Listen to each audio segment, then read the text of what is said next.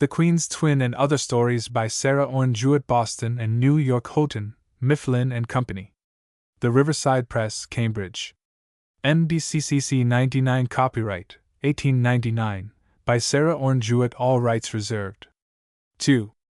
Susan Burley Cabot. The Queen's Twin. A Dunnet shepherdess wears Nora bold words at the bridge. Martha's Lady. The Coon Dog. Aunt Cynthia Dowlett. The night before Thanksgiving. The Queen's Twin. The coast of Maine was in former years brought so near to foreign shores by its busy fleet of ships that among the older men and women one still finds a surprising proportion of travelers. Each seaward stretching headland with its high-set houses, each island of a single farm, has sent its spies to view many a land of Eshcol. One may see plain, contented old faces at the windows, whose eyes have looked at faraway ports and known the splendors of the Eastern world. They shamed the easy voyager of the North Atlantic and the Mediterranean. They have rounded the Cape of Good Hope and braved the angry seas of Cape Horn in small wooden ships. They have brought up their hardy boys and girls on narrow decks. They were among the last of the Northmen's children to go adventuring to unknown shores. More than this one cannot give to a young state for its enlightenment. The sea captains and the captains' wives of Maine knew something of the wide world, and never mistook their native parishes for the whole instead of a part thereof. They knew not only Thomaston and Costini and Portland, but London and Bristol and Bordeaux, and the strange-mannered harbors of the China Sea. One September day, when I was nearly at the end of a summer spent in a village called Dunnet Landing, on the Maine coast, my friend Mrs. Todd, in whose house I lived, came home from a long, solitary stroll in the wild pastures, with an eager look as if she were just starting on a hopeful quest instead of returning. She brought a little basket with blackberries enough for supper, and held it towards me so that I could see that there were also some late and surprising raspberries sprinkled on top, but she made no comment upon her wayfaring. I could tell plainly that she had something very important to say. "You haven't brought home a leaf of anything," I ventured to this practiced herb gatherer. "You were saying yesterday that the witch hazel might be in bloom." "I dare say, dear," she answered in a lofty manner. "I ain't going to say it wasn't. I ain't much concerned either way about the facts o' witch hazel. Truth is, I've been off visitin'. There's an old Indian footpath leadin' over towards the back shore through the great heron swamp that anybody can't travel over all summer. You have to seize your time some day just now, while the low ground as summer dried as it is today, and before the fall rains set in. I never thought of it till I was out o' sight o' home, and I says to myself, today is the day, certain, and stepped along smart as I could. Yes, I've been visitin'. I did get into one spot that was wet underfoot before I noticed. You wait till I get me a pair o' dry woolen stockings, in case of cold, and I'll come and tell ye." Mrs. Todd disappeared. I could see that something had deeply interested her. She might have fallen in with either the sea serpent or the lost tribes of Israel, such was her air of mystery and satisfaction. She had been away since just before mid-morning, and as I sat waiting by my window I saw the last red glow of autumn sunshine flare along the gray rocks of the shore and leave them cold again, and touch the far sails of some coastwise schooners so that they stood like golden houses on the sea. I was left to wonder longer than I liked. Mrs. Todd was making an evening fire and putting things in train for supper. Presently she returned, still looking warm and cheerful after her long walk. "There's a beautiful view from a hill over where I've been," she told me. "Yes, there's a beautiful prospect of land and sea. You wouldn't discern the hill from any distance, but 'tis the pretty situation of it that counts. I sat there a long spell, and I did wish for you. No, I didn't know a word about goin' when I set out this morning." As if I had openly reproached her. "I'd only felt one o' them travelin' fits comin' on, and I ketched up my little basket. I didn't know but I might turn and come back time for dinner. I thought it wise to set out your luncheon for you in case I didn't. Hope you had all you wanted. Yes, I hope you had enough." "Oh, yes, indeed," said I. My landlady was always peculiarly bountiful in her supplies when she left me to fare for myself, as if she made a sort of peace-offering or affectionate apology. "You know that hill with the old house right on top, over beyond the heron swamp? You'll excuse me for explainin'," Mrs. Todd began, "but you ain't so apt to strike inland as you be to go right along shore. You know that hill, There's a path leadin' right over to it that you have to look sharp to find nowadays. It belonged to the upcountry Indians when they had to make a carry to the landing here to get to the out islands. I've heard the old folks say that there used to be a place across a ledge where they'd worn a deep track with their moccasin feet, but I never could find it. 'Tis so overgrown in some places that you keep losin' the path in the bushes and findin' it as you can. But it runs pretty straight considerin' the lay o' the land, and I keep my eye on the sun and the moss that grows one side o' the tree trunks. Some brook's been choked up and the swamp's bigger than it used to be. Yes, I did get in deep enough, one place. I showed the solicitude that I felt. Mrs. Todd was no longer young, and in spite of her strong, great frame and spirited behavior, I knew that certain ills were apt to seize upon her, and would end some day by leaving her lame and ailing. Don't you go to worryin' about me, she insisted. Settin' still's the only way the evil one'll ever get the upper hand o' me. Keep me movin' enough, and I'm 20-year-old summer and winter both. I don't know why 'tis, but I've never happened to mention the one I've been to see.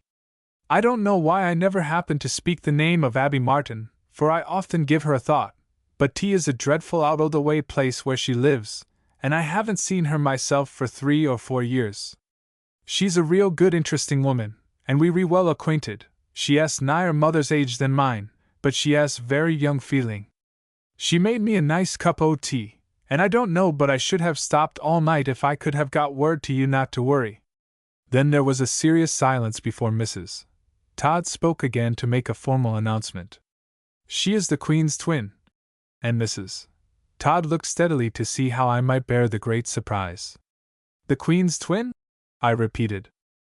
Yes, she has come to feel a real interest in the Queen, and anybody can see how natural 'tis. They were born the very same day, and you would be astonished to see what a number o' other things have corresponded. She was speaking o' some o' the facts to me today, and you think she never done nothing but read history. I see how earnest she was about it as I never did before. I've often and often heard her allude to the facts, but now she's got to be old and the hurry's over with her work. She has come to live a good deal in her thoughts, as folks often do, and I tell you 'tis a sight o' company for her. If you want to hear about Queen Victoria, why Miss Abby Martin'll tell you everything. And the prospect from that hill I spoke of is as beautiful as anything in this world.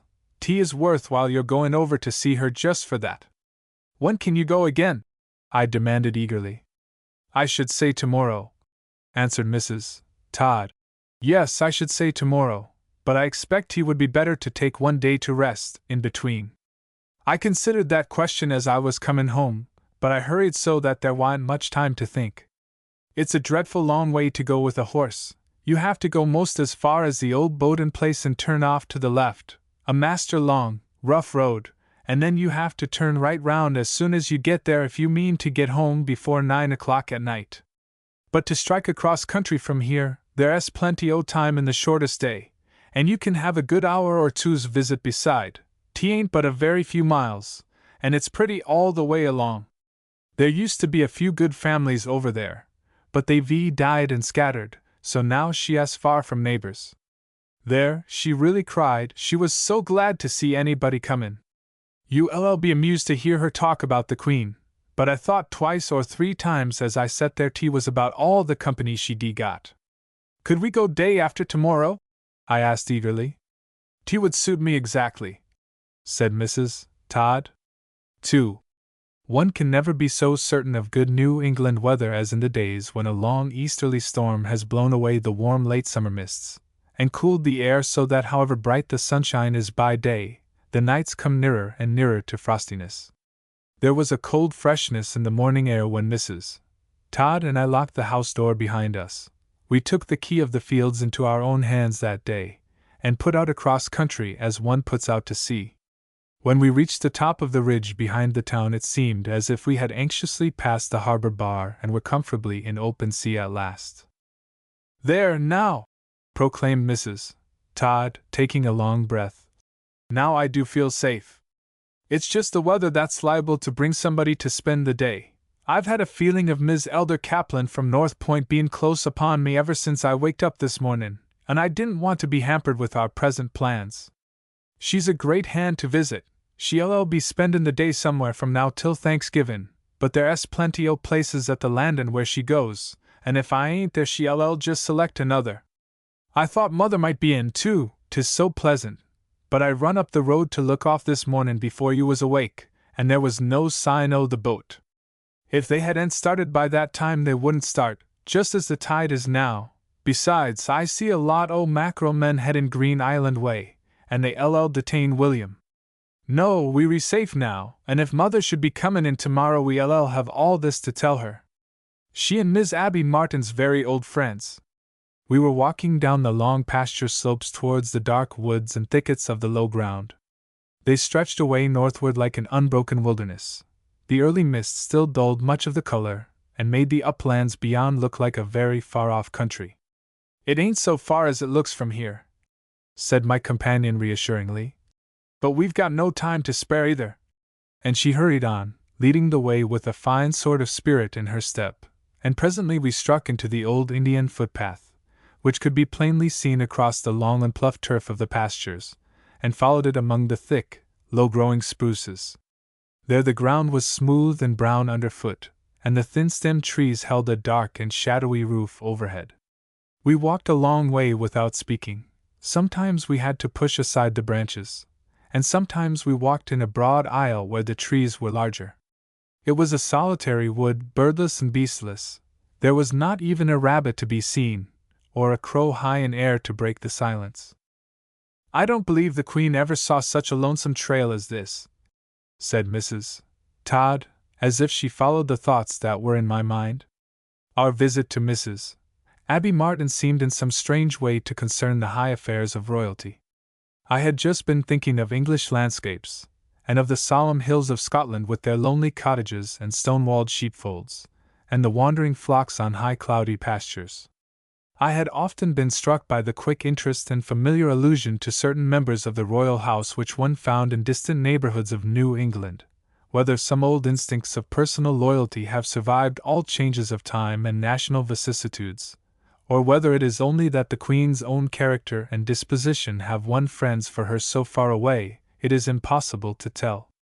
But to hear of a twin sister was the most surprising proof of intimacy of all, and I must confess that there was something remarkably exciting to the imagination in my morning walk. To think of being presented at court in the usual way was for the moment quite commonplace.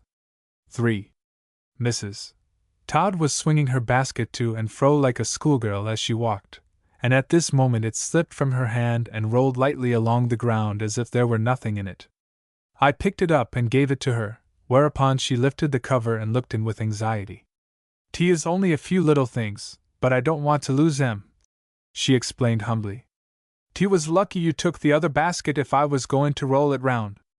Miss Abby Martin complained o' lacking some pretty pink silk to finish one o' her little frames, and I thought I'd carry her some, and I had a bunch o' gold thread that had been in a box o' mine this 20 year.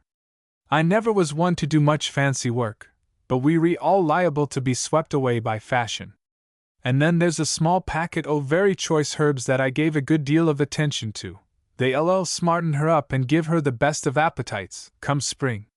She was tellin' me that spring weather is very wiltin' and tryin' to her, and she was beginnin' to dread it already. Mother's just the same way.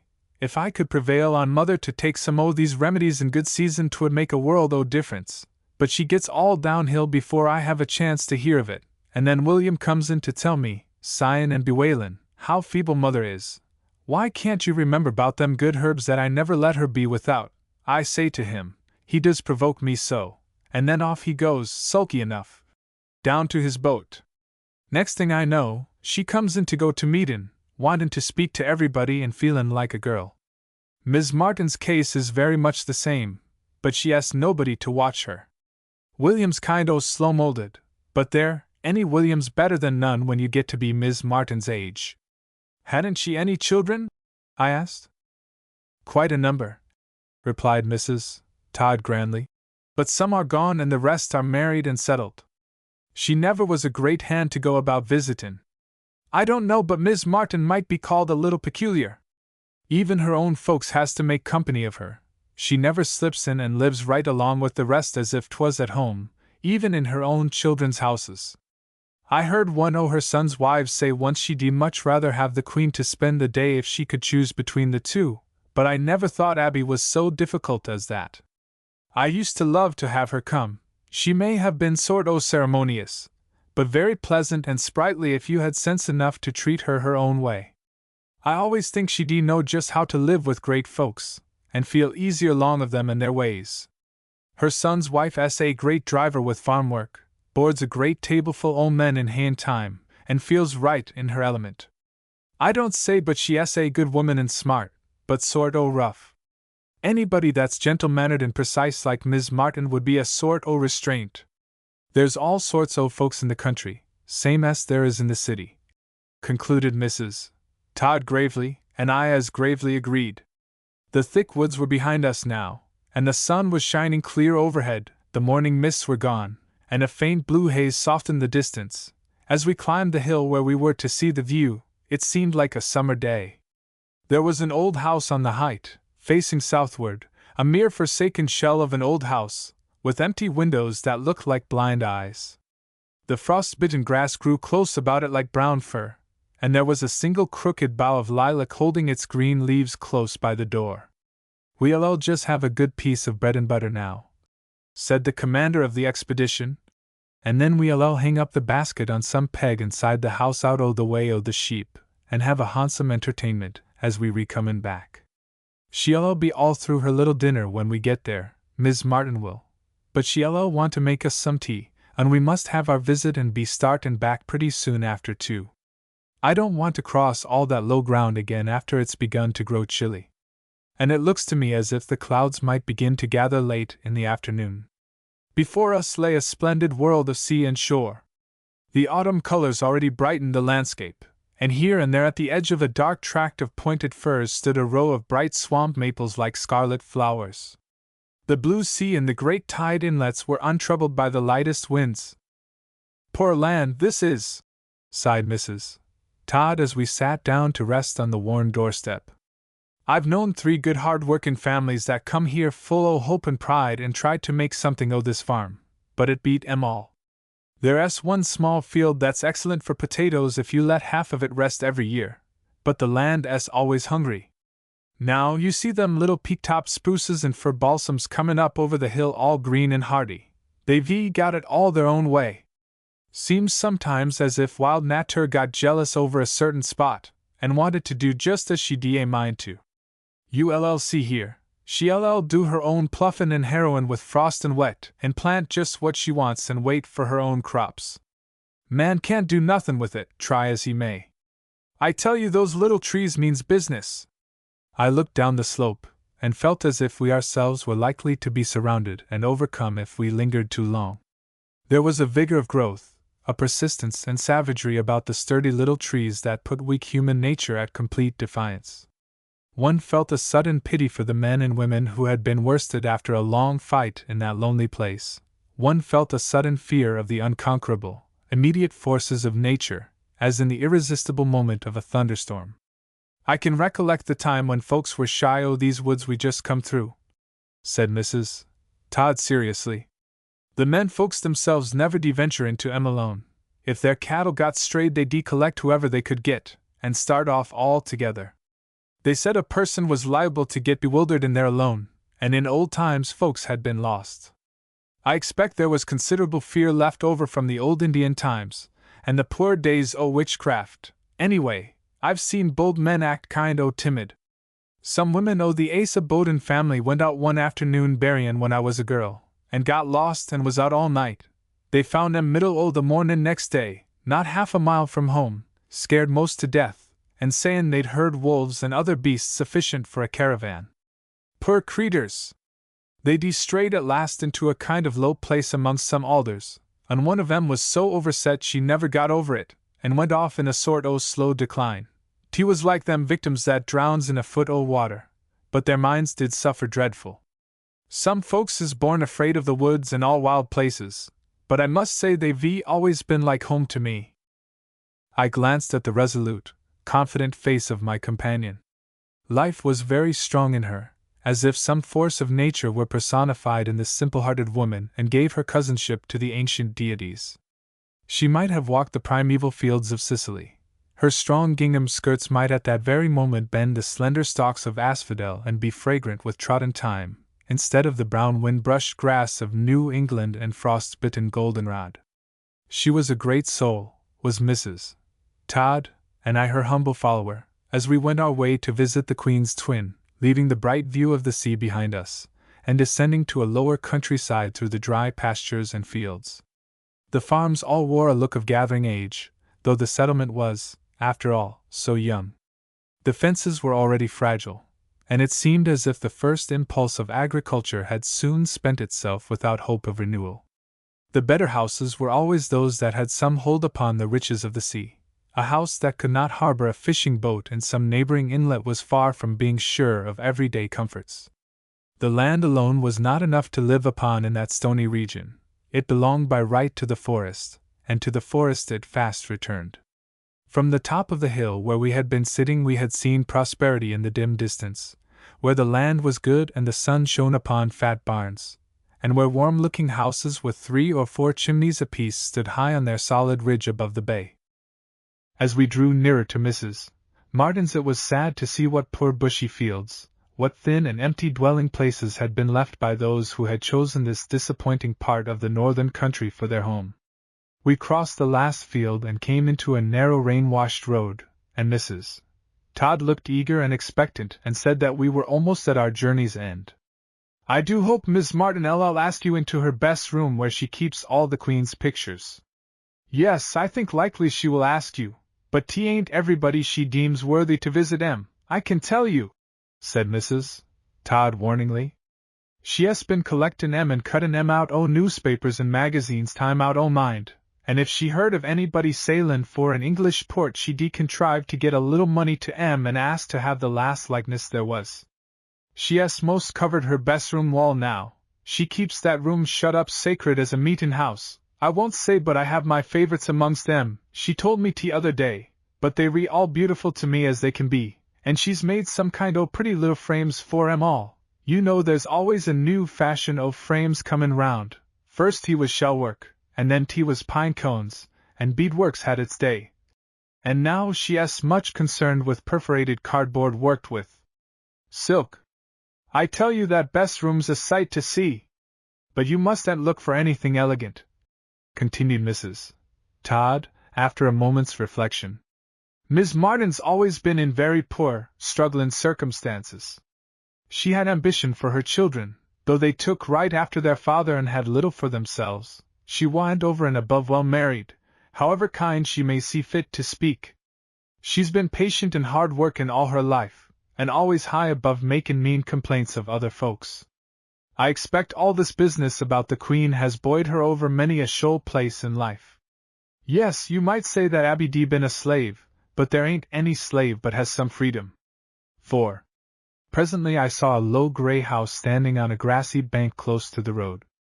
The door was at the side, facing us, and a tangle of snowberried bushes and cinnamon roses grew to the level of the windowsills. On the doorstep stood a bent-shouldered, little old woman. There was an air of welcome and of unmistakable dignity about her. "She sees us coming," exclaimed Mrs. Todd in an excited whisper. "There, I told her I might be over this way again if the weather held good, and if I came I'd bring you. She said right off she'd take great pleasure in havin' a visit from you. I was surprised, she's usually so retirin'. Even this reassurance did not quell a faint apprehension on our part. There was something distinctly formal in the occasion, and one felt that consciousness of inadequacy which is never easy for the humblest pride to bear. On the way I had torn my dress in an unexpected encounter with a little thornbush, and I could now imagine how it felt to be going to court and forgetting one's feathers or her court train.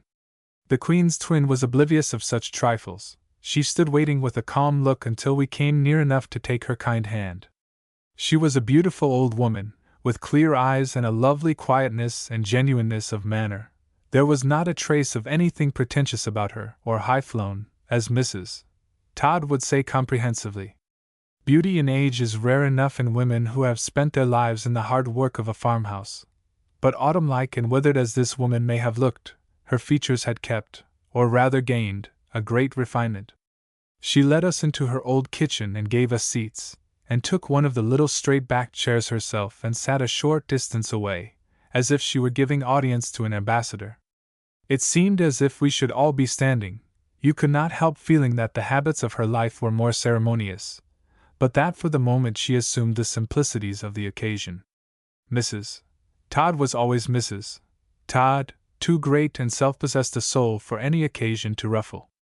I admired her calmness, and presently the slow current of neighborhood talk carried one easily along. We spoke of the weather and the small adventures of the way, and then, as if I were after all not a stranger, our hostess turned almost affectionately to speak to me. "The weather will be growing dark in London now. I expect that you've been in London, dear?" she said. "Oh, yes," I answered. "Only last year. It is a great many years since I was there, along in the 40s, said Mrs. Martin. "'T was the only voyage I ever made. Most of my neighbors have been great travelers. My brother was master of a vessel, and his wife usually sailed with him, but that year she had a young child more frail than the others, and she dreaded the care of it at sea. It happened that my brother got a chance for my husband to go as supercargo, being a good accountant, and came one day to urge him to take it. He was very ill-disposed to the sea, but he had met with losses, and I saw my own opportunity and persuaded them both to let me go too. In those days they didn't object to a woman's being aboard to wash and mend. The voyages were sometimes very long. And that was the way I come to see the Queen." Mrs. Martin was looking straight in my eyes to see if I showed any genuine interest in the most interesting person in the world. "Oh, I am very glad you saw the Queen," I hastened to say. "Mrs. Todd has told me that you and she were born the very same day." "We were indeed, dear," said Mrs. Martin, and she leaned back comfortably and smiled as she had not smiled before. Mrs. Todd gave a satisfied nod and glance, as if to say that things were going on as well as possible in this anxious moment. "Yes," said Mrs. Martin again, drawing her chair a little nearer. "'T was a very remarkable thing. We were born the same day, and at exactly the same hour, after you allowed for all the difference in time. My father figured it out sea fashion. Her Royal Majesty and I opened our eyes upon this world together. Say what you may, 'T is a bond between us." Mrs. Todd assented with an air of triumph, and untied her hat strings and threw them back over her shoulders with a gallant air. "And I married a man by the name of Albert, just the same as she did, and all by chance, for I didn't get the news that she had an Albert too till a fortnight afterward. News was slower coming then than it is now. My first baby was a girl, and I called her Victoria after my mate, but the next one was a boy, and my husband wanted the right to name him, and took his own name and his brother Edward's, and pretty soon I saw in the paper that the little Prince o' Wales had been christened just the same. After that I made excuse to wait till I knew what she'd named her children. I didn't want to break the chain, so I had an Alfred, and my darling Alice that I lost long before she lost hers, and there I stopped. If I'd only had a dear daughter to stay at home with me, same's her youngest one, I should have been so thankful. But if only one of us could have a little Beatrice, I'm glad 't was the Queen. We've both seen trouble, but she has had the most care." I asked Mrs. Martin if she lived alone all the year, and was told that she did except for a visit now and then from one of her grandchildren. "The only one that really likes to come and stay quiet long, oh Grandma. She always says quick as she's through her schule and she's going to live with me all the time, but she is very pretty and has taking ways," said Mrs. Martin, looking both proud and wistful. "So I can tell nothing at all about it. Yes, I've been alone most o' the time since my Albert was taken away, and that's a great many years. He had a long time o' failing and sickness first." Mrs. Todd's foot gave an impatient scuff on the floor. "And I've always lived right here. I ain't like the Queen's Majesty, for this is the only palace I've got," said the dear old thing, smiling again. "I'm glad of it too. I don't like changing about, and our stations in life are set very different. I don't require what the Queen does, but sometimes I've thought 't was left to me to do the plain things she don't have time for. I expect she's a beautiful housekeeper, nobody couldn't have done better in her high place, and she's been as good a mother as she has been a queen. I guess she has, Abby, agreed Mrs. Todd instantly.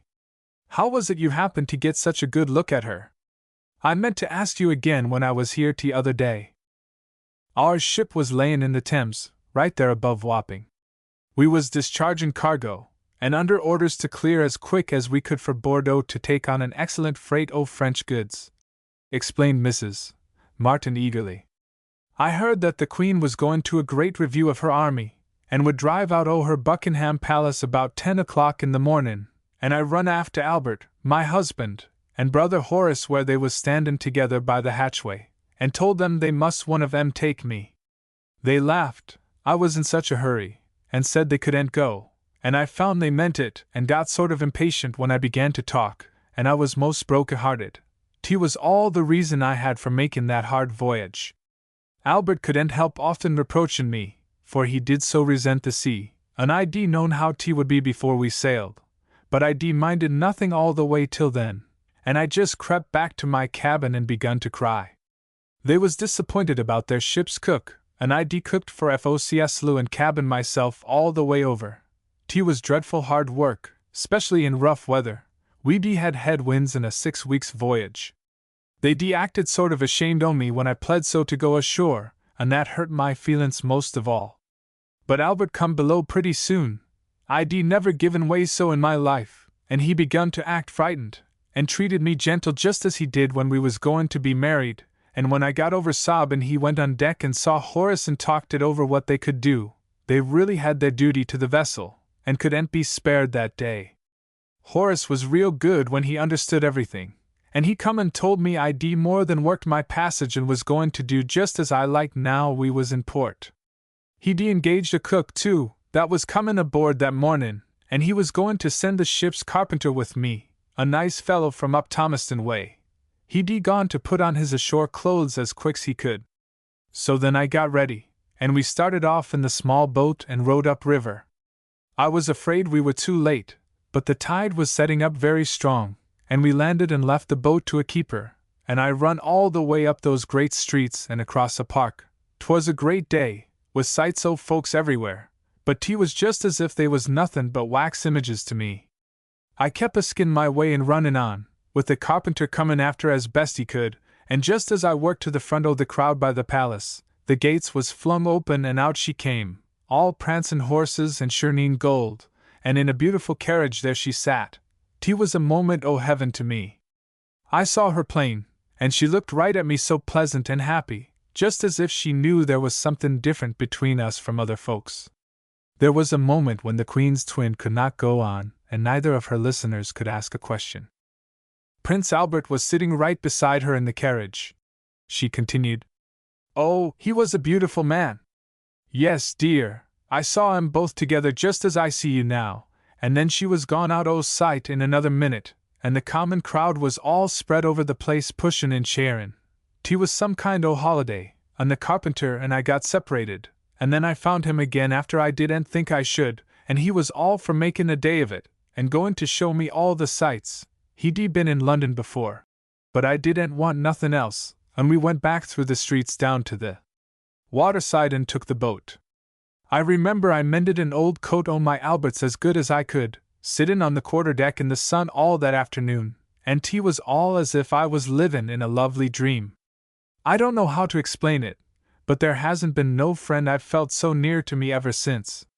One could not say much, only listen. Mrs. Todd put in a discerning question now and then, and Mrs. Martin's eyes shone brighter and brighter as she talked. What a lovely gift of imagination and true affection was in this fond old heart. I looked about the plain New England kitchen, with its wood-smoked walls and homely braided rugs on the worn floor, and all its simple furnishings. The loud ticking clock seemed to encourage us to speak. At the other side of the room was an early newspaper portrait of Her Majesty the Queen of Great Britain and Ireland. On a shelf below were some flowers in a little glass dish, as if they were put before a shrine. "If I could have had more to read, I should have known most everything about her," said Mrs. Martin wistfully. "I've made the most of what I did have, and thought it over and over till it came clear. I sometimes seemed to have her all my own, as if we'd lived right together. I've often walked out into the woods alone and told her what my troubles was, and it always seemed as if she told me tea was all right and we must have patience. I've got her beautiful book about the Highlands. Tea was dear Miss Todd here that found out about her printing it and got a copy for me, and it's been a treasure to my heart, just as if tea was written right to me. I always read it Sundays now, for my Sunday treat. Before that I used to have to imagine a good deal, but when I come to read her book, I knew what I expected was all true. We do think alike about so many things, said the Queen's twin with affectionate certainty. You see, there is something between us, being born just at the same time. Tea is what they call a birthright. She has had great tasks put upon her, being the Queen, and mine has been the humble lot, but she's done the best she could, nobody can say to the contrary, and there is something between us. She's been the great lesson I've had to live by. She's been everything to me. And when she had her jubilee, oh, how my heart was with her!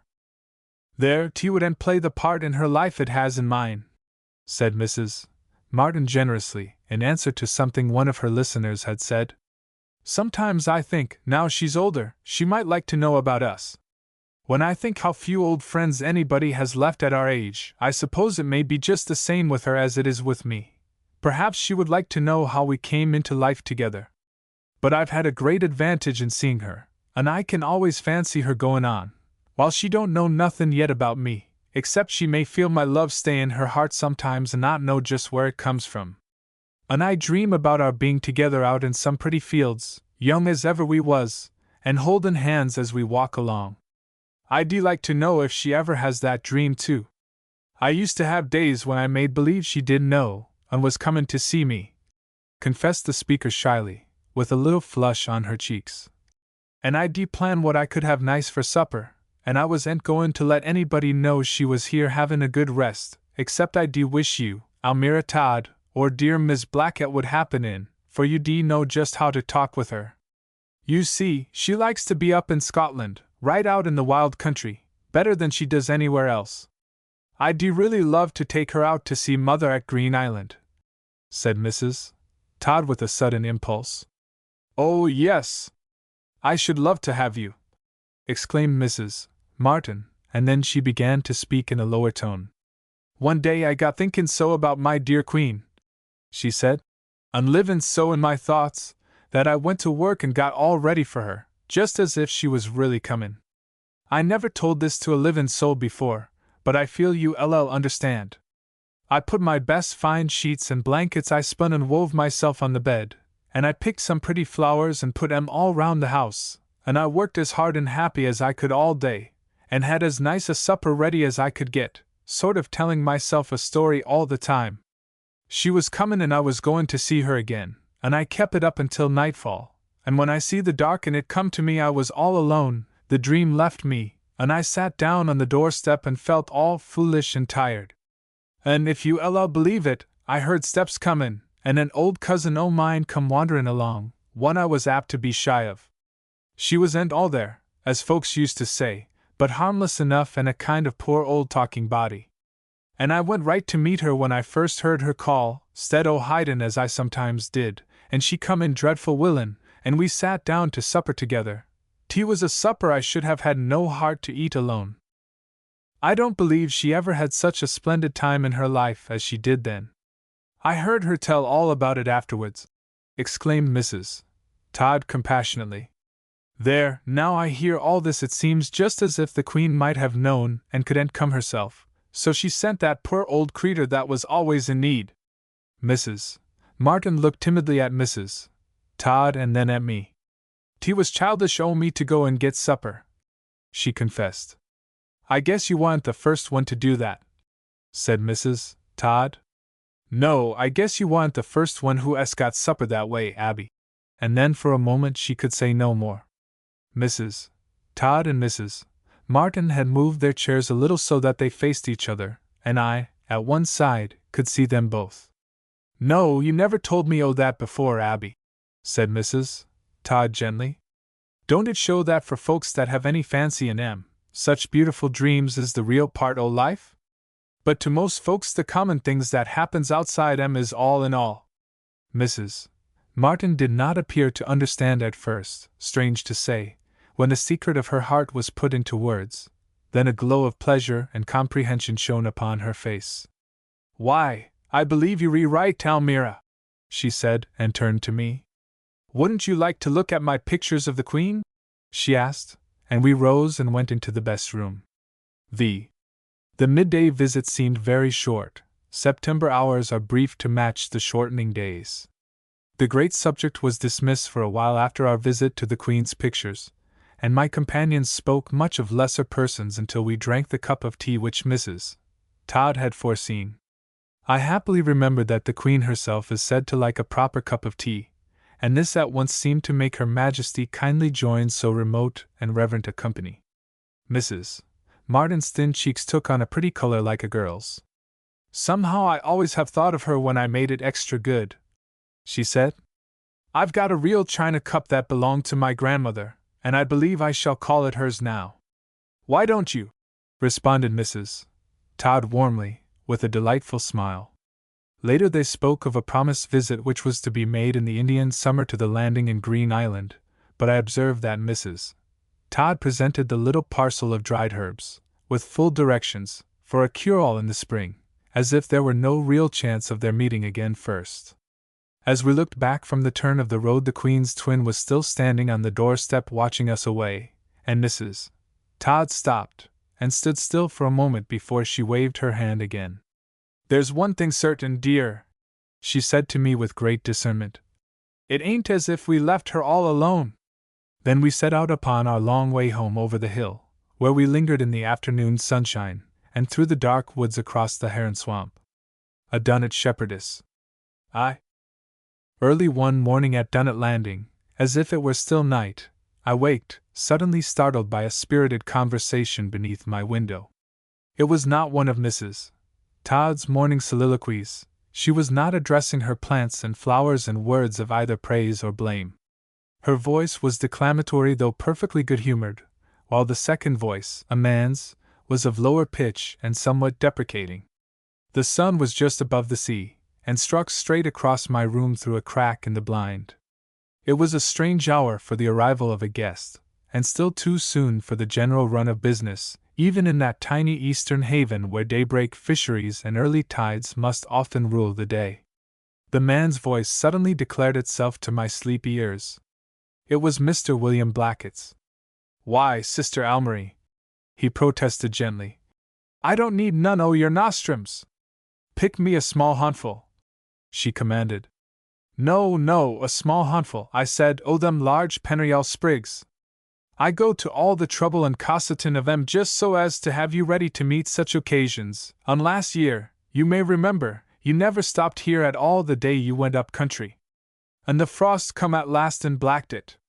I never saw any herb that so objected to garden ground, might as well tried to flourish mayflowers in a common front yard. There, you can come in now, and set and eat what breakfast you've got patience for. I've found everything I want, and I'll mash 'em up and be all ready to put 'em on." I heard such a pleading note of appeal as the speakers went round the corner of the house, and my curiosity was so demanding that I dressed in haste, and joined my friends a little later, with two unnoticed excuses of the beauty of the morning, and the early mail boat. William's breakfast had been slighted. He had taken his cup of tea and merely pushed back the rest on the kitchen table. He was now sitting in a helpless condition by the side window, with one of his sister's purple calico aprons pinned close about his neck. Poor William was meekly submitting to being smeared, as to his countenance, with a most pungent and unattractive lotion of pennyroyal and other green herbs which had been hastily pounded and mixed with cream in the little white stone mortar. I had to cast 2 or 3 straightforward looks at William to reassure myself that he really looked happy and expectant in spite of his melancholy circumstances, and was not being overtaken by retribution. The brother and sister seemed to be on delightful terms with each other for once, and there was something of cheerful anticipation in their morning talk. I was reminded of Medea's anointing Jason before the great episode of the Iron Bulls, but today William really could not be going up country to see a railroad for the first time. I knew this to be one of his great schemes, but he was not fitted to appear in public, or to front an observing world of strangers.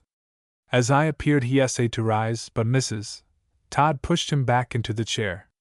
"Set where you be till it dries on," she insisted.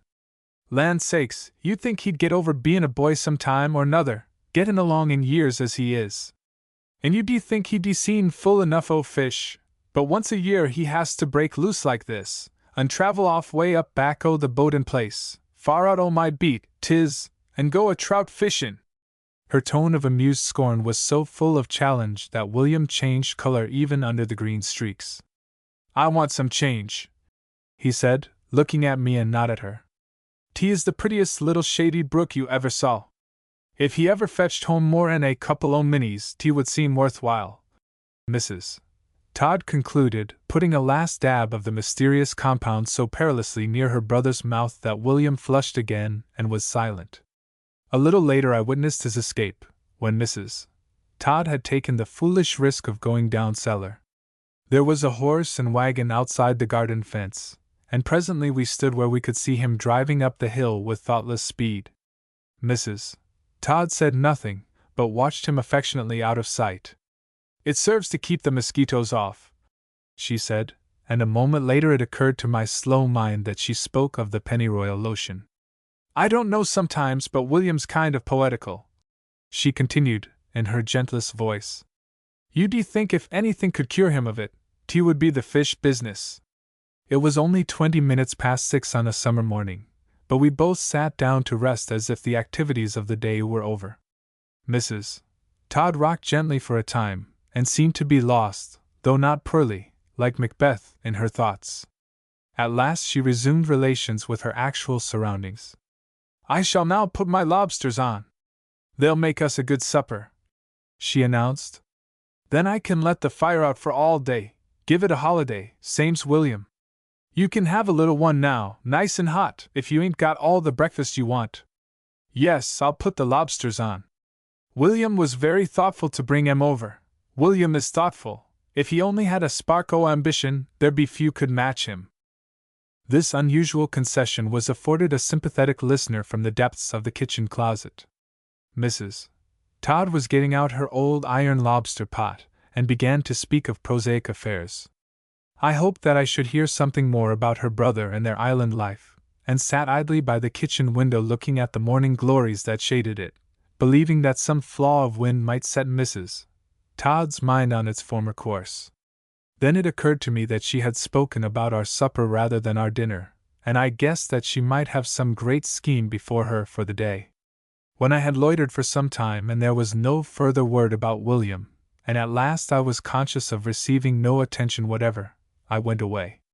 It was something of a disappointment to find that she put no hindrance in the way of my usual morning affairs, of going up to the empty little white schoolhouse on the hill where I did my task of writing.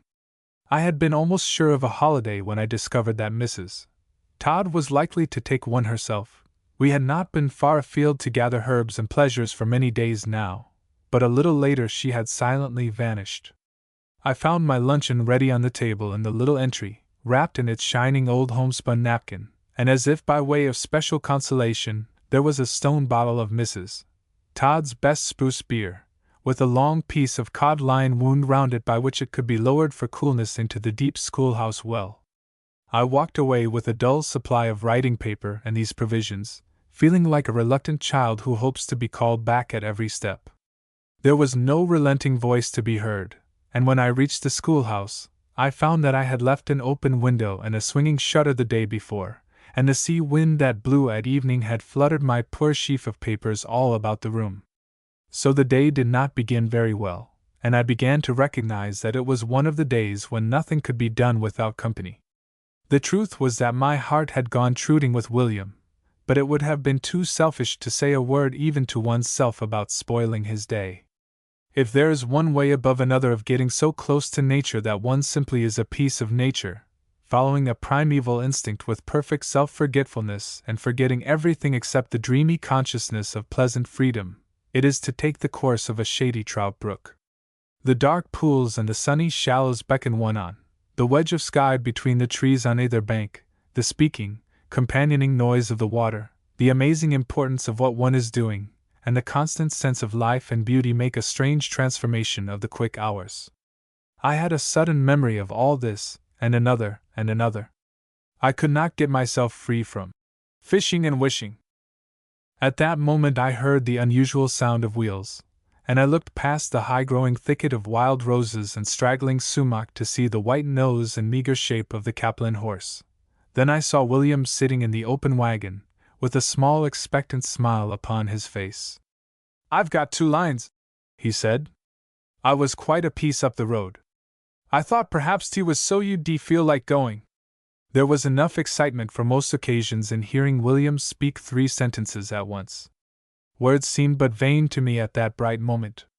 I stepped back from the schoolhouse window with a beating heart. The spruce beer bottle was not yet in the well, and with that and my luncheon, and pleasure at the helm, I went out into the happy world. The land breeze was blowing, and, as we turned away, I saw a flutter of white go past the window as I left the schoolhouse and my morning's work to their neglected fate. 2. One seldom gave way to a cruel impulse to look at an ancient seafaring William, but one felt as if he were a growing boy. I only hope that he felt much the same about me. He did not wear the fishing clothes that belonged to his seagoing life, but a strangely shaped old suit of tea-colored linen garments that might have been brought home years ago from Canton or Bombay. William had a peculiar way of giving silent assent when one spoke, but of answering your unspoken thoughts as if they reached him better than words.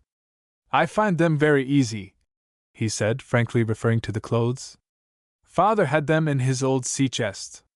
The antique fashion, a quaint touch of foreign grace, and even imagination about the cut were very pleasing. If ever Mr. William Blackhead had faintly resembled an old beau, it was upon that day. He now appeared to feel as if everything had been explained between us, as if everything were quite understood, and we drove for some distance without finding it necessary to speak again about anything. At last, when it must have been a little past 9 o'clock, he stopped the horse beside a small farmhouse, and nodded when I asked if I should get down from the wagon. "You can steer about northeast right across the pasture," he said, looking from under the eaves of his hat with an expectant smile. "I always leave the team here." I helped to unfasten the harness, and William led the horse away to the barn. It was a poor-looking little place, and a forlorn woman looked at us through the window before she appeared at the door. I told her that Mr. Blackhead and I came up from the landing to go fishing. "He keeps comin', don't he?" she answered, with a funny little laugh, to which I was at a loss to find answer. When he joined us, I could not see that he took notice of her presence in any way, except to take an armful of dried salt fish from a corded stack in the back of the wagon which had been carefully covered with a piece of old sail. We had left a wake of their pungent flavor behind us all the way. I wondered what was going to become of the rest of them and some fresh lobsters which were also disclosed to view, but he laid the present gift on the doorstep without a word, and a few minutes later, when I looked back as we crossed the pasture, the fish were being carried into the house. I could not see any signs of a trout brook until I came close upon it in the bushy pasture, and presently we struck into the low woods of straggling spruce and fir mixed into a tangle of swamp maples and alders which stretched away on either hand up and downstream. We found an open place in the pasture where some taller trees seemed to have been overlooked rather than spared. The sun was bright and hot by this time, and I sat down in the shade while William produced his lines and cut and trimmed us each a slender rod. I wondered where Mrs. Todd was spending the morning, and if later she would think that pirates had landed and captured me from the schoolhouse. 3. The brook was giving that live, persistent call to a listener that trout brooks always make. It ran with a free, swift current even here, where it crossed an apparently level piece of land. I saw 2 unpromising, quick barbel chase each other upstream from bank to bank as we solemnly arranged our hooks and sinkers. I felt that William's glances changed from anxiety to relief when he found that I was used to such gear. Perhaps he felt that we must stay together if I could not bait my own hook, but we parted happily, full of a pleasing sense of companionship.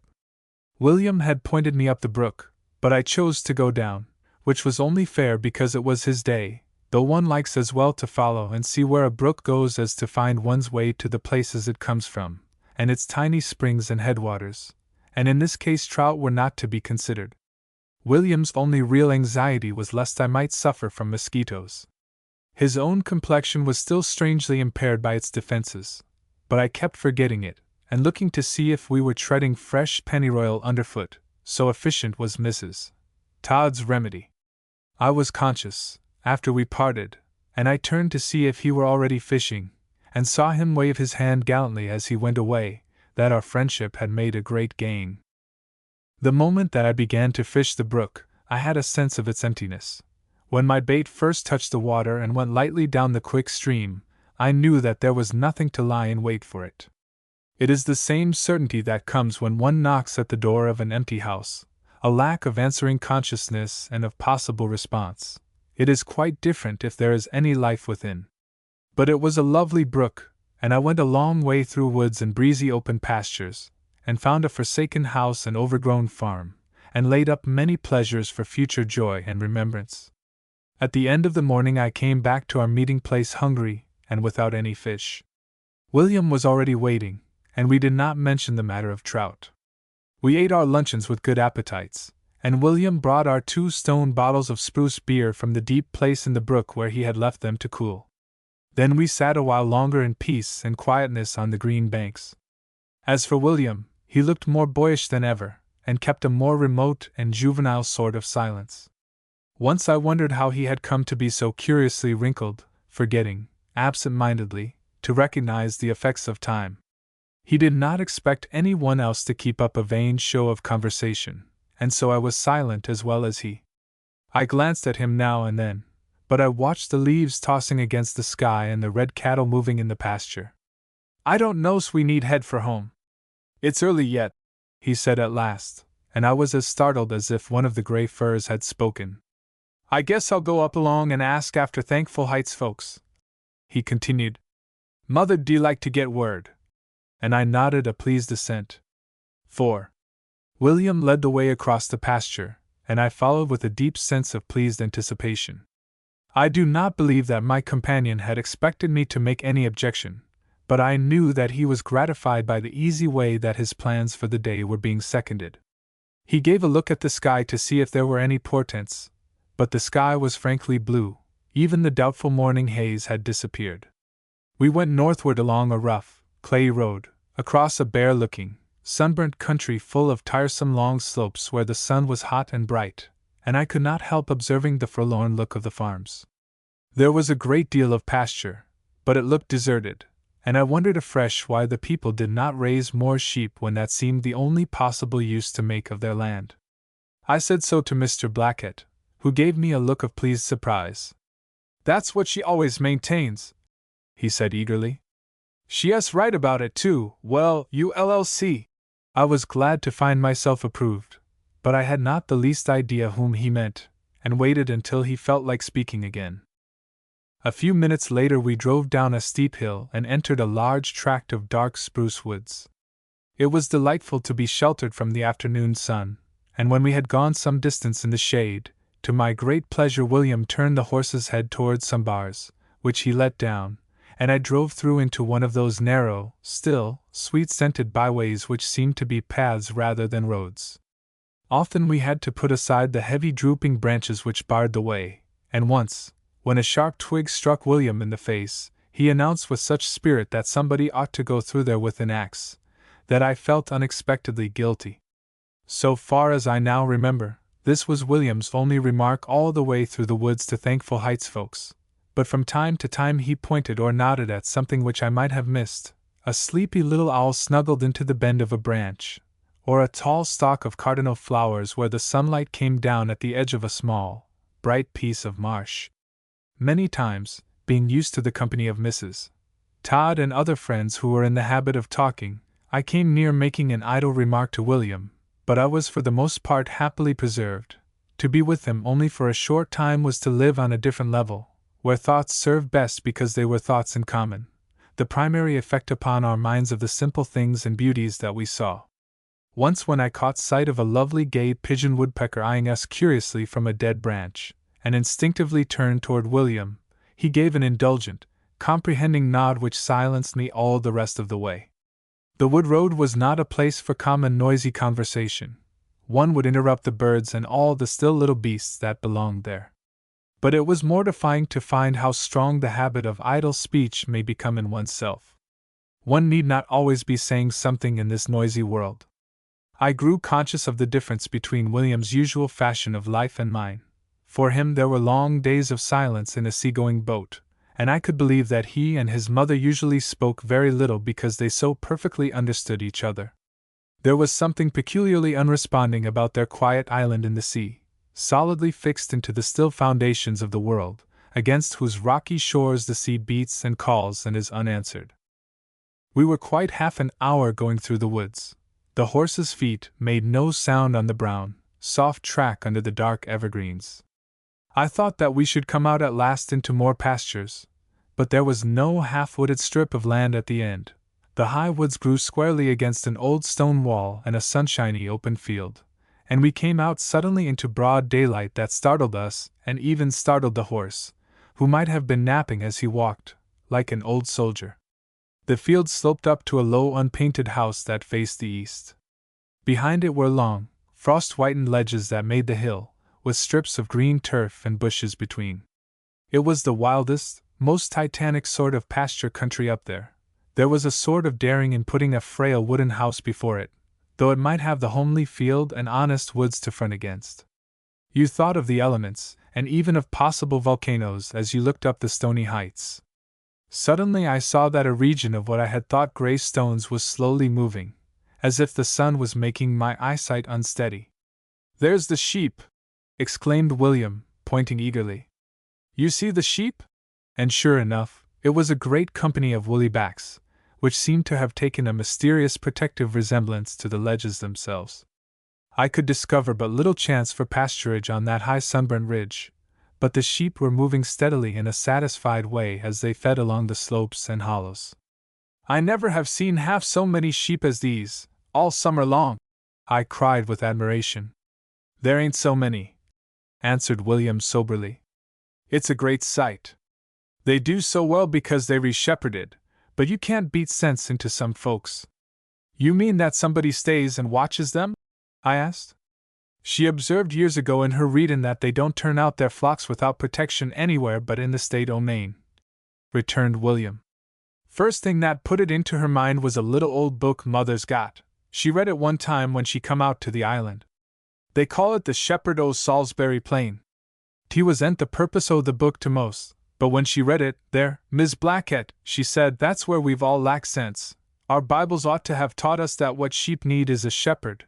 You see, most folks about here gave up sheep raisin' years ago 'count o' the dogs. So she gave up school teachin' and went out to tend her flock, and has shepherded ever since, and done well." For William, this approached an oration. He spoke with enthusiasm, and I shared the triumph of the moment. "There she is now!" he exclaimed, in a different tone, as the tall figure of a woman came following the flock and stood still on the ridge, looking toward us as if her eyes had been quick to see a strange object in the familiar emptiness of the field. William stood up in the wagon, and I thought he was going to call or wave his hand to her, but he sat down again more clumsily than if the wagon had made the familiar motion of a boat, and we drove on toward the house. It was a most solitary place to live, a place where one might think that a life could hide itself. The thick woods were between the farm and the main road, and as one looked up and down the country, there was no other house in sight. "Potatoes look well," announced William. "The old folks used to say that there wa'n't no better land outdoors than the Height field." I found myself possessed of a surprising interest in the shepherdess, who stood far away in the hill pasture with her great flock, like a figure of millets, high against the sky. Everything about the old farmhouse was clean and orderly, as if the green dooryard were not only swept, but dusted. I saw a flock of turkeys stepping off carefully at a distance, but there was not the usual untidy flock of hens about the place to make everything look in disarray. William helped me out of the wagon as carefully as if I had been his mother, and nodded toward the open door with a reassuring look at me, but I waited until he had tied the horse and could lead the way, himself. He took off his hat just as we were going in, and stopped for a moment to smooth his thin gray hair with his hand, by which I saw that we had an affair of some ceremony. We entered an old-fashioned country kitchen, the floor scrubbed into unevenness, and the doors well polished by the touch of hands. In a large chair facing the window there sat a masterful-looking old woman with the features of a warlike Roman emperor, emphasized by a bonnet-like black cap with a band of green ribbon. Her scepter was a palm-leaf fan. William crossed the room toward her, and bent his head close to her ear. "Feelin' pretty well today, Miss Height?" he asked, with all the voice his narrow chest could muster. "No, I ain't, William. Here I have to set," she answered coldly, but she gave an inquiring glance over his shoulder at me. "This is the young lady who is stopping with Amory this summer," he explained, and I approached as if to give the countersign. She offered her left hand with considerable dignity, but her expression never seemed to change for the better. A moment later she said that she was pleased to meet me, and I felt as if the worst were over. William must have felt some apprehension, while I was only ignorant, as we had come across the field. Our hostess was more than disapproving, she was forbidding, but I was not long in suspecting that she felt the natural resentment of a strong energy that has been defeated by illness and made the spoil of captivity. "Mother well as usual since you was up last year," and William replied by a series of cheerful nods. The mention of dear Mrs. Blackett was a help to any conversation. "Been fishin' ashore," he explained, in a somewhat conciliatory voice. "Thought you'd like a few for winter," which explained at once the generous freight we had brought in the back of the wagon. I could see that the offering was no surprise, and that Mrs. Height was interested. "Well, I expect they re good as the last," she said, but did not even approach a smile. She kept a straight, discerning eye upon me. "Give the lady a cheer," she admonished William, who hastened to place close by her side one of the straight-backed chairs that stood against the kitchen wall. Then he lingered for a moment like a timid boy. I could see that he wore a look of resolve, but he did not ask the permission for which he evidently waited. "You can go search for Esther," she said, at the end of a long pause that became anxious for both her guests. "Esther D like to see her," and William in his pale nankeens disappeared with one light step and was off. 6. "Don't speak too loud, it jars a person's head," directed Mrs. Height plainly. "Clear and distinct is what reaches me best. Any news to the landin'?" I was happily furnished with the particulars of a sudden death, and an engagement of marriage between a captain, a seafaring widower home from his voyage, and one of the younger Harisas, and now Mrs. Height really smiled and settled herself in her chair. We exhausted one subject completely before we turned to the other. One of the returning turkeys took an unwarrantable liberty, and mounting the doorstep, came in and walked about the kitchen without being observed by its strict owner, and the tin dipper slipped off its nail behind us and made an astonishing noise, and jar enough to reach Mrs. Height's inner ear and make her turn her head to look at it, but we talked straight on. We came at last to understand each other upon such terms of friendship that she unbent her majestic port, and complained to me as any poor old woman might of the hardships of her illness. She had already fixed various dates upon the sad certainty of the year when she had the shock, which had left her perfectly helpless except for a clumsy left hand which fanned and gestured, and settled and resettled the folds of her dress, but could do no comfortable time-shortening work. "Yes, you can feel sure I use it what I can," she said severely. "'Twas a long spell before I could let Esther go forth in the mornin' till she got me up and dressed me, but now she leaves things ready overnight, and I get as I want with my light pair o' tongs, and I feel very able about helpin' myself to what I once did. Then when Esther returns, all she has to do is to push me out here into the kitchen. Some parts o' the year Esther stays out all night, them moonlight nights when the dogs are apt to be after the sheep, but she don't use herself as hard as she once had to. She is well able to hire somebody, Esther is, but there, you can't find no hired man that wants to get up before 5 o'clock nowadays. 'T ain't as 't was in my time. They reliable to fall asleep, too, and them moonlight nights she's so anxious she can't sleep, and out she goes. There's a kind of a fold, she calls it, up there in a sheltered spot, and she sleeps up in a little shed she has got, built it herself for lambin' time and when the poor foolish creeters gets hurt or anything. I've never seen it, but she says it's in a lovely spot and always pleasant in any weather. You see off, other side of the ridge, to the south'ard, where there's houses. I used to think some time I'd get up to see it again, and all them spots she lives in, but I shan't now. I'm beginning to go back, and 'tain't a prison. I've kind of got used to disappointments. And the poor soul drew a deep sigh. 7. It was long before we noticed the lapse of time. I not only told every circumstance known to me of recent events among the households of Mrs. Todd's neighborhood at the shore, but Mrs. Haight became more and more communicative on her part, and went carefully into the genealogical descent and personal experience of many acquaintances. Until between us we had pretty nearly circumnavigated the globe and reached Dunnet Landing from an opposite direction to that in which we had started. It was long before my own interest began to flag.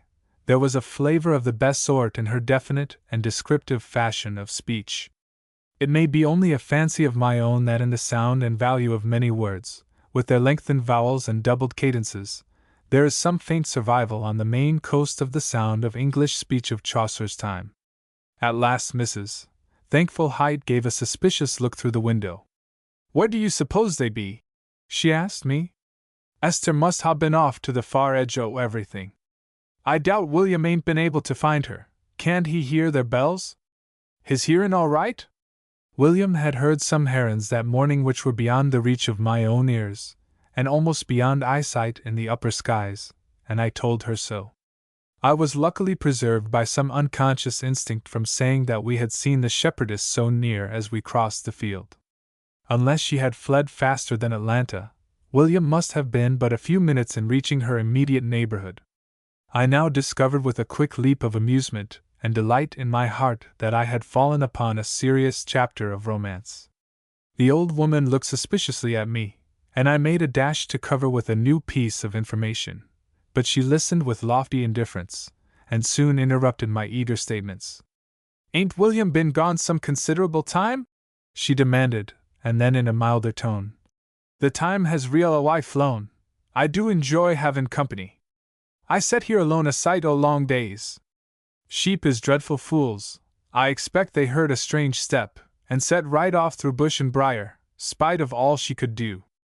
But William might have the sense to return, 'stead o' searchin' about. I want to inquire of him about his mother." "What was you goin' to say? I guess you'll have time to relate it."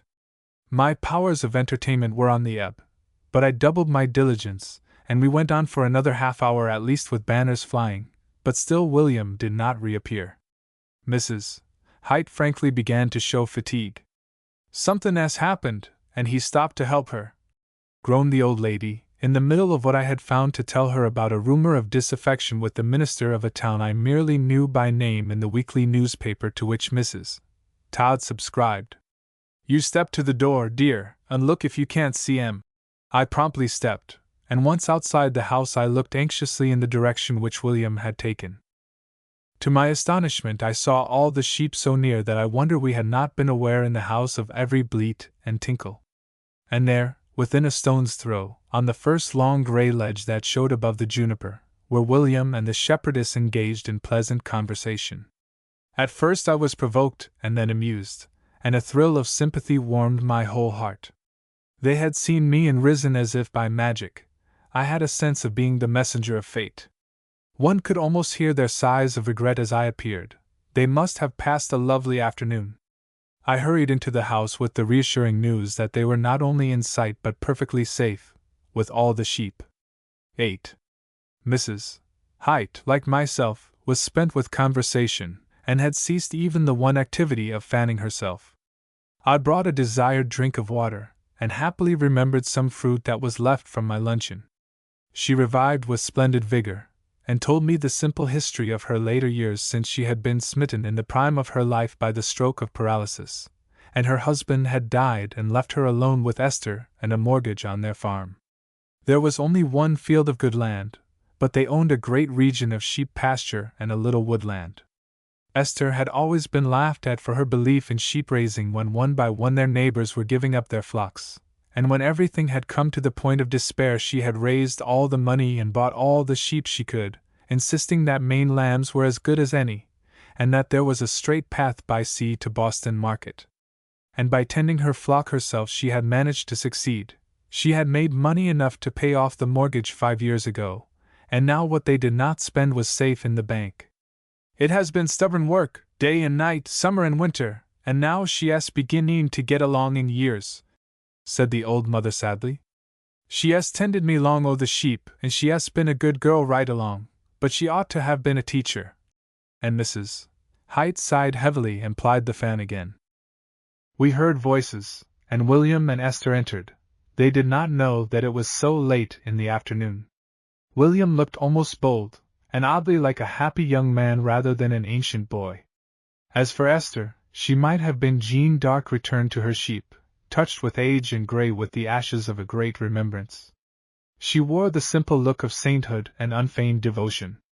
My heart was moved by the sight of her plain sweet face, weather-worn and gentle in its looks, her thin figure in its close dress, and the strong hand that clasped a shepherd's staff, and I could only hold William in new reverence. This silent farmer-fisherman who knew, and he alone, the noble and patient heart that beat within her breast. I am not sure that they acknowledged even to themselves that they had always been lovers.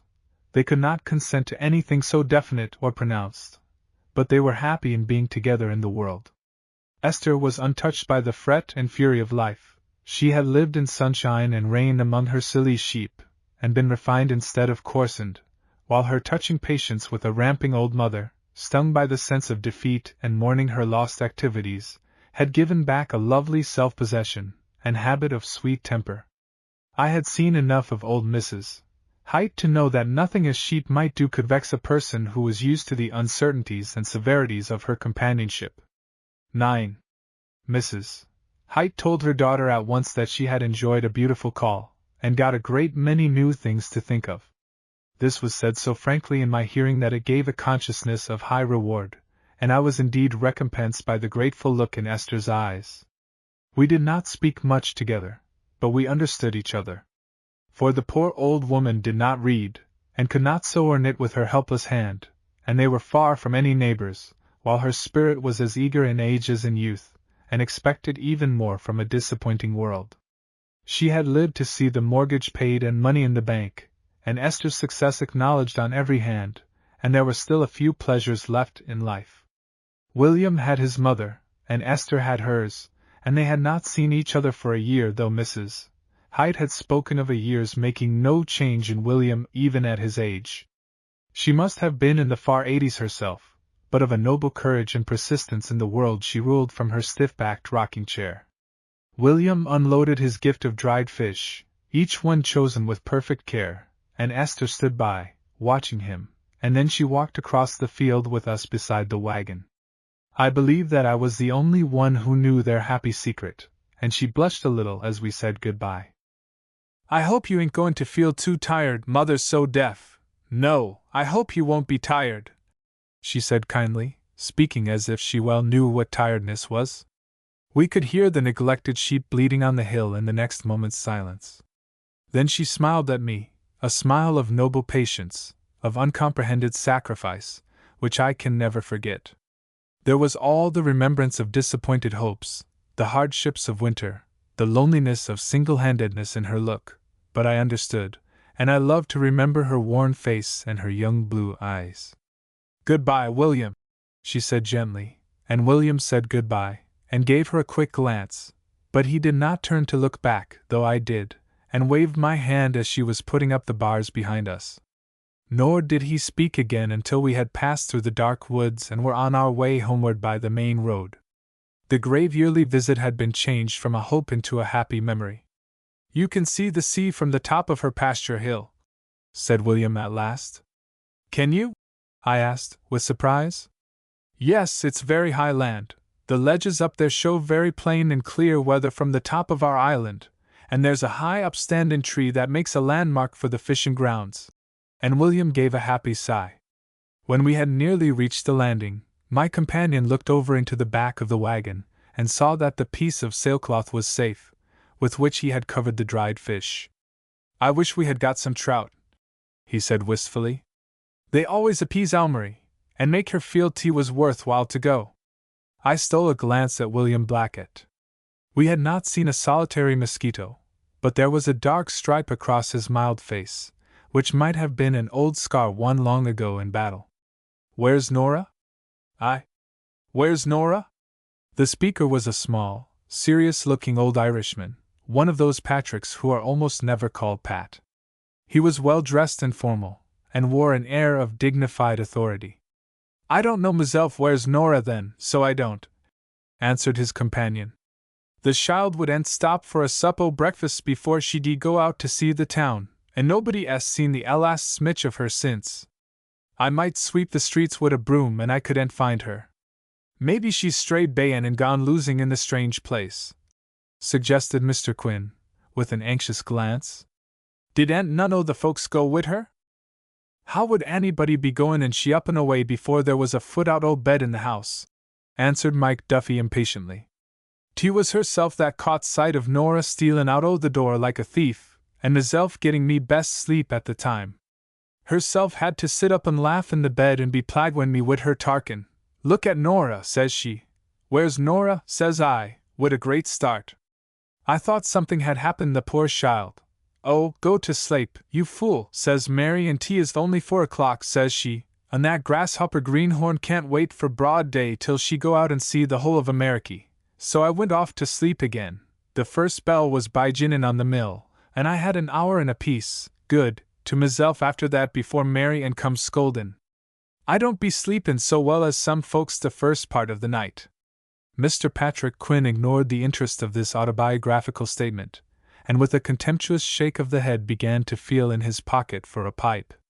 Everyone knew that Mike Duffy was a person much too fond of his ease, and that all the credit of their prosperity belonged to his hard-worked wife. She had reared a family of respectable sons and daughters, who were all settled and doing well for themselves, and now she was helping to bring out some nephews and nieces from the old country. She was proud to have been born a Quinn. Patrick Quinn was her brother and a man of consequence. "'Deed, I'd like well to see the poor child," said Patrick. "I'd no thought they'd land before the day or tomorrow mornin', or I'd have been over last night. I suppose she brought all the news from home?" "The folks is all well, thanks be to God," proclaimed Mr. Duffy solemnly. "'T was late when she come. 'T was on the 8:45 she got here. There 'as been great deaths after the winter among the old folks. Old Peter Murphy's gone, she says, and his brother that lived over by Ballycannon died the same week with him, and Dan Donahoe and Corny Donahoe's lost their old aunt on the 12th of March, that gave them her farm to take care of her before I came out. She was old then, too. Faix, it was time for the old lady, so it was," said Patrick Quinn, with affectionate interest. "She'd be the oldest in the parish this 10 years past. Nora said 't was a fine funeral. They'd 3 priests to her, and everything of the best. Nora was there herself and all our folks. The BYS was very proud of her for being so old and respected." "Sure, Mary was an old woman, and I first coming out," repeated Patrick, with feeling. "I went up to her that Monday night, and I sailing on a Wednesday, and she gave me her blessing and a present of 5 shillings. She said then she'd see me no more. 'T was poor old Mary had the giving hand, God bless her and save her. I joked her that she'd soon be marrying and coming out to Ameriky like meself. 'No,' says she, 'I am too old. I'll die here where I was born. This old farm is me one home o' the world, and I'll never be after alavin' it. 'T is right enough for you young folks to go,' says she. I couldn't get my mouth open to answer her. 'T was meself that was very homesick in me inside, coming away from the old place, but I had great boldness before everyone. 'T was old Mary saw the tears in me eyes then. 'Don't mind, Patsy,' says she. 'If you don't do well there, come back to it and I'll be glad to take your folks until you'll be after getting started again.' She hadn't the money then she got afterward from her cousin in Dublin. 'T was the kind heart of her spoke, and meself, being but a boy that was young to maintain himself, let alone a family. Thanks be to God I've done well, after all, but for me crooked leg. I does be dear mean of going home sometimes. 'T is often yet I wake up with the smell o' the wet bushes in the mornin' when a man does be goin' to his work at home." Mike Duffy looked at his brother-in-law with curiosity. The 2 men were sitting side by side before Mike's house on a bit of green bank between the sidewalk and the road. It was May, and the dandelions were blooming all about them, thick in the grass. Patrick Quinn readied out and touched one of them with his stick. He was a lame man, and had worked as section hand for the railroad for many years, until the bad accident which forced him to retire on one of the company's rarely given pensions. He had prevented a great disaster on the road. Those who knew him well always said that his position had never been equal to his ability, but the men who stood above him and the men who were below him held Patrick Quinn at exactly the same estimate. He had limped along the road from the clean-looking little yellow house that he owned not far away on the river bank, and his mind was upon his errand. "I come over early to ask the child wouldn't she come home with me and ate her dinner," said Patrick. "Herself sent me. She's got a great wash the day, last week being so rainy, and we never got word of Nora being here till this morning, and then everybody had it that passed by, wondering what got us last night that we weren't there. 'T was on the 8:45 she come," said Uncle Mike, taking up the narrative with importance. "Herself and me had blown out the light, going to bed, when there come a scuttlin' at the door and I heard a bit of a laugh like the first bird in the morning. 'Stop where you are, Bridget,' says I," continued Mr. Quinn, without taking any notice, "and I'll take me third leg and walk over and bring Nora down to you. Bridget's great for the news from home now, for all she was so sharp to be loving it. She brought me a fine present, and the made of it for yourself," said Mike Duffy. "2 good thorn sticks for the 2 of us. They re inside in the house." "A thorn stick, indeed! Did she now?" exclaimed Patrick, with unusual delight. "The poor child, did she do that now? I've thought many the time since I got me lameness how well I'd de like one o' those old-fashioned thorn sticks. Me own is one o' them sticks a man de carry 10 years and toss it into a brook at the I&D and not miss it. They re good thorn sticks, the both of them," said Mike complacently. "I don't know'll I bring 'em out before she comes. Is she a pretty slip of a girl, I know?" asked Patrick, with increased interest. "She ain't then," answered his companion frankly. "She does be thin as a young grasshopper, and she es red-headed, and she es freckled too, from the sea, like all them young things comin' over, but she es got a pretty voice, like all her mother's folks, and a quick eye like a bird's. The old country talks fresh in her mouth, too, so it is. You'd think you were coming out au mass some spring morning at home and hearing all the girls when they'd be chatting and funning at the boys. I do be thinking she's a smart little girl, anyway. Look at her off to see the town so early and not back yet, bad manners to her. She'll be wanting some clothes, I suppose. She's very old-fashioned looking. They does always be wanting new clothes, coming out." And Mike gave an ostentatious sigh and suggestive glance at his brother-in-law. "'Deed, I'm willing to help her get a good start. Ain't she me own sister's child?" agreed Patrick Quinn cheerfully. "We've been young ourselves, too. Well, then, 'tis bad news of old Mary Donahoe being gone at the farm. I always thought if I de go home how I de go along the fields to get the great welcome from her. She was one that always liked to hear folks had done well." And he looked down at his comfortable, clean old clothes as if they but reminded him how poor a young fellow he had come away. "I'm very sorry af her Mary. She was a good oman, God save her."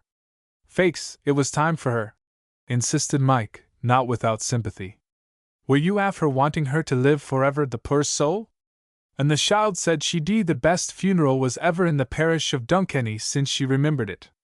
What could any one ask more than that, and she are aching such an age, the sea are at her. Stop here a while and you'll hear all the talk from Nora. She told over to me all the folks that was there. Where has she gone wid herself, I don't know. Mary Ann!" He turned his head toward the house and called in a loud, complaining tone. "Where's Nora, anyway?" "Here's Nora, then," a sweet, girlish voice made unexpected reply, and a light young figure flitted from the sidewalk behind him and stood lower down on the green bank. "What's wanting wid Nora?" And she stooped quickly like a child to pick some of the dandelions as if she had found gold. She had a sprig of wild cherry blossom in her dress, which she must have found a good way out in the country. "Come now, and speak to Patrick Quinn, your mother's own brother, that's waiting here for you all this time you've been running over the place," commanded Mr. Duffy, with some severity. "And is it me own Uncle Patsy, dear?" exclaimed Nora, with the sweetest brogue and most affectionate sincerity. "Oh, that me mother could see him too!" And she dropped on her knees beside the lame little man and kissed him, and knelt there looking at him with delight, holding his willing hand in both her own. "And ain't you got me mother's own looks, too? Oh, Uncle Patsy, is it yourself, dear? I often heard about you, and I brought you me mother's heart's love, 'deed I did then. It's many a lovely present of £1 you've sent us. And I've got a thorn stick that grew in the hedge, going up the little rise of ground above the Wishen brook, sir. Mother said you'd mind the place well when I told you." "I do then, me child," said Patrick Quinn, with dignity. "'Tis many the day we all played there together, for all we re so scattered now and some dead too, God rest them. Sure you re a nice little girl, and I give you great welcome and the hope you ll do well. Come along with me now. Your Auntie Biddy's jealous to put her 2 eyes on you, and we never getting the news you de come till late this morning. I'll go fetch Nora for you, says I, to content her. They ll be tarked out at Duffy's by this time, says I." "Oh, I'm full o' tark yet," protested Nora gaily. "Come on, then, Uncle Patsy," and she gave him her strong young hand as he rose. "And how do you be leaking Ameriky?" asked the pleased old man, as they walked along. "I like Ameriky fine," answered the girl gravely. She was taller than he, though she looked so slender and so young. "I was very downhearted too, lavin' home and me mother, but I'll go back to it some day, God willing, sir. I couldn't die without seeing me mother again.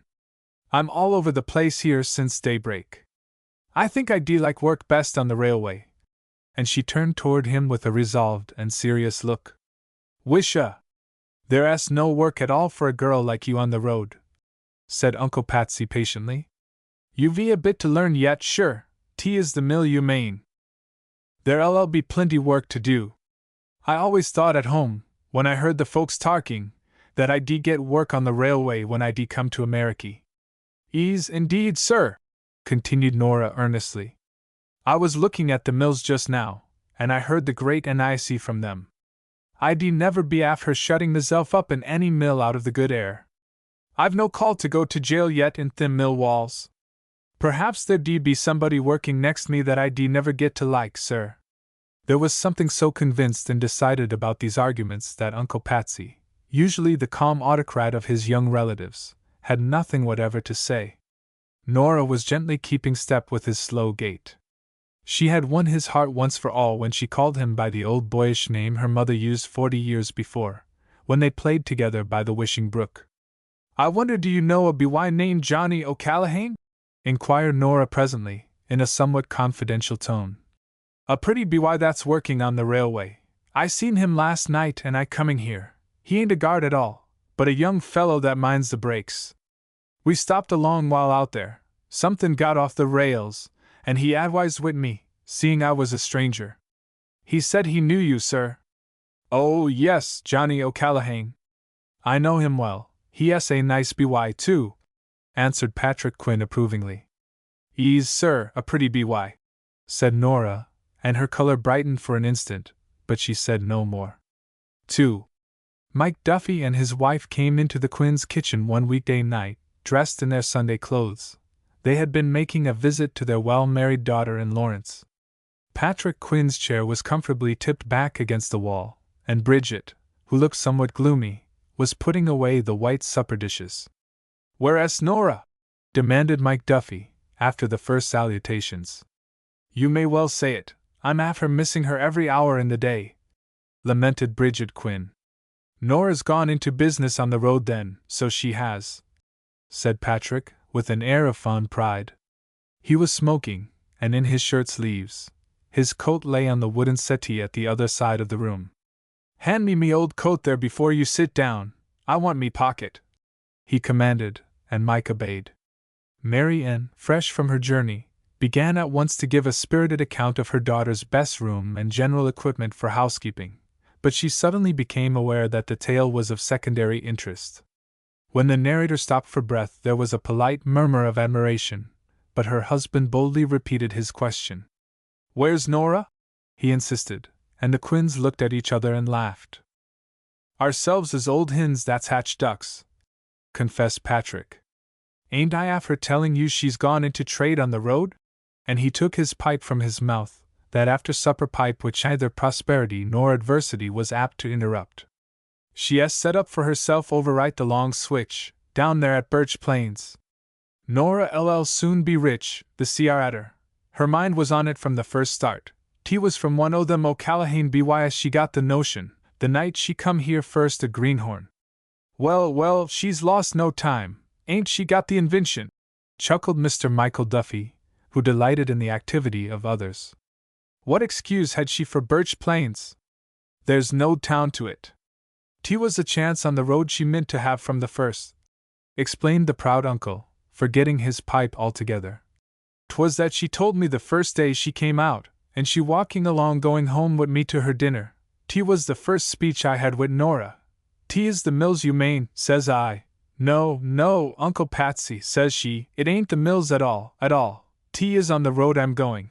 I t'ought she de some wild notion she de soon be laughing at, but she settled down very quiet like with Auntie Biddy here, knowing yourselves to be going to Lawrence, and I told her stay as long as she had a mind. Wisha, she de an old apron on her in 5 minutes' time, and took hold with the wash, and went singing like a blackbird out in the yard at the line. Sit down, Auntie, says she. You re not so light-stepping as me, and I'll tell you all the news from home, and I'll get the dinner, too, when I've done this, says she. Wisha, but she's the good cook for such a young thing. T as Bridget says it as well as myself. She made a stew that day. T was like the ones her mother made Sundays, she said, if they de be lucky in getting a piece of meat.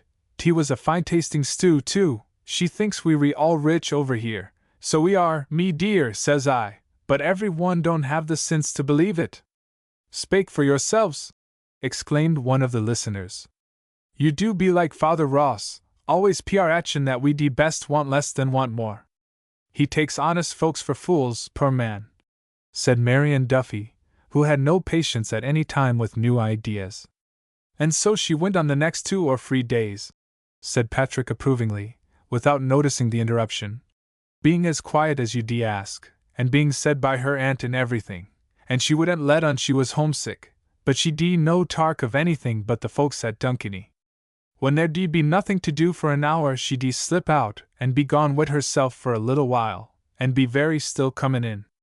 Last Thursday, after supper, she ran out, but by the time I de done me pipe, back she came flying in at the door.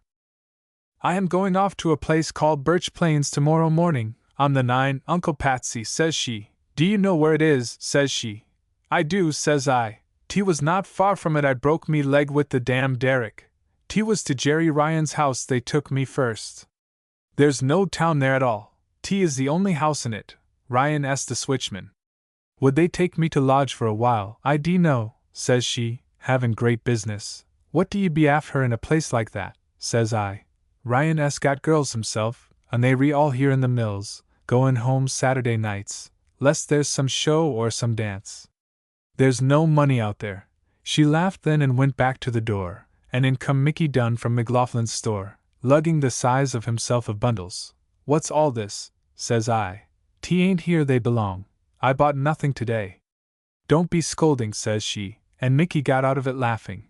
I am going to be cooking for myself in the morning, says she, with her head on one side, like a cock sparrow. You lend me the price o' the fire and I'll pay you in cakes, says she, and off she went then to bed. 'Twas before day I heard her at the stove, and I smelt a baking that made me want to go find it. And when I come out in the kitchen she de the table covered with her cookeens, large and small. What's all this willalu? Me topknot hin, says I. Ate that, says she, and hopped back to the oven door. Her aunt come out then, scolding fine, and when she saw the great baking she dropped down in a chair like she'd faint and her breath all gone. We ONT ate them in 10 days, says she. No, not till the blue mold has struck them all, God help us, says she. Don't bother me, says Nora. I am goin' off with them all on the 9. Uncle Patsy LL help me with me basket. Uncle Patsy ONT now, says Bridget. Fakes, I thought she was up with one o' them teary days scolds she de have when she was young and the children all the one size. You could hear the balls of her a mile away. Whisper, dear, says Nora. I don't want to be livin' on any of me folks, and Johnny O'Callaghan said all the BYS was wishing there was somebody would kape a clane little place out there at Birch Plains, with something to ate and the like of a cup of tea. He says 'tis a good little chance. Them big trains does all be waiting there 10 minutes and 15 minutes at a time, and everybody's hungry. I'll teach how I me luck for a couple o' days, says I. 'Tis no harm, and I've 10 shillings o' me own that Father Daly gave me wid a grand blessing, and I allavang home behind me. What talk you have of Johnny O'Callaghan, says I. Look at this now, continued the proud uncle, while Aunt Biddy sat triumphantly watching the astonished audience. 'Tis a letter I got from the child last Friday night. And he brought up a small piece of paper from his coat pocket. She writes a good hand, too, dear Uncle Patsy, says she. This leaves me well, thanks be to God. I'm doing the roaring trade with me cakes. All Ryan's little boys is selling on the trains. I took £1.3 the first day. 'T was a great excursion train got stuck fast, and they'd a hot box on a wheel keeping them an hour, and 2 more trains stopping for them. 'T would be a very pleasant day in the old country that anybody take £1.03. Dear Uncle Patsy, I want a whole half-barrel of that same flour and 10 pounds of sugar, and I'll pay it back on Sunday. I send respects and duty to Auntie Bridget and all friends. This leaves me in great haste. I wrote me dear mother last night and sent her me first £1, God bless her. Look at that for you now, exclaimed Mike Duffy. Didn't I tell everyone here she was fine and smart? She'll be soon president of the road, announced Aunt Marian, who, having been energetic herself, was pleased to recognize the same quality in others. She don't be so afraid of the work as the work's afraid of her, said Aunt Bridget admiringly. She'll have her fling for a while and be glad to go in and get a good chance in the mill, and be capping her plants in the weave-room windows this winter with the rest of the girls. Come, tell us all about Elenine and the baby. I ain't heard a word about Lawrence yet, she added politely. Ellen's doing fine, and it's a pretty baby. She's got a good husband, too, that lavies her own way and the keep of his money every Saturday night, said Marianne, and the little company proceeded to the discussion of a new and hardly less interesting subject. But before they parted, they spoke again of Nora. She's a fine, crabbed little girl, that little Nora, said Mr. Michael Duffy. Thank God, none o' me children is red-headed on me. They're no more to be let and held than a flick o' fire, said Aunt Marianne. Who'd ever take the notion to be setting up business out there on the Birchy Plains? Ryan's folks'll look after her, sure, the same as ourselves, insisted Uncle Patsy hopefully, as he lighted his pipe again. It was like a summer night. The kitchen windows were all open, the month of May was nearly at an end, and there was a sober croaking of frogs in the low fields that lay beyond the village. 3. Where's Nora? Young Johnny O'Callaghan was asking the question. The express had stopped for water, and he seemed to be the only passenger. This was his day off. Mrs. Ryan was sitting on her doorstep to rest in the early evening. Her husband had been promoted from switch-tender to boss of the great water tank which was just beginning to be used, and there was talk of further improvements and promotions at Birch Plains. But the good-natured wife sensibly declared that the better off a woman was, the harder she always had to work. She took a long look at Johnny, who was dressed even more carefully than if it were a pleasant Sunday. This don't be your train, anyway, she answered in a meditative tone. How come you here now all so fine, I'd like to know, riding in the cars like a lord? Ain't you brakeman yet on old 24? Deed I am, Mrs. Ryan, you wouldn't be after grudging a boy his day off? Where's Nora? She's gone up the road a biteen, said Mrs. Ryan, as if she suddenly turned to practical affairs. She has worked hard the day, poor child. And she took the cool of the evening, and the last sponge she had left, and went away with herself. I kept the teapot on the stove for her, but she have none at all, at all. The young man turned away, and Mrs. Ryan looked after him with an indulgent smile. He's a pretty by, she said. I'd like well if he'd give a look at one o' me own girls. Julia, now, would look well walking with him, she is so dark. He's got money saved. I saw the first day he come after the Coquins tea was the one that baked them was in his mind. She's lucky, is Nora. Well, I'm glad of it. It was fast growing dark, and Johnny's eyes were still dazzled by the bright lights of the train as he stepped briskly along the narrow country road.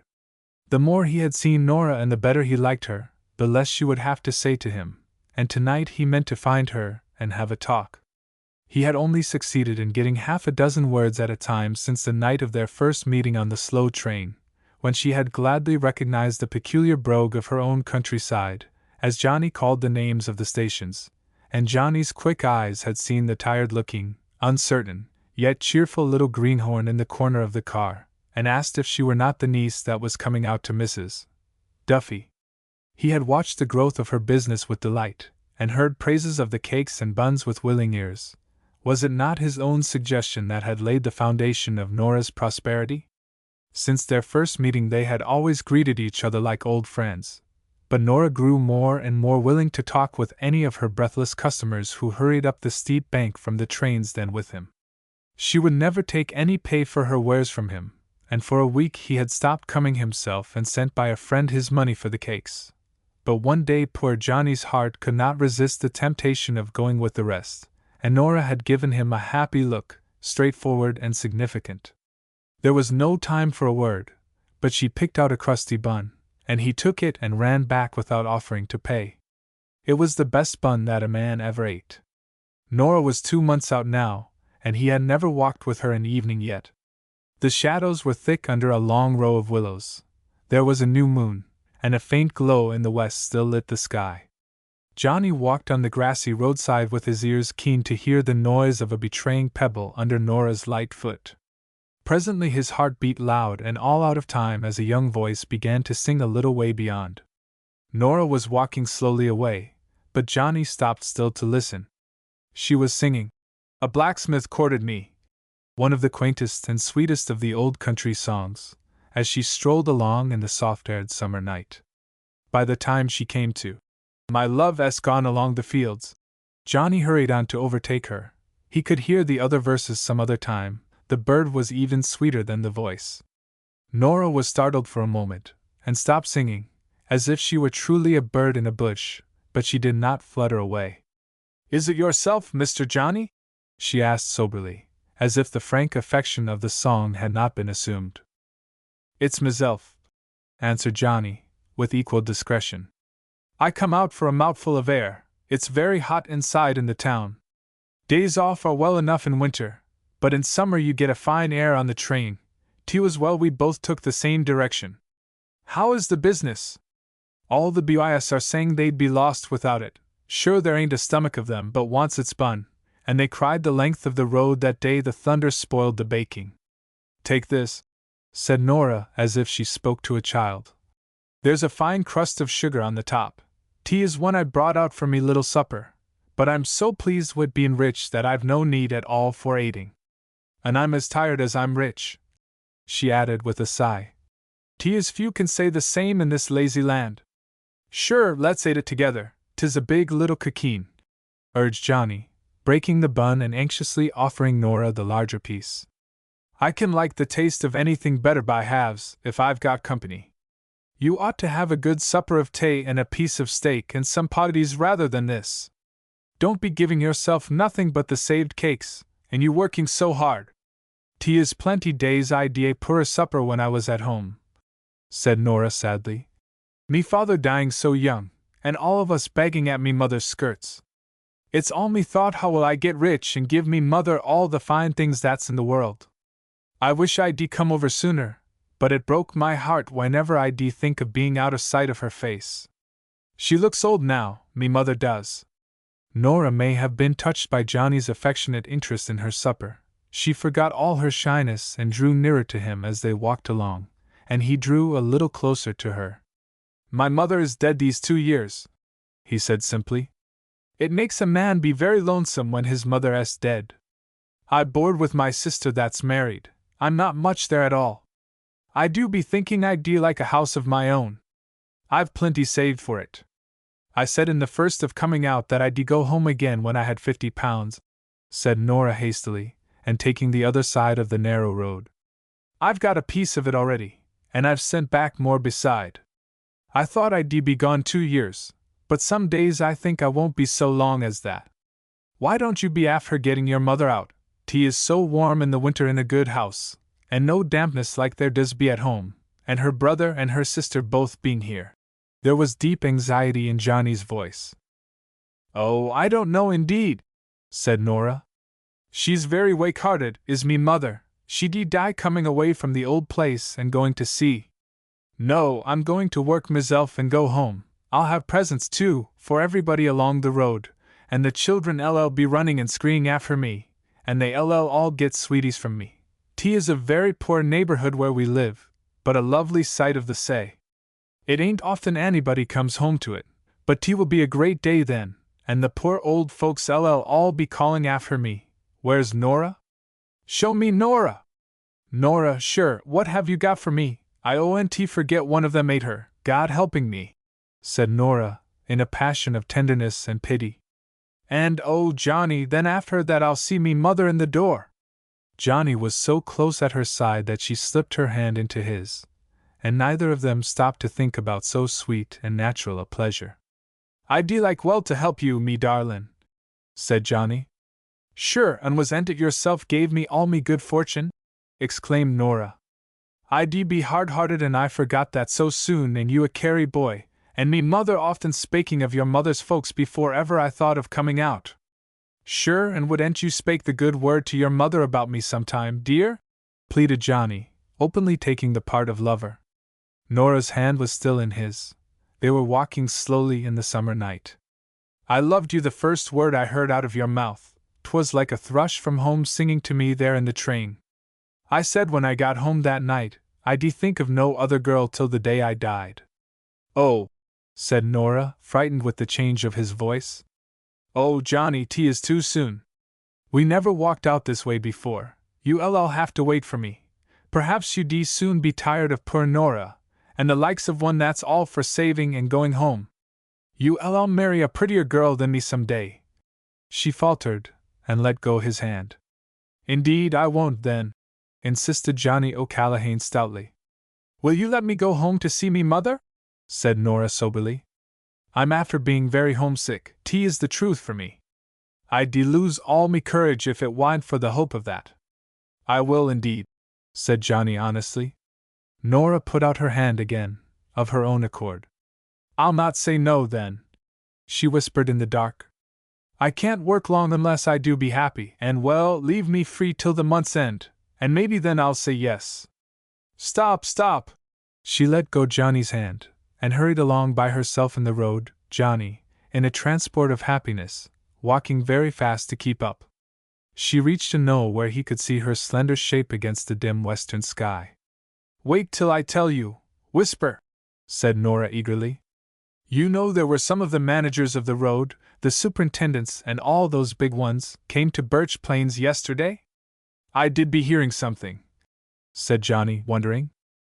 "There was a quiet-spoken, nice old gentleman came asking me at the door for something to eat, and I being there baking. 'Tis my time in the morning when the early trains does be gone, and I've a fine stretch till the expresses are beginning to screech, the tin, and the tin 32, and the Flying Eagle. I was in a great hurry with word of an excursion coming in the afternoon and me stock very low. I'd been baking since 4 o'clock. He'd no coat on him, 'tis was very warm, and I thought 'tis was some tramp. Lucky for me I looked again and I said, 'What are you wanting, sir?' And then I saw he'd a beautiful shirt on him, and was very quiet and pleasant. 'I came away without me breakfast,' says he. 'Can you give me something without too much trouble?' says he. 'Do you have any of those buns there that I hear the men talking about?' 'There's buns there, sir,' says I, 'and I'll make you a cup of tea or a cup of coffee as quick as I can,' says I, being pleased at the BYS giving me buns a good name to the likes of him. He was very hungry, too, poor man, and I ran to Mrs. Ryan to see if she'd a piece of beefsteak, and my luck ran before me. He sat down in me little place and enjoyed himself well. 'I had no such breakfast in 10 years, me dear,' said he at the last, very quiet and thankful, and he leaned back in the chair to rest him, and I cleared away, being in the great hurry, and he asking me how I come there, and I told him, and how long I'd been out, and I said it was 2 months and a piece, and she being always in me heart, I spoke of me mother, and all me great hopes. Then he sat and thought as if his mind went to his own business, and I went on with me baking. Says he to me after a while, "We're going to build a branch road across country to connect with the great mountain roads," says he. "The junction's going to be right here. T will give you a big market for your buns. There'll be a lunch counter in the new station. Do you think you could run it?" says he, speaking very sober. "I do my best, sir, anyway," says I. "I look out for the best of help." "Do you know Patrick Quinn, sir, that was hurt on the road and gets a pin's eye on, sir?" "I do," says he. "One of the best men that ever worked for this company," says he.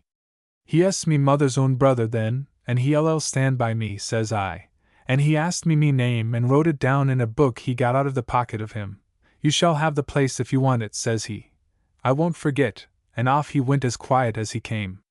"Tell me, who was it?" said Johnny O'Callaghan, listening eagerly. Mr. Ryan come tumbling in the next minute, spattered with water from the tank. "Well, then," says he, "is your fine company gone?" "He is," says I. "I don't know, is it some superintendent?" "He is a nice man, Mr. Ryan, whoever he is," says I. "He is the general manager of the road," says he. "That's who he is, sure." My apron was all flour, and I was in a great rage with so much to do, but I did the best I could for him. "I'd do the same for anyone so hungry," concluded Nora modestly. "Ain't you got the Queen's luck?" exclaimed Johnny admiringly. "Your fortune s made, me dear. I'll have to come off the road to help you." "Oh, two good trades ll be better than one," answered Nora gaily. "And the big station nor the branch road aren't building yet." "What a fine little head you've got," said Johnny, as they reached the house where the Ryans lived, and the train was whistling that he meant to take back to town. "Good night, anyway, Nora. Nobody know from the size of your head there could be so much inside in it." "I'm lucky, too," announced Nora serenely. "No, I won't give you me word till the end of the month. You may be seeing another girl before that, and calling me the red-headed sparrow. No, I'll wait a good while, and see if the two of us can't do better. Come, run away, Johnny. I'll drop asleep in the road. I'm up since 4 o'clock making me cakes for plenty BYS like you." The Ryans were all abed and asleep, but there was a lamp burning in the kitchen. Nora blew it out as she stole into her hot little room. She had waited, talking eagerly with Johnny, until they saw the headlight of the express like a star, far down the long line of double track. 4. The summer was not ended before all the railroad men knew about Johnny O'Callaghan's wedding and all his good fortune. They boarded at the Ryans at first, but late in the evenings Johnny and his wife were at work, building as if they were birds. First, there was a shed with a broad counter for the cakes, and a table or two, and the boys did not fail to notice that Nora had a good sisterly work basket ready, and was quick to see that a useful button was off or a stitch needed. The next fortnight saw a room added to this, where Nora had her own stove, and cooking went on steadily. Then there was another room with white muslin curtains at the windows, and scarlet runner beans made haste to twine themselves to a line of strings for shade. Johnny would unload a few feet of clean pine boards from the freight train, and within a day or two they seemed to be turned into a wing of the small castle by some easy magic. The boys used to lay wagers and keep watch, and there was a cheer out of the engine cab and all along the platforms one day when a tidy sty first appeared and a neat pig poked his nose through the fence of it. The buns and biscuits grew famous. Customers sent for them from the towns up and down the long railroad line, and the story of thrifty, kind-hearted little Nora and her steady young husband was known to a surprising number of persons. When the branch road was begun, Nora and Johnny took a few of their particular friends to board, and business was further increased. On Sunday they always went into town to Mass and visited their uncles and aunts and Johnny's sister. Nora never said that she was tired, and almost never was cross. She counted her money every Saturday night, and took it to Uncle Patsy to put into the bank. She had long talks about her mother with Uncle Patsy, and he always rode home for her when she had no time. Many a pound went across the sea in the letters, and so another summer came, and one morning when Johnny's train stopped, Nora stood at the door of the little house and held a baby in her arms for all the boys to see. She was white as a ghost and as happy as a queen. "I'll be making the buns again pretty soon," she cried cheerfully. "Have courage, boys. 'T won't be long first. This one I'll be selling them for me on the Flying Eagle, don't you forget it." And there was a great ringing of the engine bell a moment after, when the train started. It was many and many a long month after this that an old man and a young woman and a baby were journeying in a sidecar along one of the smooth Irish roads into County Kerry. They had left the railroad an hour before. They had landed early that morning at the Cove of Cork. The sidecar was laden deep with bundles and boxes, but the old horse trotted briskly along until the gossoon who was driving turned into a cart track that led through a furzy piece of wild pasture ground up toward the dark rain-clouded hills.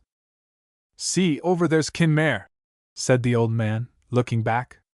"Many-'s the day I've trudged it and home again. Oh, I know all this country. I knew it well when either of you wa'n't born." "God be thanked you did, sir," responded the gossoon, with fervent admiration. He was a pleasant-looking lad in a ragged old coat and an absolutely roofless hat, through which his bright hair waved in the summer wind. "Och, but the folks'll be looking out of all the doors to see you come. I'll be after saying I never drove any party with so rich a heart. There ain't a poor soul that asked a penny of us since we left Bantry but she's got the shillin'. Look at the flock coming now, sir, out of that house.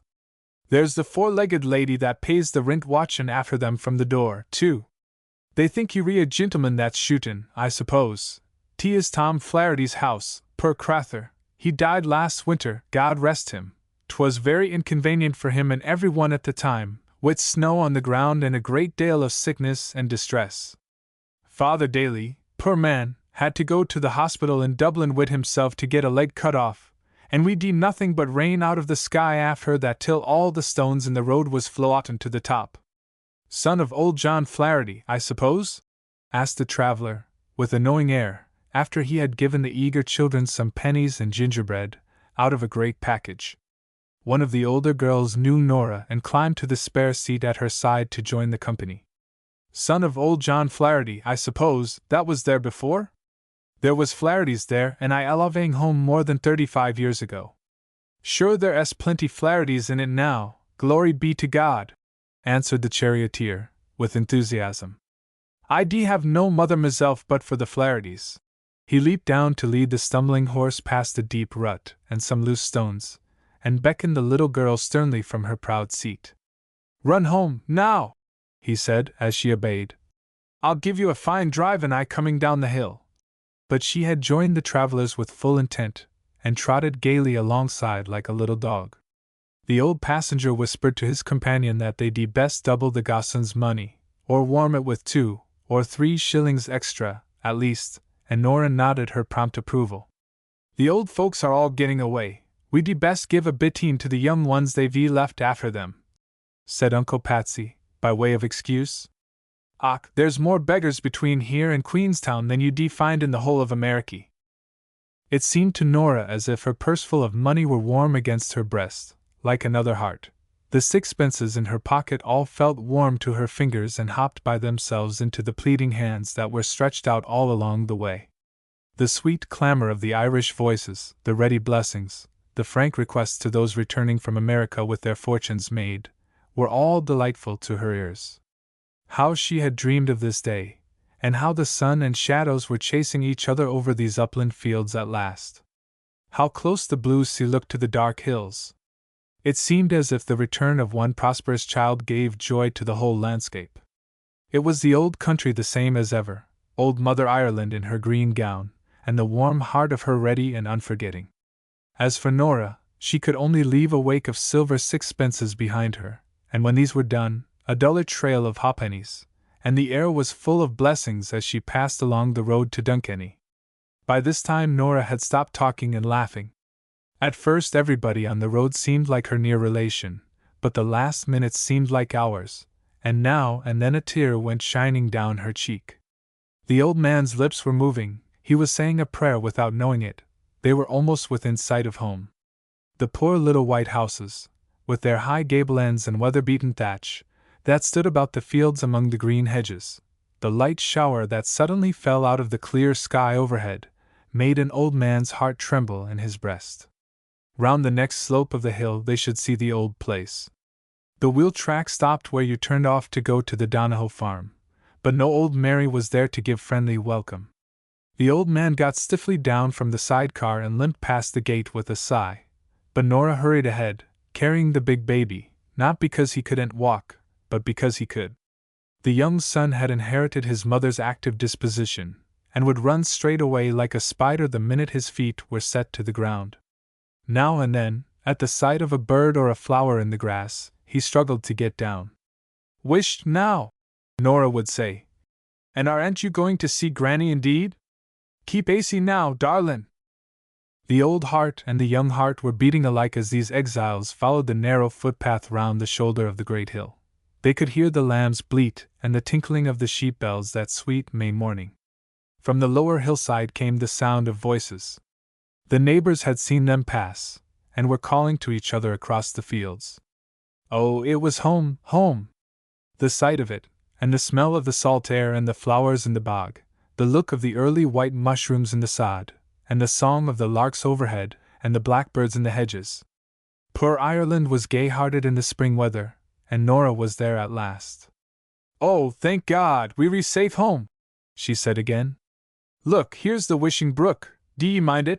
she called back to the old man. "I mind everything the day, no fear for me," said Patrick Quinn. The great hillside before them sloped up to meet the blue sky. The golden gorse spread its splendid tapestry against the green pasture. There was the tiny house, the one house in Ireland for Nora. Its very windows watched her coming. A whiff of turf smoke flickered above the chimney, the white walls were as white as the clouds above. There was a figure moving about inside the house, and a bent little woman in her white frilled cap and a small red shawl pinned about her shoulders came and stood in the door. "Oh, me mother, cried Nora. Then she dropped the baby in the soft grass, and flew like a pigeon up the hill and into her mother's arms. 6. The gossoon was equal to emergencies. He put down his heavier burden of goods and picked up the baby, lest it might run back to America. "God be praised, what's this coming after ye?" exclaimed the mother, while Nora, weeping for joy, ran past her into the house. "Oh, God bless the child that I thought I'd never see. Oh!" And she looked again at the stranger, the breathless old man with the thorn stick, whom everybody had left behind. "'T is me brother Patsy. Oh, me heart's broke wid joy." And she fell on her knees among the daisies. "It's meself, then," said Mr. Patrick Quinn. "How are you the day, Mary? I always thought I'd see home again, but 't was Nora enticed me now. Johnny O'Callaghan's a good son to ye. He liked well to come with us, but he gets short LV on the road, and he has a fine, steady job. He'll see after the business, too, while we gone. No, I couldn't let the two childer cross the say alone. Coom now, don't be sayin' any more prayers, sure, we'll be sayin' them together in the old church coom Sunday.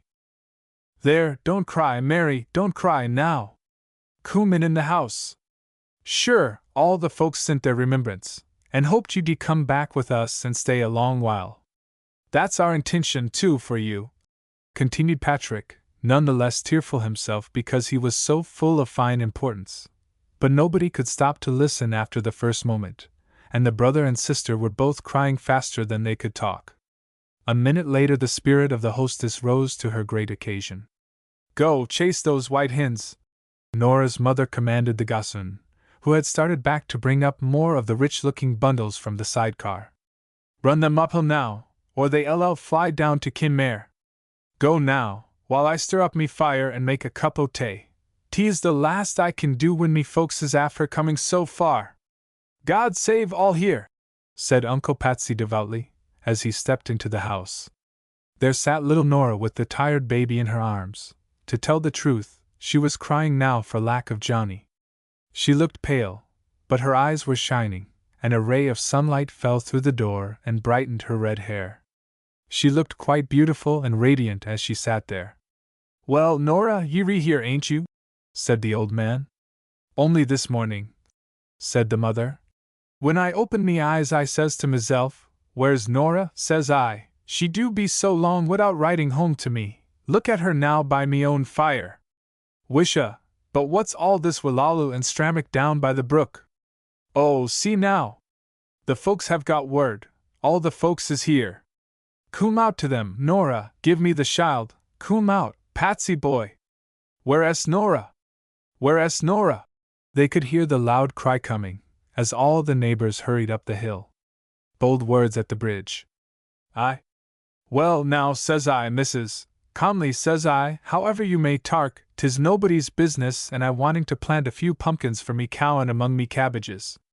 I've got the right to plant whatever I may choose, if it's the divil of a crop of teasleys in the middle of me ground.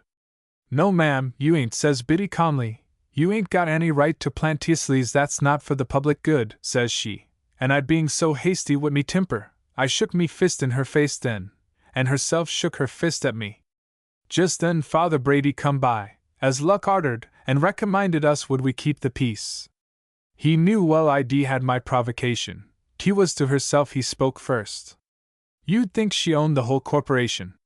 I wished I'd thrown her over into the water, so I did, before he come by at all. 'Twas on the bridge the two of us were. I was stepping home by myself very quiet in the afternoon to put me take-il on for supper, and herself overtook me. Ain't she the bold thing? How are you the day, Mrs. Dunlavey, says she, so mincin' and preenin', and I knew well she'd put her mind on having words with me from that minute. I'm one that likes to have peace in the neighborhood, if it wa'n't for the likes of her, that makes the top of me head lift and clat wit rage like a pot lid. What was the matter with the two of you? Asked the listener, with simple interest. Fakes indeed, 'twas herself had a thrifle of melons planted the other side of the fence, acknowledged Mrs. Dunlavey. She said the pumpkins would be the ruin of them entirely. I says, and 'twas through for me, that I'd me pumpkins planted the week before she dropped any old melon seed into the ground, and the same bein' already dwining from so many bugs. Oh, but she asked Blackheart to give me the lie about it, and say those poor things was all up, and she'd thrown lime on 'em to keep away their enemies when she first see me come out between me cabbage rows. How well she knew what I might be doing! Me cabbages grows far apart, and I'd plenty of room, and if a pumpkin vine gets attention you can entice it wherever you place and it'll grow fine and long, while the poor cabbage is ottesh and grows fat and round, and no harm to anybody, but she must pick a quarrel with a quiet oman in the face of every one. We were on the bridge, don't you see, and plenty was passing by with their grins, and loitering and stopping after they were behind her back to hear what was going on between us. Anybody does be liking to got the sound of loud talk and they having nothing better to do. Biddy calmly, seeing she was well watched, got the airs of a PR-acre, and set down whatever she might happen to be carrying and tried would she get the better of me for the sake of their admiration. Oh, but wa'n't she all drabbled and wet from the roads, and the world knows meself for a very tidy walker. Clean the mud from your shoes if you re going to dance, 'twas all I said to her, and she being that mad she did be stepping up and down like an old turkey hen, and shaking her fist all the time at me. Coom now, Biddy, says I, what put you out so, says I, sure, it creeps me skin when I looks at you. Is the pig dead, says I, or any little thing happened to you, ma'am? Sure this is far beyond the rights of a few pumpkin seeds that has just cleared the ground, and all the folks laughed. I'd no call to have talk with Biddy calmly before them idle boysen girls, nor to let the two of us become their laughing stock. I tuck up me basket, being ashamed then, and I meant to go away, mad as I was. Coom, Mrs. Calmly, says I, let bygones be bygones. What's all this willalla we re after having about nothing, says I very pleasant. May the divil fly away with you, Mary Dunlavey, says she then, spoiling me garden ground, as every one can see, and full of your bold talk. I'll let me hens out into it this afternoon, so I will, says she, and a good deal more. Hold off, says I, and remember what fell to your aunt one day when she sent her hens in to pick a neighbor's piece, and while her own back was turned they all come home and had every sprouted bean and potato healed out in the hot sun, and all her fine lettuces picked into Irish lace. We've lived neighbors, says I, 13 years, says I, and we've often had words together above the fence, says I, but we re neighbors yet, and we've no call to stand here in such spectacles and disgracing ourselves and each other. Coom, Biddy, says I again, going away with me basket and remembering Father Brady's caution when it was too late. Some o' the BYS went off, too, thinkin' 't was all done. I don't want any o' your coom biddies, says she, stepping at me, with a black stripe across her face. She was that destroyed with rage, and I stepped back and held up me basket between us, she being bigger than I, and I getting no chance, and herself slipped and fell, and her nose got a clout with the hard edge of the basket. It would trouble the saints to say how, and then I picked her up and went home with her to teach our why and quench the blood. Sure, I was sorry for the crather and she having such a temper boiling in her heart. Look at you now, Mrs. Conley, says I, kind of soft, you oughtn't be fit for mass these 2 Sundays with a black eye like this, and your face all scratched, and every bliggard has gone the length of the town to tell tales of us. I'm a quiet oman, says I, and I don't thank you, says I, when the blood was stopped. No, I don't thank you for disgracing an old neighbor like me. 'Tis of our prayers and the grave we should be thinking, and not be having bold words on the bridge. Wisha! But I thought I was after spaking very quiet, and up she got and caught up the basket, and I dodged it by good luck, but after that I walked off and left her to satisfy her foolishness with beating the wall if it pleased her. I dee no call for her company any more, and I took a vow I dee never spake a word to her again while the world stood. So all is over since then between Biddy Conley and me. No, I don't look at her at all. 2. Some time afterward, in late summer, Mrs. Dunleavy stood, large and noisy, but generous-hearted, addressing some remarks from her front doorway to a goat on the sidewalk. He was pulling some of her cherished foxgloves through the picket fence, and eagerly devouring their flowery stalks. "How well you rake through an honest fence, you black pirate!" she shouted. But finding that harsh words had no effect, she took a convenient broom, and advanced to strike a gallant blow upon the creature's back. This had the simple effect of making him step a little to one side and modestly begin to nibble at a tuft of grass. "Well, if I ain't plagued," said Mrs. Dunleavy sorrowfully. "If I ain't troubled with every wild baste, and me cow that was some use gone dry very unexpected, and a neighbor that's worse than none at all. I've nobody to have an honest word with, and the morning being so fine and pleasant. Faix, I'd move away from it, if there was any place I'd enjoyed better. I've no heart except for me garden, me poor little crops is doing so well, thanks be to God, me cabbages is very fine. There does be those that overlooked me pumpkins for the poor cow, they re no size at all with so much rain." The 2 small white houses stood close together, with their little gardens behind them. The road was just in front, and led down to a stone bridge which crossed the river to the busy manufacturing village beyond. The air was fresh and cool at that early hour. The wind had changed after a season of dry, hot weather. It was just the morning for a good bit of gossip with a neighbor, but summer was almost done, and the friends were not reconciled. Their respective acquaintances had grown tired of hearing the story of the quarrel, and the novelty of such a pleasing excitement had long been over. Mrs. Connolly was thumping away at a handful of belated ironing, and Mrs. Dunleavy, estranged and solitary, sighed as she listened to the iron. She was sociable by nature, and she had an impulse to go in and sit down as she used at the end of the ironing table. "Wisha, the poor thing is mad at me yet, I know that from the sounds of her iron. 'Twas a shame for her to go picking a quarrel with the likes of me." And Mrs. Dunleavy sighed heavily and stepped down into her flower plot to pull the distressed foxgloves back into their places inside the fence. The seed had been sent her from the old country, and this was the first year they had come into full bloom. She had been hoping that the sight of them would melt Mrs. Connolly's heart into some expression of friendliness, since they had come from adjoining parishes in old County Kerry. The goat lifted his head, and gazed at his enemy with mild interest. He was pasturing now by the roadside, and the foxgloves had proved bitter in his mouth. Mrs. Dunleavy stood looking at him over the fence, glad of even a goat's company. "Go long there, see that fine little tuft ahead now," she advised him, forgetful of his depredations. "Oh, to think I've nobody to spake to the day!" At that moment a woman came in sight round the turn of the road. She was a stranger, a fellow countrywoman, and she carried a large newspaper bundle and a heavy handbag. Mrs. Dunleavy stepped out of the flower bed toward the gate, and waited there until the stranger came up and stopped to ask a question. "And Bogan don't live here, do she?" "She don't," answered the mistress of the house, with dignity.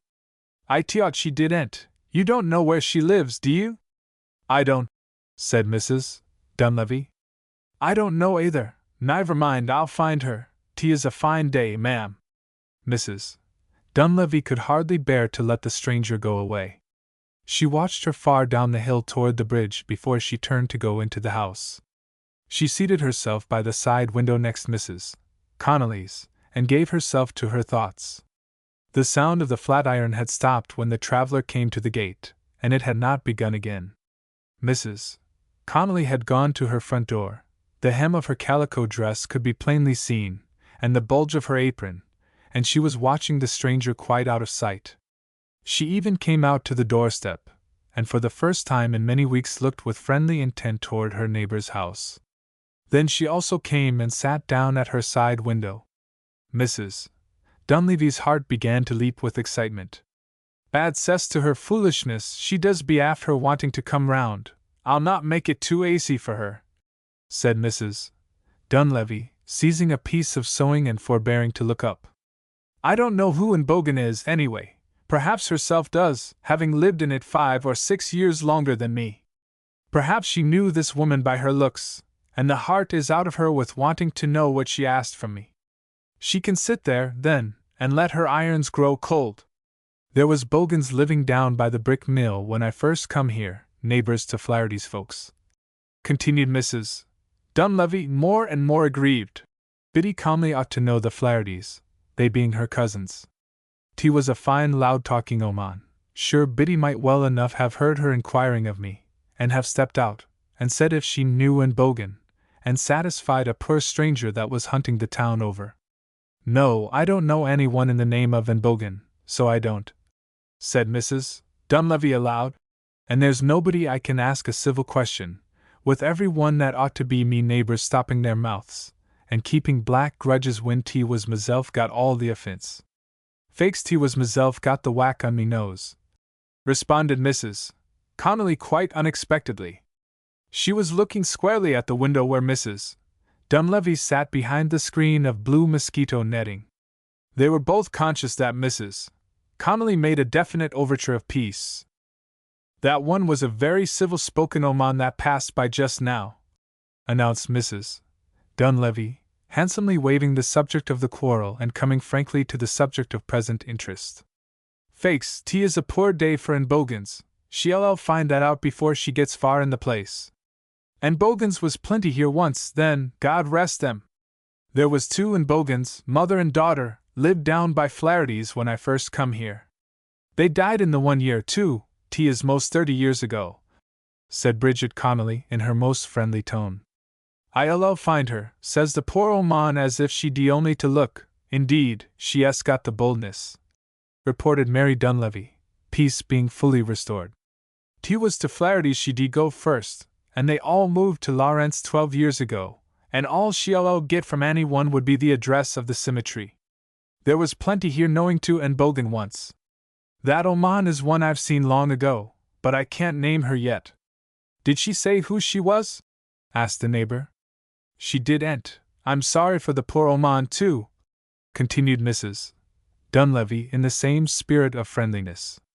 She did the expectant look of one who came hoping to make a nice visit and find friends, and herself lugging a fine bundle. She did the looks as if she did lately come out, very decent, but old-fashioned. Her bonnet was made at home anyways, did ye mind? I'll lay it was bought in Cork when it was new, or maybe 'twas from a good shop in Bantry or Kinmare, or some o' those old places. If she de seemed satisfied to wait, I de made her the offer of a cup of tea, but off she went with great courage. I don't know but I'll slip on me bonnet in the afternoon and go find her, said Biddy Connolly, with hospitable warmth. I've seen her before, perhaps 'tis was long whiles ago at home. Indeed I thought of it myself, said Mrs. Dunleavy with approval. We de best wait, perhaps, till she de be coming back. There's no train now till 3 o'clock. She might stop here till the 5, and we'll find out all about her. She'll have a very lonesome day, whoever she is. Did you see that old goat eating the best of me fairy fingers that all bloomed the day? She asked eagerly, afraid that the conversation might come to an end at any moment, but Mrs. Connolly took no notice of so trivial a subject.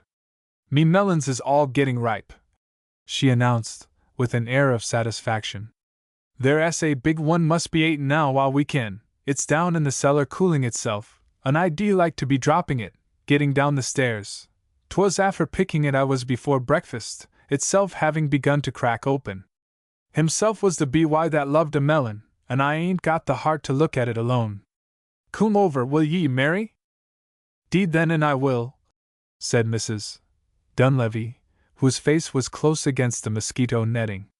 "Them old pumpkin vines was no good anyway. Did ye see how one of them had the invention, and went away up on the fence entirely wid its great flowers, and there come a rain on 'em, and so they all blighted? I do no call to grow such stramming great things in my piece anyway, aiding up all the goodness from me beautiful cabbages." 3. That afternoon the reunited friends sat banqueting together, and keeping an eye on the road. They had so much to talk over and found each other so agreeable that it was impossible to dwell with much regret upon the long estrangement. When the melon was only half finished, the stranger of the morning, with her large unopened bundle and the heavy handbag, was seen making her way up the hill. She wore such a weary and disappointed look that she was accosted and invited in by both the women, and being proved by Mrs. Connolly to be an old acquaintance, she joined them at their feast. "Yes, I was here 17 years ago for the last time," she explained. "I was working in Lawrence, and I came over and spent a fortnight with Honora Flaherty. Then I went home that year to mind me old mother, and she lived to past 90. I'd nothing to keep me then, and I was always homesick after America, so back I come to it, but all me old frinds and neighbors is changed and gone. Faix, this is the first welcome I've got yet from anyone. 'Tis a beautiful welcome, too. I'll get me apron out of me bundle, by your alave, Mrs. Conley. You've a strong resemblance to Flaherty's folks, dear, being cousins. Well, 'tis a fine thing to have good neighbors. You and Mrs. Dunleavy is very pleasant here so close together. Well, we does be having a hasty word now and then, ma'am," confessed Mrs. Dunleavy, "but ourselves is good neighbors this many years. When a quarrel's about nothing between friends, it don't count for much, so it don't. Most quarrels is the same way," said the stranger, who did not like melons, but accepted a cup of hot tea. "Sure, it always takes two to make a quarrel, and but one to end it. That's what me mother always told me, that never gave any one a cross word in her life." "Tea is a beautiful melon," repeated Mrs. Dunleavy for the 7th time. "Sure, I'll plant a few seed myself next year. Me pumpkins is no good after all me foolish pride wid 'em. Maybe the land don't suit 'em, but glory be to God, me cabbages is the size of the house, and you all'll get the pick of the best, Mrs. Conley. What's melons between friends, or cabbages either, that they should ever make any trouble?" answered Mrs. Connolly handsomely, and the great feud was forever ended.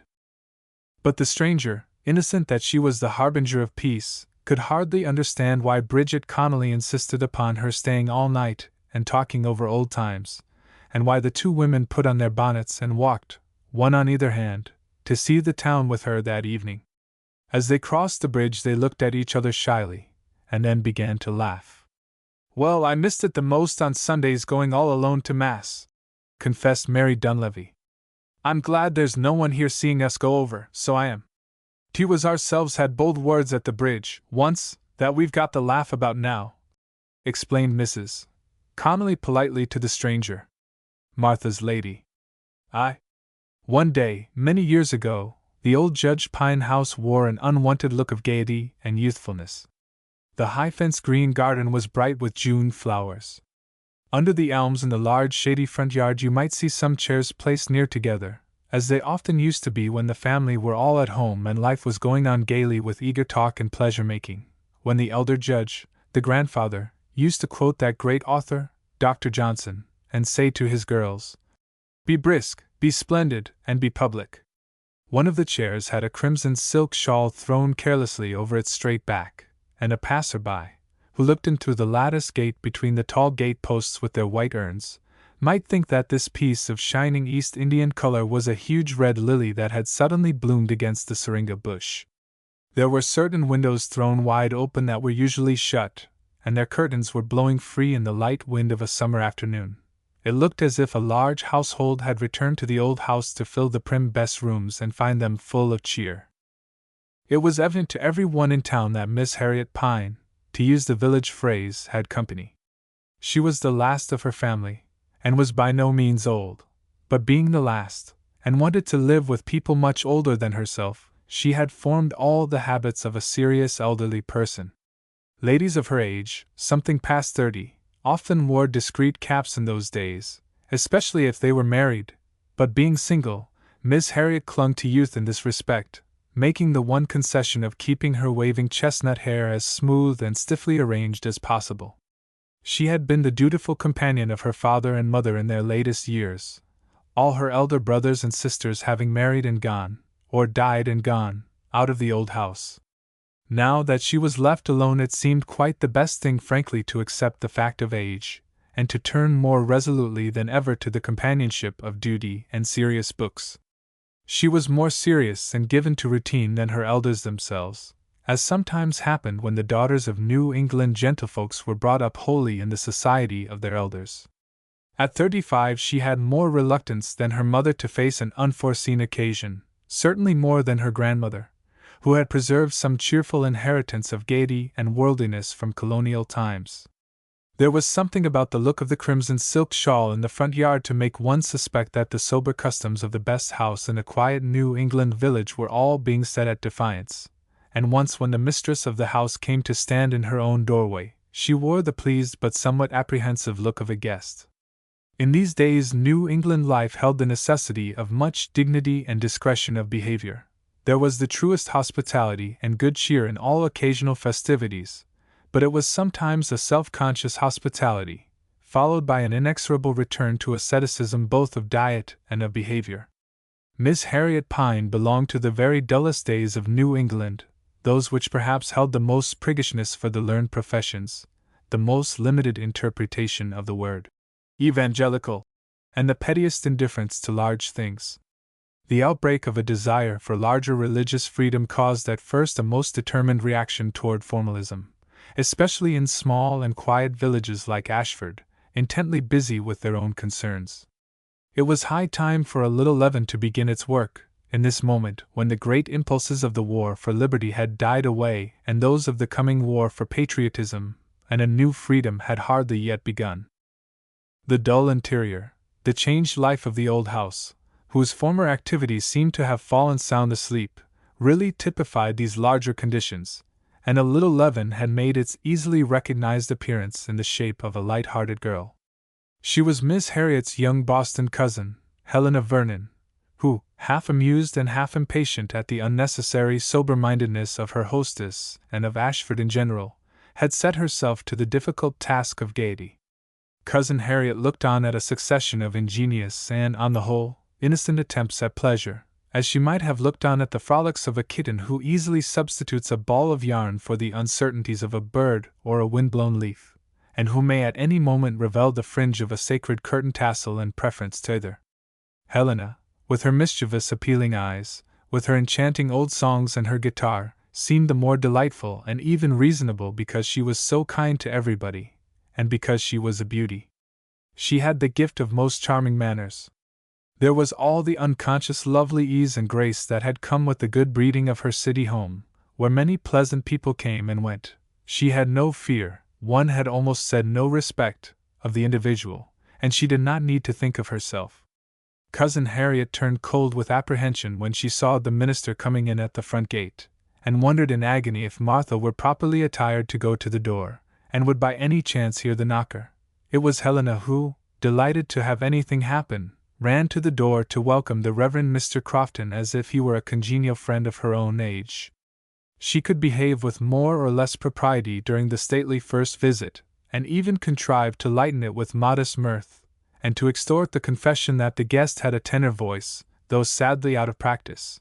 But when the minister departed a little flattered, and hoping that he had not expressed himself too strongly for a pastor upon the poems of Emerson, and feeling the unusual stir of gallantry in his proper heart, it was Helena who caught the honored hat of the late Judge Pine from its last resting place in the hall, and holding it securely in both hands, mimicked the minister's self-conscious entrance. She copied his pompous and anxious expression in the dim parlor in such delicious fashion that Miss Harriet, who could not always extinguish a ready spark of the original sin of humor, laughed aloud. "My dear!" she exclaimed severely the next moment. "I am ashamed of your being so disrespectful," and then laughed again, and took the affecting old hat and carried it back to its place. "I would not have had any one else see you for the world," she said sorrowfully as she returned, feeling quite self-possessed again, to the parlor doorway. But Helena still sat in the minister's chair, with her small feet placed as his stiff boots had been, and a copy of his solemn expression before they came to speaking of Emerson and of the guitar. "I wish I had asked him if he would be so kind as to climb the cherry tree," said Helena, unbending a little at the discovery that her cousin would consent to laugh no more. "There are all those ripe cherries on the top branches. I can climb as high as he, but I can't reach far enough from the last branch that will bear me. The minister is so long and thin. I don't know what Mr. Crofton would have thought of you. He is a very serious young man," said Cousin Harriet, still ashamed of her laughter. "Martha will get the cherries for you, or one of the men. I should not like to have Mr. Crofton think you were frivolous, a young lady of your opportunities." But Helena had escaped through the hall and out at the garden door at the mention of Martha's name. Miss Harriet Pine sighed anxiously, and then smiled, in spite of her deep convictions, as she shut the blinds and tried to make the house look solemn again. The front door might be shut, but the garden door at the other end of the broad hall was wide open upon the large sunshiny garden, where the last of the red and white peonies and the golden lilies, and the first of the tall blue larkspurs lent their colors in generous fashion. The straight box borders were all in fresh and shining green of their new leaves, and there was a fragrance of the old garden's inmost life and soul blowing from the honeysuckle blossoms on a long trellis. It was now late in the afternoon, and the sun was low behind great apple trees at the garden's end, which threw their shadows over the short turf of the bleaching green. The cherry trees stood at one side in full sunshine, and Miss Harriet, who presently came to the garden steps to watch like a hen at the water's edge, saw her cousin's pretty figure in its white dress of India muslin hurrying across the grass. She was accompanied by the tall, ungainly shape of Martha the new maid, who, dull and indifferent to every one else, showed a surprising willingness and allegiance to the young guest. "Martha ought to be in the dining room, already, slow as she is. It wants but half an hour of tea time," said Miss Harriet, as she turned and went into the shaded house. It was Martha's duty to wait at table, and there had been many trying scenes and defeated efforts toward her education. Martha was certainly very clumsy, and she seemed the clumsier because she had replaced her aunt, a most skillful person, who had but lately married a thriving farm and its prosperous owner. It must be confessed that Miss Harriet was a most bewildering instructor, and that her pupil's brain was easily confused and prone to blunders.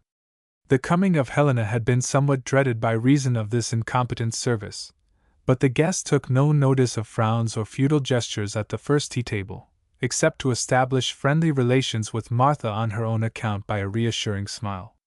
They were about the same age, and next morning, before Cousin Harriet came down, Helena showed by a word and a quick touch the right way to do something that had gone wrong and been impossible to understand the night before.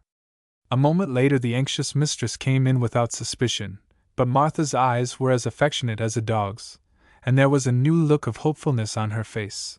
This dreaded guest was a friend after all, and not a foe come from proud Boston to confound her ignorance and patient efforts. The two young creatures, mistress and maid, were hurrying across the bleaching green.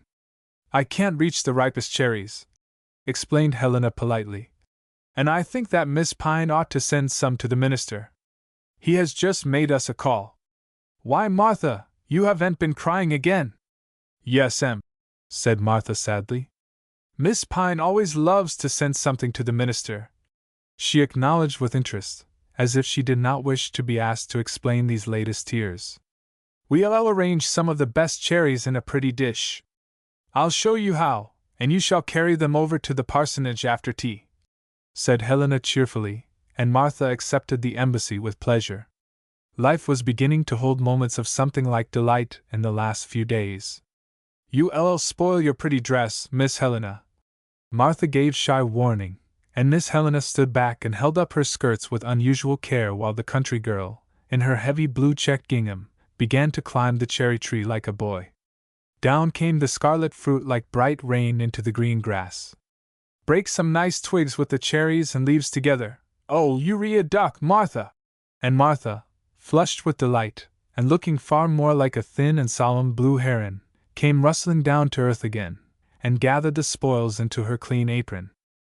That night at tea, during her handmaiden's temporary absence, Miss Harriet announced, as if by way of apology, that she thought Martha was beginning to understand something about her work.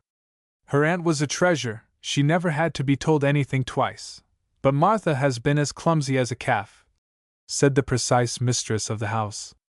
I have been afraid sometimes that I never could teach her anything. I was quite ashamed to have you come just now, and find me so unprepared to entertain a visitor. Oh, Martha will learn fast enough because she cares so much, said the visitor eagerly. I think she is a dear good girl. I do hope that she will never go away. I think she does things better every day, Cousin Harriet, added Helena pleadingly, with all her kind young heart. The china closet door was open a little way, and Martha heard every word. From that moment she not only knew what love was like, but she knew love's dear ambitions.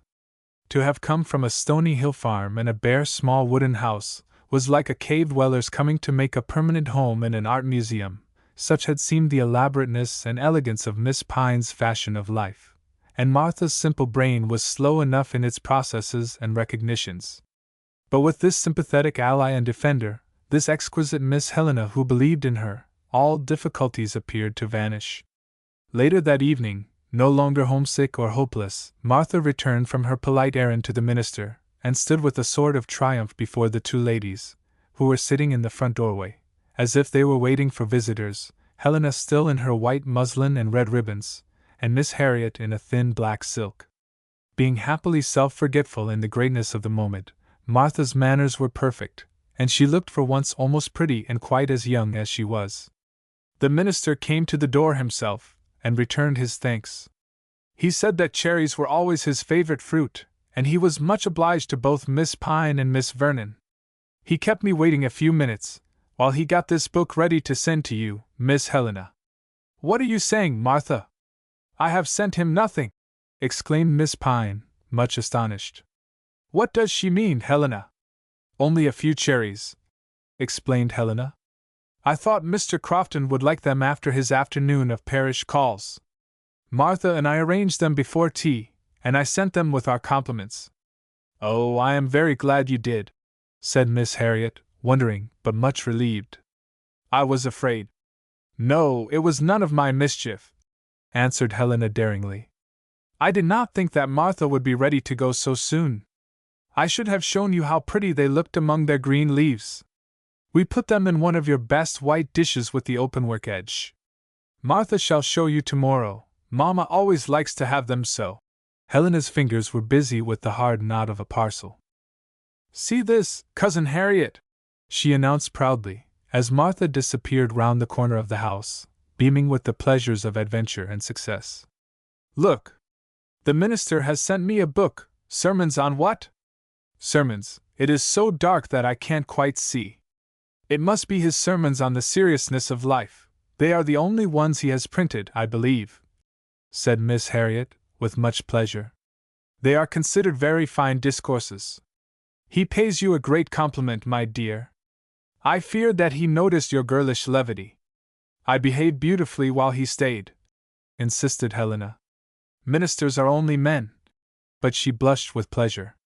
It was certainly something to receive a book from its author, and such a tribute made her of more value to the whole reverend household. The minister was not only a man, but a bachelor, and Helena was at the age that best loves conquest. It was at any rate comfortable to be reinstated in Cousin Harriet's good graces. Do ask the kind gentleman to tea. He needs a little cheering up, begged the siren in India muslin, as she laid the shiny black volume of sermons on the stone doorstep with an air of approval, but as if they had quite finished their mission. Perhaps I shall, if Martha improves as much as she has within the last day or two, Miss Harriet promised hopefully. It is something I always dread a little when I am all alone, but I think Mr. Crofton likes to come. He converses so elegantly. 2. These were the days of long visits, before affectionate friends thought it quite worth while to take 100 miles journey merely to dine or to pass a night in one another's houses. Helena lingered through the pleasant weeks of early summer, and departed unwillingly at last to join her family at the White Hills, where they had gone, like other households of high social station, to pass the month of August out of town. The happy-hearted young guest left many lamenting friends behind her, and promised each that she would come back again next year. She left the minister a rejected lover, as well as the preceptor of the academy, but with their pride unwounded, and it may have been with wider outlooks upon the world and a less narrow sympathy both for their own work in life and for their neighbors' work and hindrances. Even Miss Harriet Pine herself had lost some of the unnecessary provincialism and prejudice which had begun to harden a naturally good and open mind and affectionate heart. She was conscious of feeling younger and more free, and not so lonely. Nobody had ever been so gay, so fascinating, or so kind as Helena, so full of social resource, so simple and undemanding in her friendliness. The light of her young life cast no shadow on either young or old companions.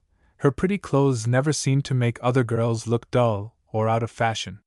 When she went away up the street in Miss Harriet's carriage to take the slow train toward Boston and the gaieties of the new Profile House, where her mother waited impatiently with a group of Southern friends, it seemed as if there would never be any more picnics or parties in Ashford, and as if society had nothing left to do but to grow old and get ready for winter.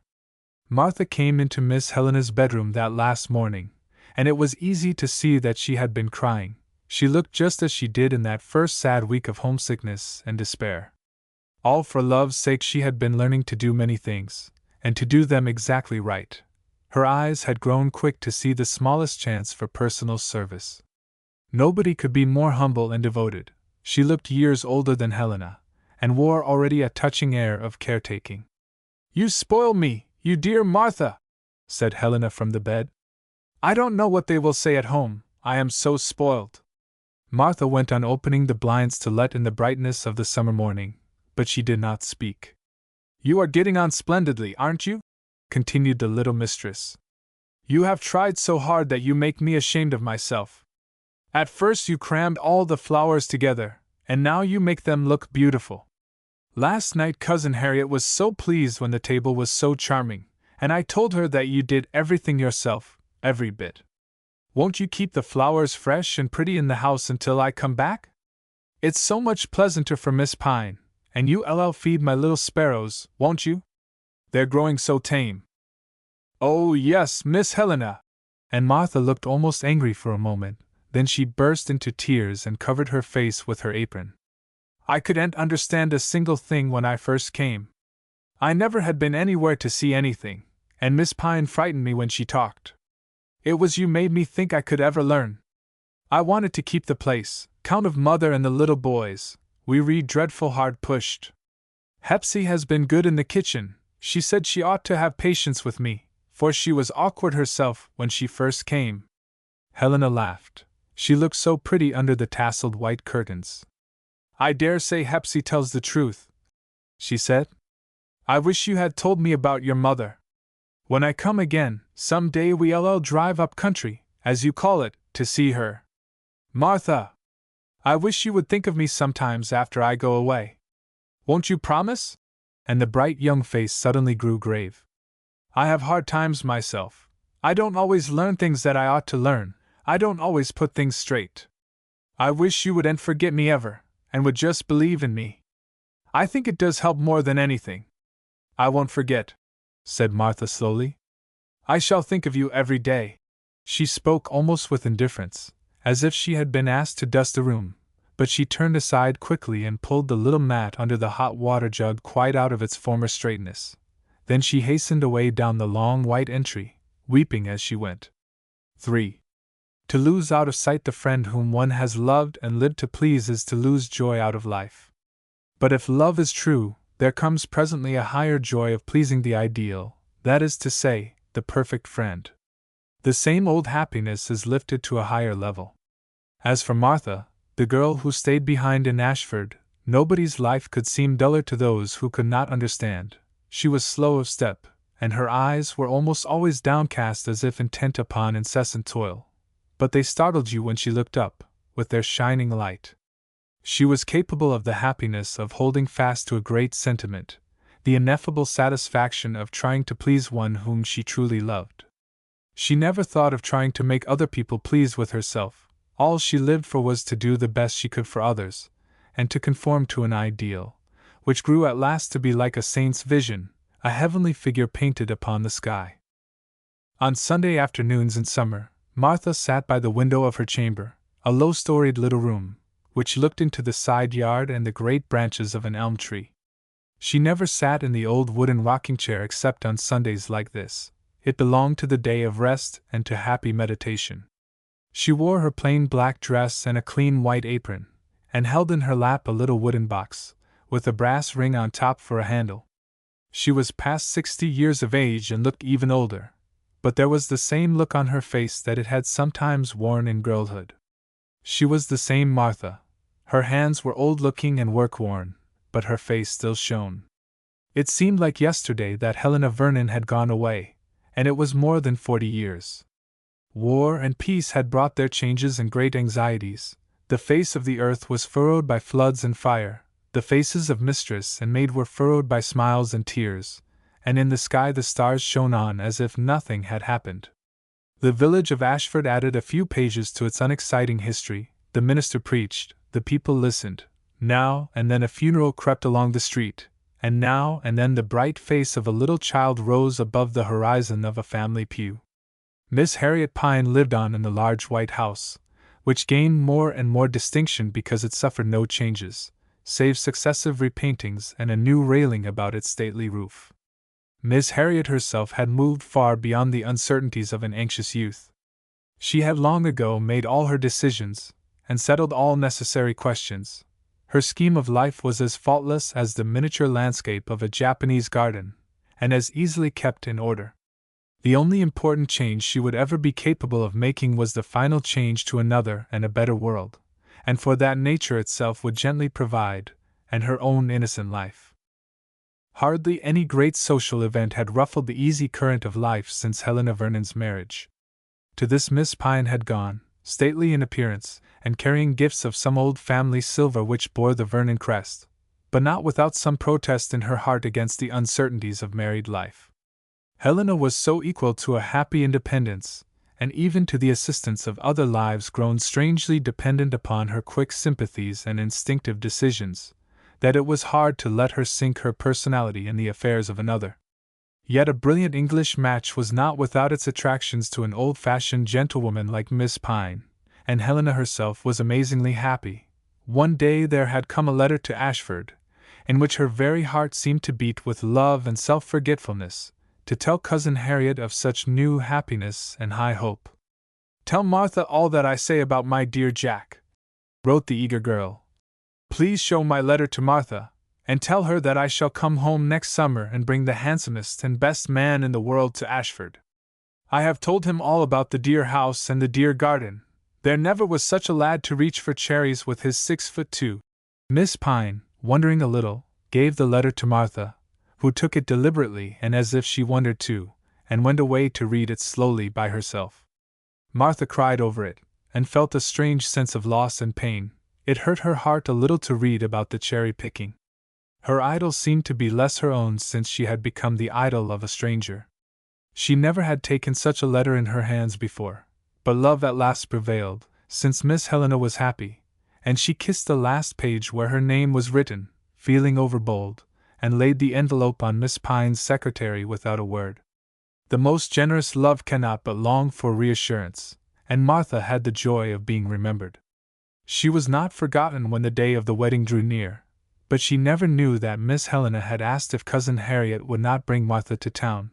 She should like to have Martha there to see her married. "She would help about the flowers," wrote the happy girl. "I know she will like to come, and I'll ask Mamma to plan to have someone take her all about Boston and make her have a pleasant time after the hurry of the great day is over." Cousin Harriet thought it was very kind and exactly like Helena, but Martha would be out of her element. It was most imprudent and girlish to have thought of such a thing. Helena's mother would be far from wishing for any unnecessary guest just then, in the busiest part of her household, and it was best not to speak of the invitation. Some day Martha should go to Boston if she did well, but not now. Helena did not forget to ask if Martha had come, and was astonished by the indifference of the answer. It was the first thing which reminded her that she was not a fairy princess having everything her own way in that last day before the wedding. She knew that Martha would have loved to be near, for she could not help understanding in that moment of her own happiness the love that was hidden in another heart. Next day this happy young princess, the bride, cut a piece of a great cake and put it into a pretty box that had held one of her wedding presents. With eager voices calling her, and all her friends about her, and her mother's face growing more and more wistful at the thought of parting, she still lingered and ran to take one or two trifles from her dressing table, a little mirror and some tiny scissors that Martha would remember, and one of the pretty handkerchiefs marked with her maiden name. These she put in the box too. It was half a girlish freak and fancy, but she could not help trying to share her happiness, and Martha's life was so plain and dull. She whispered a message, and put the little package into Cousin Harriet's hand for Martha as she said good-bye. She was very fond of Cousin Harriet. She smiled with a gleam of her old fun. Martha's puzzled look and tall awkward figure seemed to stand suddenly before her eyes, as she promised to come again to Ashford. Impatient voices called to Helena. Her lover was at the door, and she hurried away, leaving her old home and her girlhood gladly. If she had only known it, as she kissed Cousin Harriet good-bye, they were never going to see each other again until they were old women. The first step that she took out of her father's house that day, married, and full of hope and joy, was a step that led her away from the green elms of Boston Common and away from her own country, and those she loved best, to a brilliant, much varied foreign life, and to nearly all the sorrows and nearly all the joys that the heart of one woman could hold or know. On Sunday afternoons Martha used to sit by the window in Ashford and hold the wooden box which a favorite young brother, who afterward died at sea, had made for her, and she used to take out of it the pretty little box with a gilded cover that had held the piece of wedding cake, and the small scissors, and the blurred bit of a mirror in its silver case.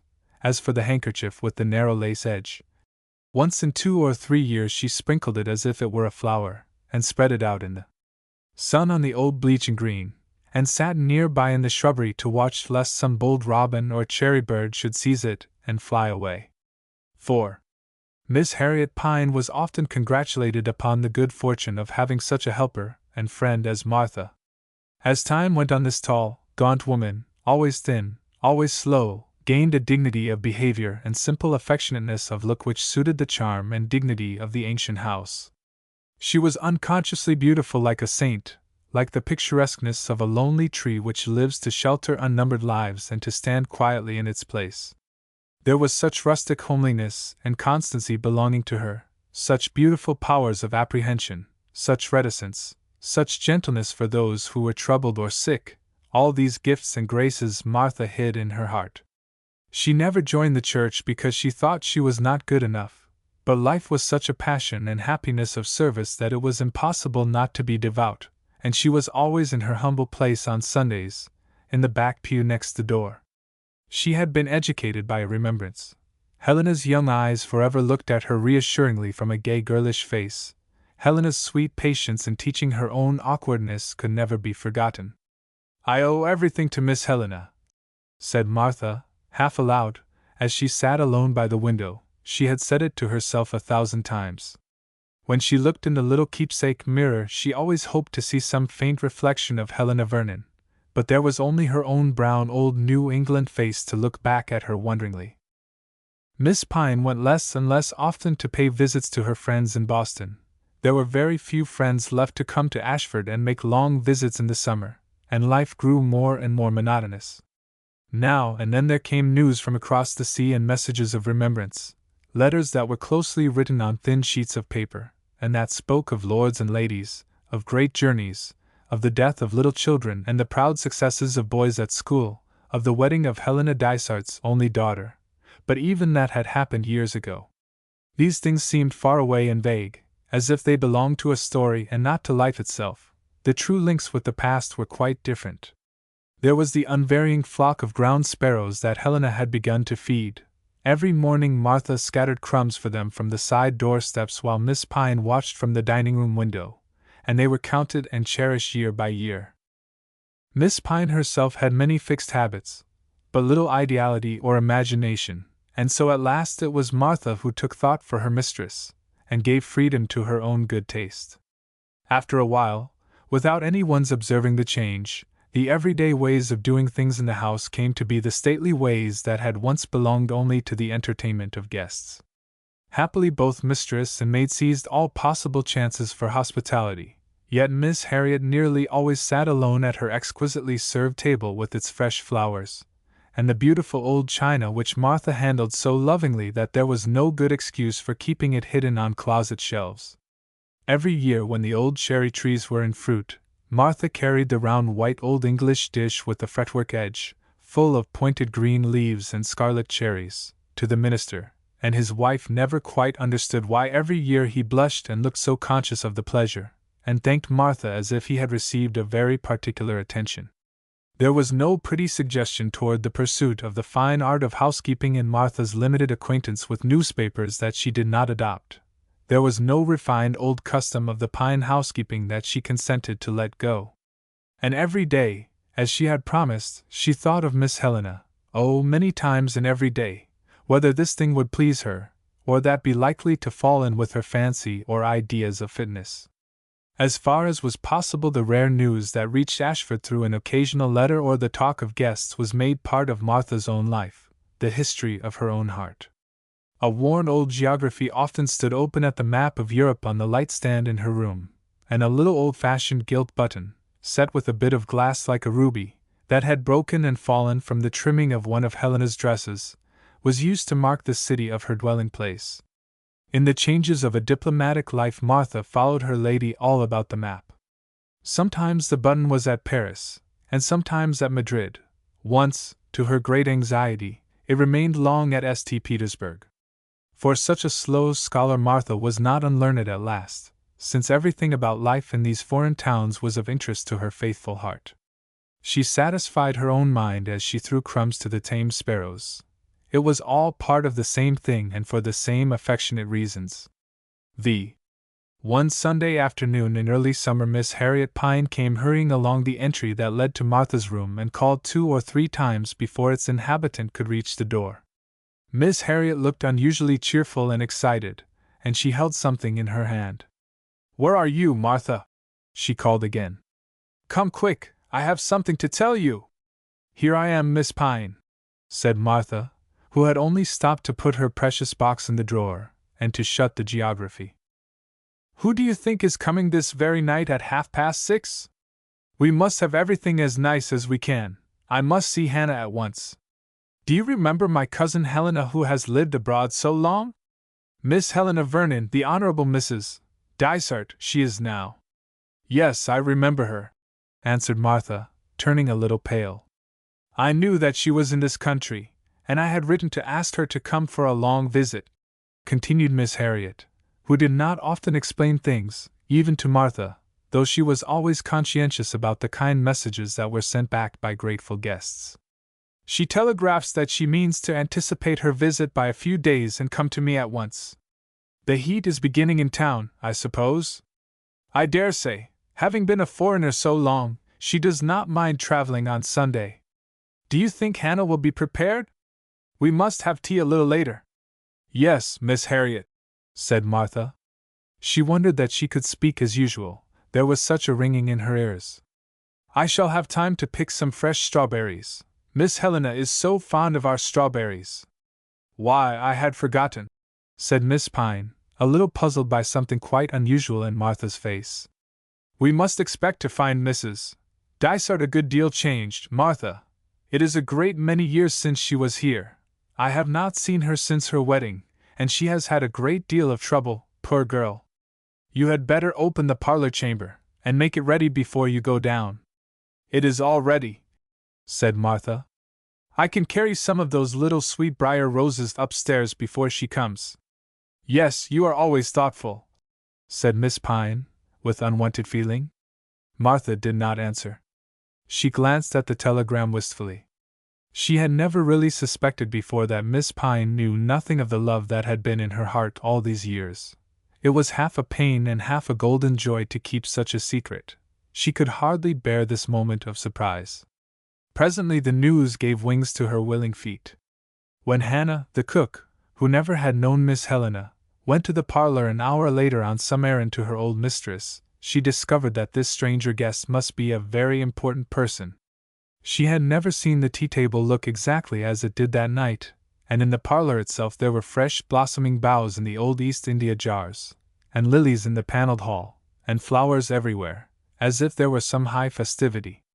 Miss Pine sat by the window watching, in her best dress, looking stately and calm. She seldom went out now, and it was almost time for the carriage. Martha was just coming in from the garden with the strawberries, and with more flowers in her apron. It was a bright, cool evening in June, the golden robins sang in the elms, and the sun was going down behind the apple trees at the foot of the garden. The beautiful old house stood wide open to the long-expected guest. "I think that I shall go down to the gate," said Miss Pine, looking at Martha for approval, and Martha nodded and they went together slowly down the broad front walk. There was a sound of horses and wheels on the roadside turf. Martha could not see at first. She stood back inside the gate behind the white lilac bushes as the carriage came. Miss Pine was there. She was holding out both arms and taking a tired, bent little figure in black to her heart. "Oh, my Miss Helena is an old woman like me!" And Martha gave a pitiful sob. She had never dreamed it would be like this. This was the one thing she could not bear.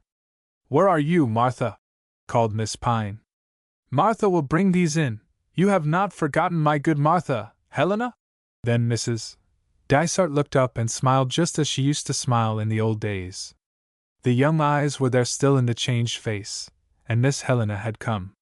That night Martha waited in her lady's room just as she used, humble and silent, and went through with the old unforgotten loving services. The long years seemed like days. At last she lingered a moment trying to think of something else that might be done, then she was going silently away, but Helena called her back. She suddenly knew the whole story and could hardly speak. "Oh, my dear Martha!" she cried. "Won't you kiss me good night? Oh, Martha, have you remembered like this, all these long years?" The coon dog. "I." In the early dusk of a warm September evening the bats were flitting to and fro, as if it were still summer, under the great elm that overshadowed Isaac Brown's house on the Dipford Road. Isaac Brown himself, and his old friend and neighbor John York, were leaning against the fence. "Frost keeps off late, don't it?" said John York. "I laughed when I first heard about the circus comin'. I thought 't was so unusual late in the season. Turned out well, however. Everybody I noticed was returnin' with a palm leaf fan. Guess they found 'em useful under the tent. 'T was a master hot day. I saw old Lady Price with her hands full o' those free advertisin' fans, as if she was layin' in a stock against next summer. Well, I expect she'll live to enjoy 'em. I was right here where I'm standin' now, and I see her as she was goin' by this mornin'," said Isaac Brown, laughing, and settling himself comfortably against the fence, as if they had chanced upon a welcome subject of conversation. "I hailed her, same as I generally do. 'Where are you bound today, ma'am?' says I. 'I am goin' over as fur as Dipford Center,' says she. 'I am goin' to see my poor dear Liza Jane. I want to assuage her grief. Her husband, Mr. Bijah Topliff, has passed away.' 'So much the better,' says I. 'No, I never learned about it till yesterday,' says she, and she looked up at me real kind of pleasant, and begun to laugh. 'I hear he's left property,' says she, tryin' to pull her face down solemn.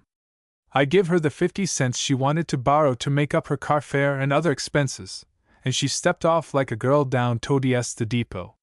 This afternoon, as you know, I promised the boys that I'd take 'em over to see the menagerie, and nothin' would do none of us any good but we must see the circus too, and when we just got posted on one o' the best high seats, Mother she nudged me, and I looked right down front 2-3 rows, and if there wa'n't Miss Price, spectacles and all, with her head right up in the air, havin' the best time you ever see.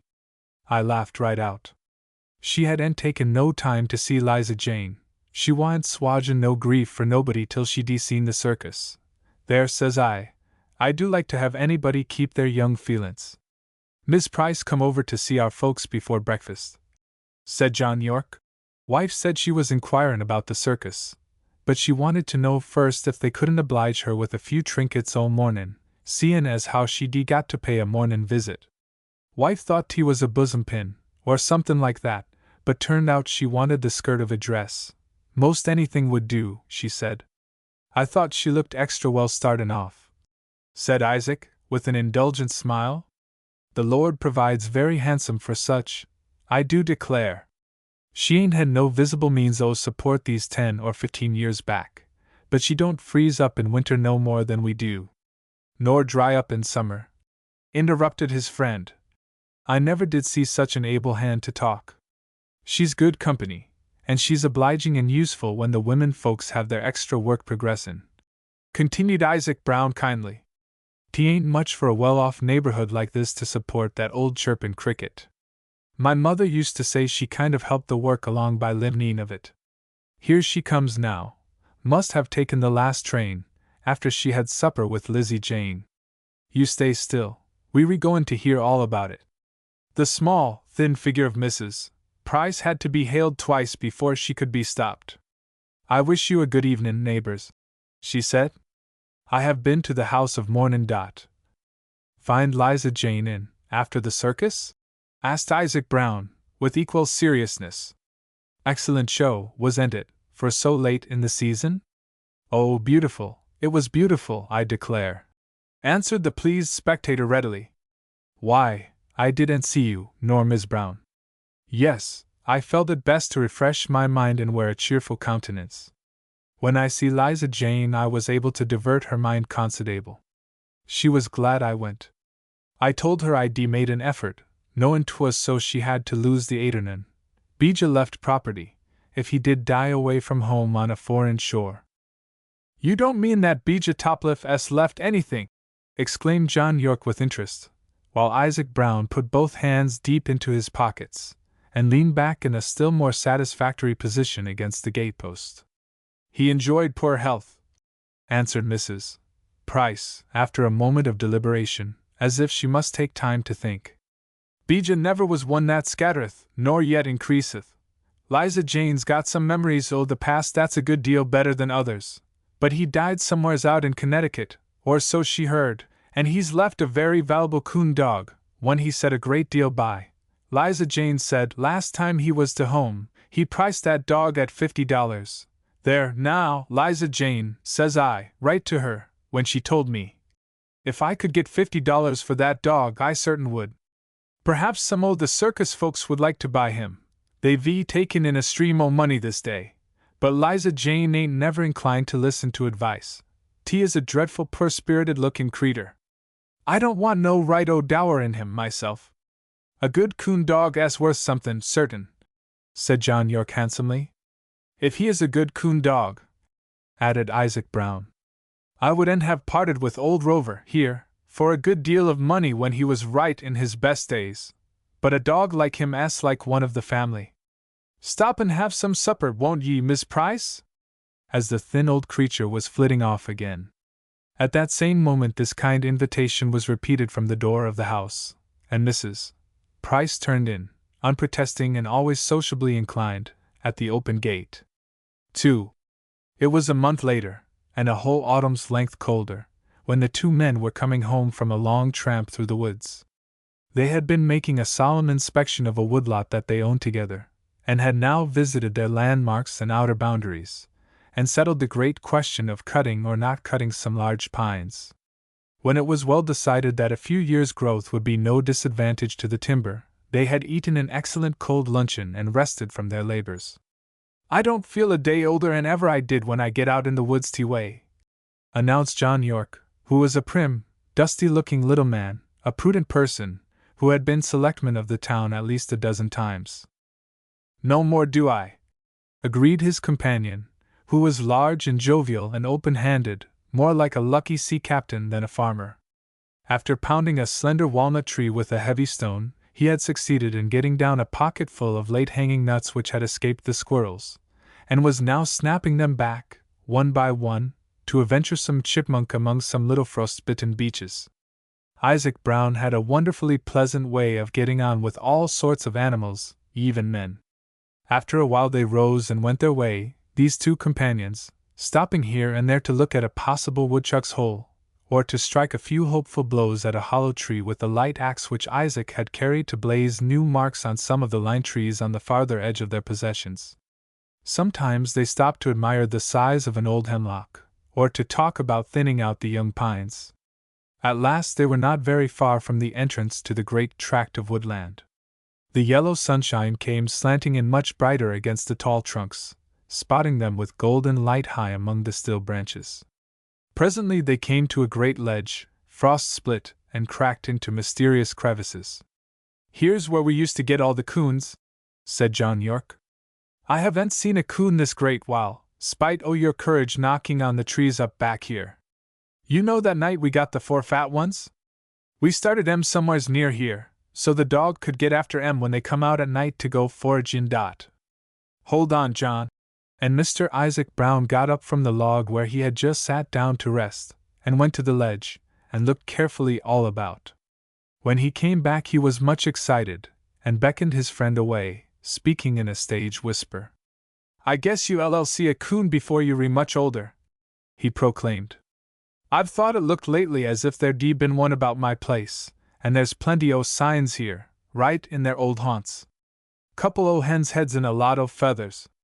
"Might be a fox," interrupted John York. "Might be a coon," answered Mr. Isaac Brown. "I'm going to have him, too. I've been looking at every old hollow tree I passed, but I never thought o' this place. We'll come right off tomorrow night, I guess, John, and see if we can't get him. 'Tis an extra handy place for 'em to den. In old times the folks always called it a good place. They've been so scco these late years that I've thought little about 'em. Nothin' I ever liked so well as a coon hunt. Gorry! He must be a big old fellow, by his tracks. See here, in this smooth dirt, just like a baby's footmark. Trouble is, we lack a good dog," said John York anxiously, after he had made an eager inspection. "I don't know where in the world to get one either. There ain't no such a dog about as your Rover, but you've let him get spoilt. These days I don't see him leave the yard. You ought to keep the women folks from overfeedin' of him so. He ought to be lasted a good spell longer. He's no use for huntin' now, that's certain." Isaac accepted the rebuke meekly. John York was a calm man, but he now grew very fierce under such a provocation. Nobody likes to be hindered in a coon hunt. "Oh, Rover's too old anyway," explained the affectionate master regretfully. "I've been wishing all this afternoon I'd brought him, but I didn't think anything about him as we came away. I've got so used to seeing him layin' about the yard. 'T would have been a real treat for old Rover, if he could have kept up. Used to be at my heels the whole time. He couldn't follow us, anyway, up here." "I shouldn't wonder if he could," insisted John, with a humorous glance at his old friend, who was much too heavy and huge of girth for quick transit over rough ground. John York himself had grown lighter as he had grown older. "I'll tell you one thing we could do," he hastened to suggest. "There's that dog of Bijah Topple's. Don't you know the old lady told us, that day she went over to Dipford, how high he was valued? Most o' Bijah's important business was done in the fall, going out by night, gunning with fellows from the mills. He was just the kind of a worthless do-nothing that's sure to have an extra knowin' smart dog. I expect Liza Jane's got him now.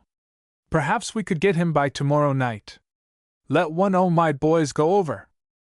"Why, Liza Jane's come, bag and baggage, to spend the winter with her mother," exclaimed Isaac Brown, springing to his feet like a boy. "I've had it in mind to tell you 2 or 3 times this afternoon, and then something else has flown it out of my head. I let my John Henry take the long-tailed wagon and go down to the depot this mornin' to fetch her and her goods up. The old lady come in early, while we were to breakfast, and to hear her lofty talk you'd thought he would take in a couple o' 4-horse teams to move her. I told John Henry he might take that wagon and fetch up what light stuff he could, and see how much else there was, and then I'd make further arrangements. She said Liza Jane see me well satisfied, and rode off, pleased to death. I see 'em returnin' about 8, after the train was in. They'd got Liza Jane with 'em, smaller 'n ever, and there was a trunk tied up with a rope, and a small roll o' beddin' and braided mats, and a quilted rockin' chair. The old lady was holdin' on tight to a birdcage with nothin' in it. Yes, and I see the dog, too, in behind. He appeared kind of timid. He is a yaller dog, but he ain't stump-tailed. They hauled up out front o' the house, and Mother and I went right out. Miss Price always expects to have notice taken. She was in great sperrits. Said Liza Jane concluded to sell off most of her stuff rather and have the care of it. She told the folks that Miss Topliff had a beautiful sofa and a lot o' nice chairs, and 2 framed pictures that would fix up the house complete, and invited us all to come over and see 'em. There, she seemed just as pleased returnin' with the birdcage. Disappointments don't appear to trouble her no more than a butterfly. I kind of like the old creetur. I don't mean to see her want. They'll let us have the dog, said John York. I don't know, but I'll give a quarter for him, and we'll let 'em have a good piece o' the coon. You really comin' way up here by night, coon huntin'? Asked Isaac Brown, looking reproachfully at his more agile comrade. I'd be, answered John York. I was drach fool afraid you was only talking, and might back out, returned the cheerful heavyweight, with a chuckle. Now we've got things all fixed, I feel more like it than ever. I tell you there's just boy enough left inside of me. I'll clean up my old gun tomorrow mornin', and you look right after your en. I dare say the boys have took good care of 'em for us, but they don't know what we do about huntin', and we'll bring 'em all along and show 'em a little fun. All right, said John York, as soberly as if they were going to look after a piece of business for the town, and they gathered up the axe and other light possessions, and started toward home. 3. The 2 friends, whether by accident or design, came out of the woods some distance from their own houses, but very near to the low-storied little gray dwelling of Mrs. Price. They crossed the pasture, and climbed over the toppling fence at the foot of her small sandy piece of land, and knocked at the door. There was a light already in the kitchen. Mrs. Price and Eliza Jane Topliff appeared at once, eagerly hospitable. Anybody sick? Asked Mrs.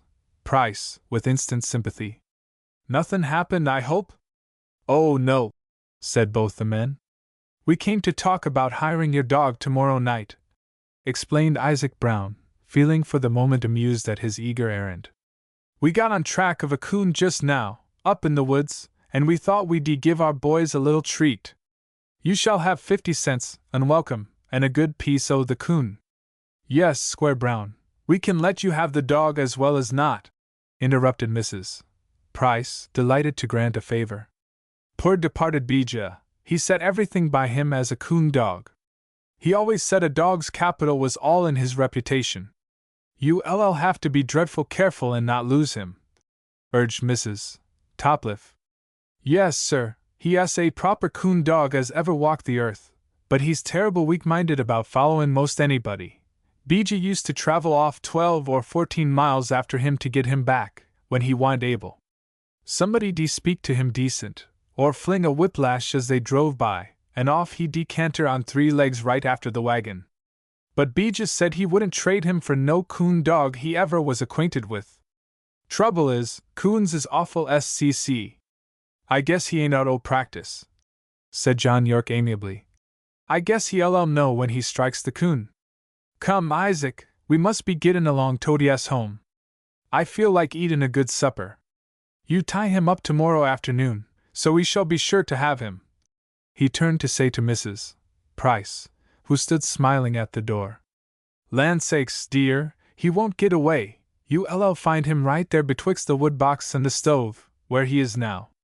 Hold the light, Liza Jane, they can't see their way out to the road. I'll fetch him over to ye in good season, she called out, by way of farewell. He will save ye 1/3 of a mile extra walk. No, Liza Jane, you'll let me do it, if you please. I've got a mother's heart. The gentleman will excuse us for showin' feelin'. You re all the child I've got, and your prosperity is the same as mine. 4. The great night of the coon hunt was frosty and still, with only a dim light from the new moon. John York and his boys, and Isaac Brown, whose excitement was very great, set forth across the fields toward the dark woods. The men seemed younger and gayer than the boys. There was a burst of laughter when John Henry Brown and his little brother appeared with the coon dog of the late Mr. Abijah Topliff, which had promptly run away home again after Mrs. Price had coaxed him over in the afternoon. The captors had tied a string round his neck, at which they pulled vigorously from time to time to urge him forward. Perhaps he found the night too cold. At any rate, he stopped short in the frozen furrows every few minutes, lifting one foot and whining a little. Half a dozen times he came near to tripping up Mr. Isaac Brown and making him fall at full length. "Poor Tiger! Poor Tiger!" said the good-natured sportsman, when somebody said that the dog didn't act as if he were much used to being out by night. "He'll be all right when he once gets track of the coon." But when they were fairly in the woods, Tiger's distress was perfectly genuine. The long rays of light from the old-fashioned lanterns of pierced tin went wheeling round and round, making a tall ghost of every tree, and strange shadows went darting in and out behind the pines. The woods were like an interminable pillared room where the darkness made a high ceiling. The clean, frosty smell of the open fields was changed for a warmer air, damp with the heavy odor of moss and fallen leaves. There was something wild and delicious in the forest in that hour of night. The men and boys tramped on silently in single file, as if they followed the flickering light instead of carrying it. The dog fell back by instinct, as did his companions, into the easy familiarity of forest life. He ran beside them, and watched eagerly as they chose a safe place to leave a coat or two and a basket. He seemed to be an affectionate dog, now that he had made acquaintance with his masters. "Seems to me he don't exactly know what he is about," said one of the York boys scornfully. "We must have struck that coon's track somewhere, comin' in. We'll all get through talkin', and heap up a little somethin' for a fire, if you'll turn to and help," said his father. "I've always noticed that nobody can give so much good advice about a piece o' work as a new hand. When you've treed as many coons as your Uncle Brown and me, you won't feel so certain. Isaac, you be the one to take the dog up round the ledge there. He'll scent the coon quick enough then. We'll tend to this part o' the business." "You may come too, John Henry," said the indulgent father, and they set off together silently with the coon dog. He followed well enough now.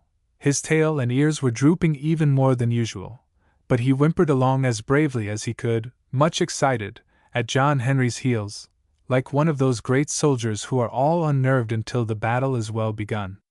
A minute later the father and son came hurrying back, breathless, and stumbling over roots and bushes. The fire was already lighted, and sending a great glow higher and higher among the trees. "He's off! He has struck a track! He was off like a major!" wheezed Mr. Isaac Brown. "Which way did he go?" asked everybody. "Right out toward the fields. Like's not the old fellow was just starting after more of our fowls. I'm glad we come early, he can't have got far yet. We can't do nothin' but wait now, boys. I'll set right down here. Soon as the coon trees, you'll hear the dog sing, now I tell you," said John York, with great enthusiasm. "That night your father and me got those 4 busters we've told you about, they come right back here to the ledge. I don't know but they will now. 'T was a dreadful cold night, I know. We didn't get home till past 3 o'clock in the mornin' either. You remember, don't you, Isaac?" "I do," said Isaac. "How old Rover worked that night. Couldn't see out of his eyes, nor hardly wag his clever old tail, for 2 days, thorns in both his 4 paws, and the last coon took a piece right out of his off shoulder." "Why didn't you let Rover come tonight, father?" asked the younger boy. "I think he knew something was up. He was jumpin' round at a great rate when I come out of the yard. I didn't know but he might make trouble for the other dog," answered Isaac, after a moment's silence. He felt almost disloyal to the faithful creature, and had been missing him all the way. "Sh! There's a bark!" and they all stopped to listen. The fire was leaping higher. They all sat near it, listening and talking by turns. There is apt to be a good deal of waiting in a coon hunt. "If Rover was young as he used to be, I'd resk him to tree any coon that ever run," said the regretful master. "This smart creature o' Topliff's can't beat him, I know. The poor old fellow's eyesight seems to be going. 2-3 times he's run out at me right in broad day, and barked when I come up the yard toward the house, and I did pity him dreadfully. He was so shamed when he found out what he'd done. Rover's a dog that's got an awful lot o' pride. He went right off out behind the long barn the last time, and wouldn't come in for nobody when they called him to supper till I went out myself and made it up with him. No, he can't see very well now, Rover can't. He is heavy, too. He has got too unwieldy to tackle a smart coon, I expect, even if he could do the tall runnin', said John York, with sympathy. They have to get a master grip with their teeth through a coon's thick pelt this time o' year. No, the young folks gets all the good chances after a while. And he looked round indulgently at the chubby faces of his boys, who fed the fire, and rejoiced in being promoted to the society of their elders on equal terms. Ain't it time we heard from the dog? And they all listened, while the fire snapped and the sap whistled in some green sticks. I hear him, said John Henry suddenly, and faint and far away there came the sound of a desperate bark. There is a bark that means attack, and there is a bark that means only foolish excitement. They ain't far off, said Isaac. My gracious, he's right after him. I don't know's I expected that poor-looking dog to be so smart. You can't tell by their looks. Quick as he scented the game up here in the rocks, off he put. Perhaps it ain't any matter if they ain't stump-tailed, long's they reyaller dogs. He didn't look heavy enough to me. I tell you, he means business. Hear that bark? They all bark alike after a coon. John York was as excited as anybody. Get the guns laid out to hand, boys. I told you we'd ought to follow, he commanded. If it's the old fellow that belongs here, he may put in any minute. But there was again a long silence and state of suspense. The chase had turned another way. There were faint distant yaps. The fire burned low and fell together with a shower of sparks. The smaller boys began to grow chilly and sleepy, when there was a thud and rustle and snapping of twigs close at hand, then the gasp of a breathless dog. 2 dim shapes rushed by, a shower of bark fell, and a dog began to sing at the foot of the great twisted pine not 50 feet away. Hooray for Tiger! Yelled the boys, but the dog's voice filled all the woods. It might have echoed to the mountain tops. There was the old coon. They could all see him halfway up the tree, flat to the great limb. They heaped the fire with dry branches till it flared high. Now they lost him in a shadow as he twisted about the tree. John York fired, and Isaac Brown fired, and the boys took a turn at the guns, while John Henry started to climb a neighboring oak. But at last it was Isaac who brought the coon to ground with a lucky shot, and the dog stopped his deafening bark and frantic leaping in the underbrush, and after an astonishing moment of silence crept out, a proud victor, to his prouder master's feet. Goodness alive, who is this? Good for you, old handsome. Why, I'll be hanged if it ain't old Rover, boys. It's old Rover. But Isaac could not speak another word. They all crowded round the wistful, clumsy old dog, whose eyes shone bright, though his breath was all gone. Each man patted him, and praised him, and said they ought to have mistrusted all the time that it could be nobody but he. It was some minutes before Isaac Brown could trust himself to do anything but pat the sleek old head that was always ready to his hand. He must have overheard us talkin'. I guess he'd have come if he'd dropped dead halfway, proclaimed John Henry, like a prince of the reigning house, and Rover wagged his tail as if in honest assent, as he lay at his master's side. They sat together, while the fire was brightened again to make a good light for the coon hunt supper, and Rover had a good half of everything that found its way into his master's hand. It was toward midnight when the triumphal procession set forth toward home, with the 2 lanterns, across the fields. The next morning was bright and warm after the hard frost of the night before. Old Rover was asleep on the doorstep in the sun, and his master stood in the yard, and saw neighbor Price come along the road in her best array, with a gay holiday air. Well now, she said eagerly, you went out very late last night, was you? I got up myself to let Tiger in. He come home, all beat out, about 9:15. I expect you had no kind o' trouble gettin' the coon. The boys was tellin' me he weighed most 30 pounds. "Oh, no kind o' trouble," said Isaac, keeping the great secret gallantly. "You got the things I sent over this mornin'?" "Bless your heart, yes! I'd a sight rather have all that good pork and potatoes than any o' your wild meat," said Mrs.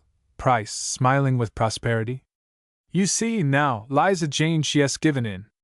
She didn't realize I know, but 't was all talk of Beej about that dog's bein' with $50. She says she can't cope with a huntin' dog same as he could, and she has given me the money you and John York sent over this mornin', and I didn't know but what you'd lend me another $50, so I could both go to Dip Ford Center and return, and see if I couldn't make a sale o' Tiger right over there where they all know about him. It's right in the coon season, now 's my time, ain't it?" "Well, gettin' a little late," said Isaac, shaking with laughter as he took the desired sum of money out of his pocket. "He seems to be a clever dog round the house. I don't know as I want to harbor him all winter," answered the excursionist frankly, striking into a good traveling gait as she started off toward the railroad station. "Aunt Cynthia Dowlett." "No," said Mrs. Hand, speaking wistfully. "No, we never were in the habit of keeping Christmas at our house. Mother died when we were all young. She would have been the one to keep up with all new ideas, but father and grandmother were old-fashioned folks, and well, you know how 't was then, Miss Pendixter. Nobody took much notice of the day except to wish you a Merry Christmas. They didn't do much to make it merry, certain," answered Miss Pendixter. "Sometimes nowadays I hear folks complainin' o' bein' overtaxed with all the Christmas work they have to do. Well, others think that it makes a lovely chance for all that really enjoys givin'. You get an opportunity to speak your kind feelin' right out," answered Mrs. Hand, with a bright smile. "But there! I shall always keep New Year's Day, too. It won't do no hurt to have an extra day kept and made pleasant. And there are many of the real old folks have got pretty things to remember about New Year's Day. Aunt Cynthia Dowlett's just one of 'em," said Miss Pendixter. "She's always very reproachful if I don't get up to see her. Last year I missed it, on account of a light fall o' snow that seemed to make the walkin' too bad, and she sent a neighbor's boy way down from the mountain to see if I was sick. Her lameness confines her to the house altogether now, and I have her on my mind a good deal. How anybody does get thinkin' of those that lives alone, as they get older. I waked up only last night with a start, thinkin' if Aunt Cynthy's house should get a fire or anything, what she would do, way up there all alone. I was half dreamin', I s'pose, but I couldn't seem to settle down until I got up and went upstairs to the north garret window to see if I could see any light. But the mountains was all dark and safe, same as usual. I remember noticin' last time I was there that her chimney needed pointin', and I spoke to her about it. The bricks looked poor in some places." "Can you see the house from your north gable window?"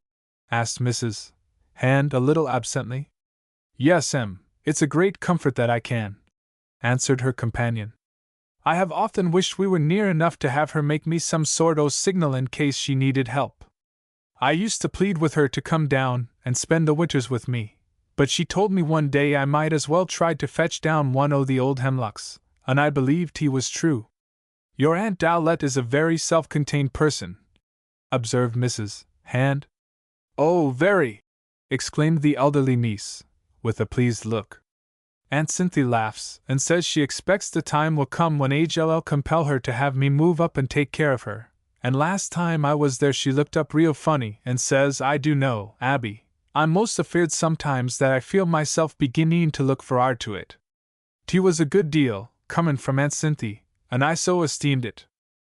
"She ought to have you there now," said Mrs. Hand. "You'd both make a savant by doin' it, but I don't expect she needs to save as much as some. There! I know just how you both feel.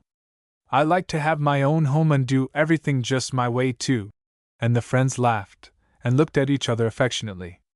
"There was old Mr. Nathan Dunn, left no debts and no money when he died," said Mrs. Hand.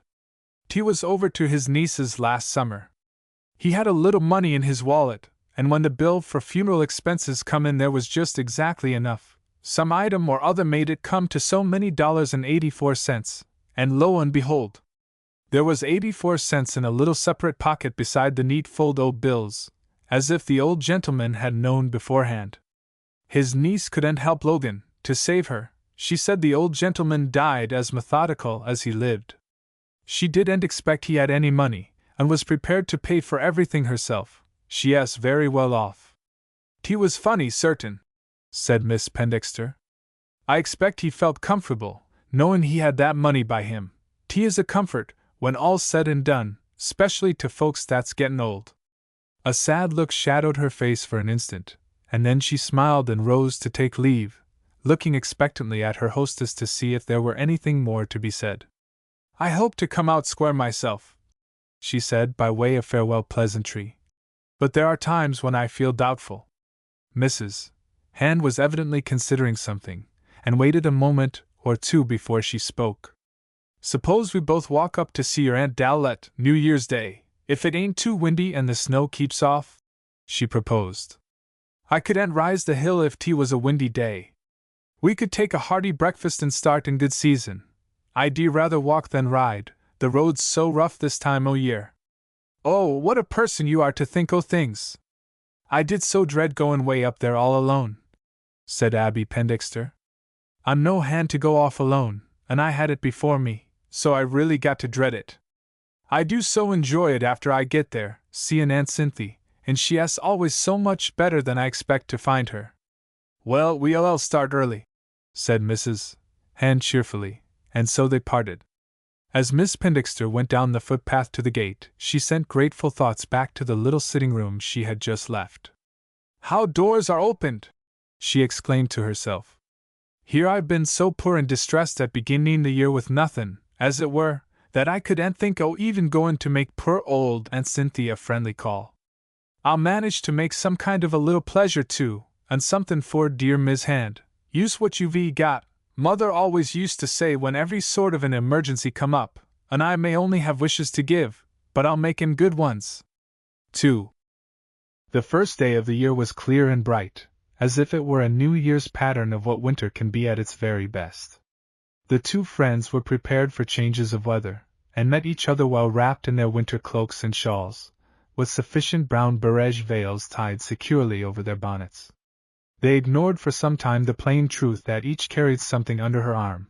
The shawls were rounded out suspiciously, especially Miss Pendexter's, but each respected the other's air of secrecy.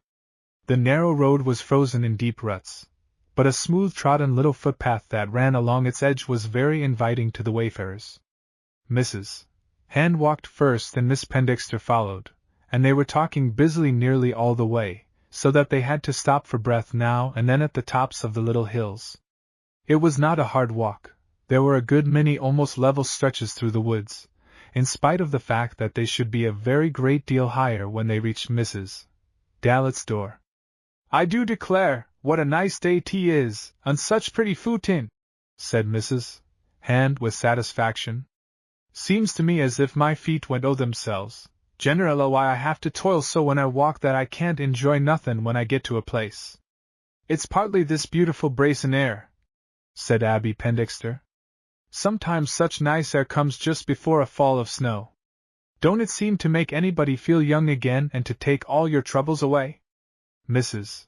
Hand was a comfortable, well-to-do soul, who seldom worried about anything, but something in her companion's tone touched her heart, and she glanced sidewise and saw a pained look in Abby Pendexter's thin face.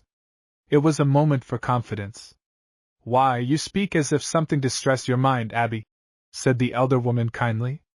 "I ain't one that has myself on my mind as a usual thing, but it does seem now as if I was going to have it very hard," said Abby. "Well, I've been anxious before." "Is it anything wrong about your property?" Mrs. Hand ventured to ask. "Only that I ain't got any," answered Abby, trying to speak gaily. "'T was all I could do to pay my last quarter's rent, $12. I sold my hens all but this one that had run away at the time, and now I'm carryin' her up to Aunt Cynthia, roasted just as nice as I know how." "I thought you was carrying something," said Mrs. Hand in her usual tone. "For me, I've got a couple o' my mince pies. I thought the old lady might like 'em. One we can eat for our dinner, and one she shall have to keep." "But weren't you unwise to sacrifice your poultry, Abby?" You always need eggs, and hens don't cost much to keep. Why, yes, I shall miss 'em, said Abby. But you see, I had to do every way to get my rent money. Now the shop has shut down, I haven't got any way of earning anything, and I spent what little I've saved through the summer. Your Aunt Cynthia ought to know it and ought to help you, said Mrs. Hand. You're a real foolish person, I must say. I expect you do for her when she ought to do for you. She is old, and she is all the near relation I've got, said the little woman. I've always felt the time would come when she'd need me, but it's been her great pleasure to live alone and feel free. I shall get along somehow, but I shall have it hard. Somebody may want help for a spell this winter, but I'm afraid I shall have to give up my house. 'Tain't as if I owned it. I don't know just what to do, but there'll be a way. Mrs. Hand shifted her 2 pies to the other arm, and stepped across to the other side of the road where the ground looked a little smoother. No, I wouldn't worry if I was you, Abby, she said. There, I suppose if 'T was me I should worry a good deal more. I expect I should lay awake nights. But Abby answered nothing, and they came to a steep place in the road and found another subject for conversation at the top. Your aunt don't know we recoming? Asked the chief guest of the occasion. Oh no, I never send her word, said Miss Pendexter. She'd be so desirous to get everything ready, just as she used to. She never seemed to make any trouble having company. She always appeared so easy and pleasant, and let you set with her while she made her preparations, said Mrs. Hand with great approval. Some has such a dreadful way of making you feel inopportune, and you can't always send word you recomin'. I did have a visit once that's always been a lesson to me. 'T was years ago. I don't know as I ever told you. I don't believe you ever did, responded the listener to this somewhat indefinite prelude. Well, 't was one hot summer afternoon. I set forth and took a great long walk way over to Miss Eben Fulham's, on the crossroad between the Cranberry Mas and Staples's Corner. The doctor was driving that way, and he give me a lift that shortened it some at the last. But I never should have started, if I'd known 't was so far. I had been promising all summer to go, and every time I saw Miss Fulham, Sundays, she'd say something about it. We wa'n't very well acquainted, but always friendly. She moved here from Bedford Hill. Oh yes, I used to know her, said Abby, with interest. Well now, she did give me a beautiful welcome when I got there, continued Mrs. Hand. 'T was about 4 o'clock in the afternoon, and I told her I'd come to accept her invitation if 't was convenient, and the doctor had been called several miles beyond and expected to be detained, but he was going to pick me up as he returned about 7. 'T was very kind of him. She took me right in, and she did appear so pleased, and I must go right into the best room where 't was cool, and then she said she'd have tea early, and I should have to excuse her a short time. I asked her not to make any difference, and if I could assist her, but she said no, I must just take her as I found her, and she give me a large fan, and off she went. There. I was glad to be still and rest where 't was cool, and I sat there in the rocking chair and enjoyed it for a while, and I heard her clacking at the oven door out beyond, and getting out some dishes. She was a brisk actin' little woman, and I thought I'd caution her when she come back not to make up a great fire, only for a cup o' tea, perhaps. I started to go right out in the kitchen, and then something told me I'd better not. We never been so free together as that.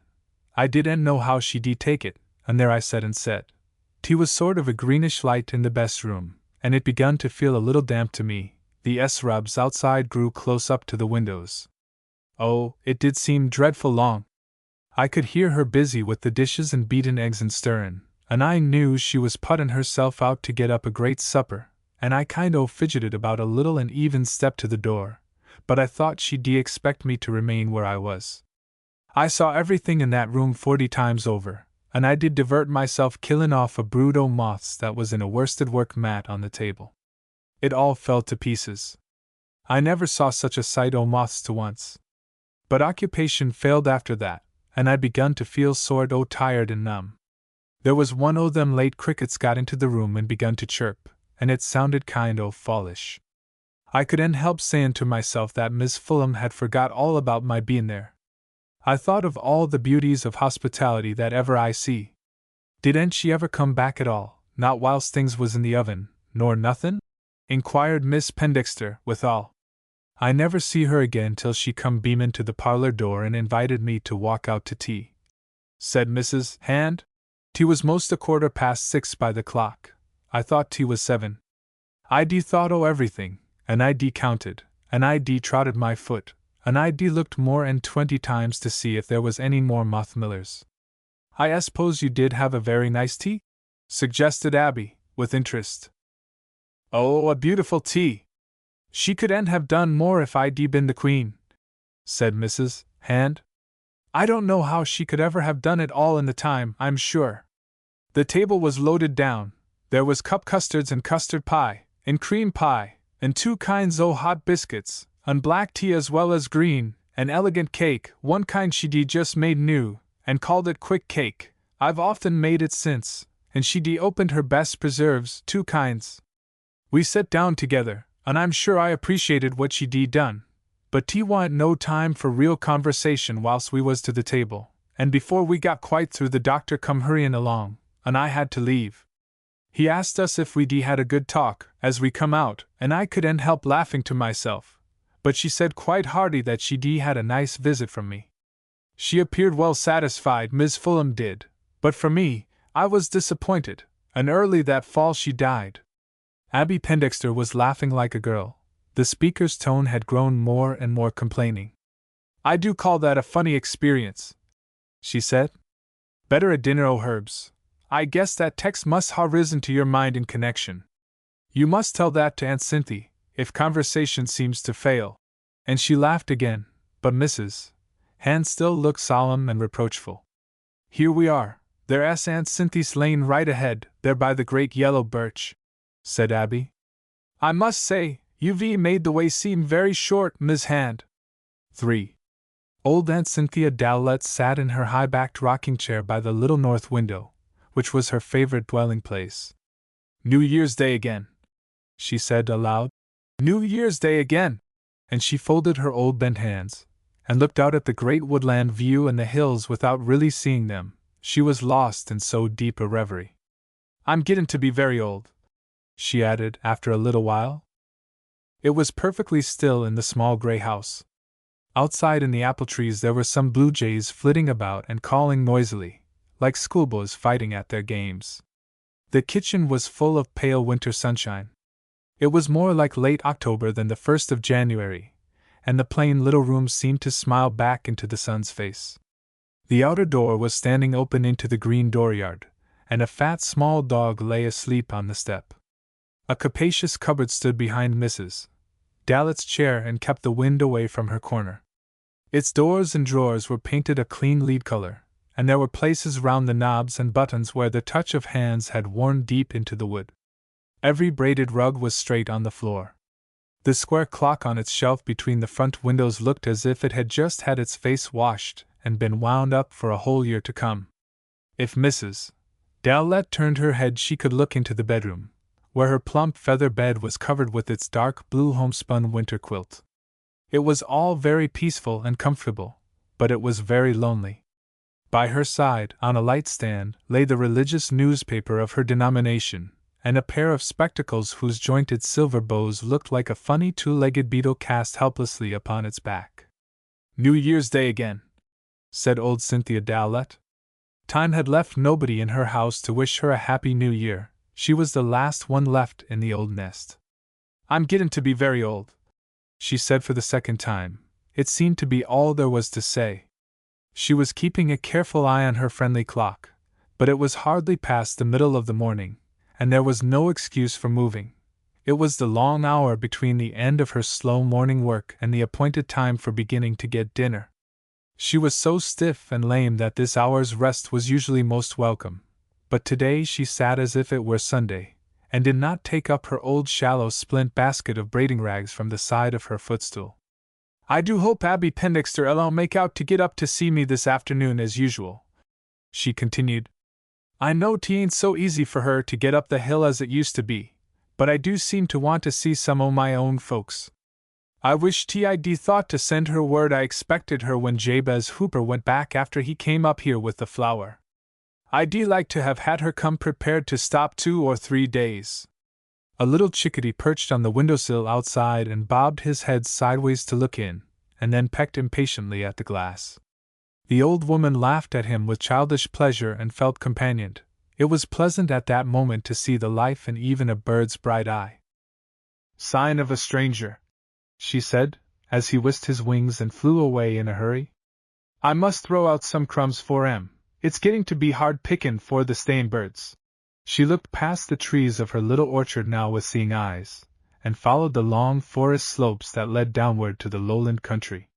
She could see the 2 white steeples of Fairfield village, and the map of fields and pastures along the valley beyond, and the great hills across the valley to the westward. The scattered houses looked like toys that had been scattered by children. She knew their lights by night, and watched the smoke of their chimneys by day. Far to the northward were higher mountains, and these were already white with snow. Winter was already in sight, but today the wind was in the south, and the snow seemed only part of a great picture. "I do hope the cold'll keep off a while longer," thought Mrs. Dowlett. "I don't know how I'm going to get along after the deep snow comes." The little dog suddenly waked, as if he had had a bad dream, and after giving a few anxious whines he began to bark outrageously. His mistress tried, as usual, to appeal to his better feelings. "'T ain't nobody, Tiger," she said. "Can't you have some patience? Maybe it's some foolish boys that's rangin' about with their guns."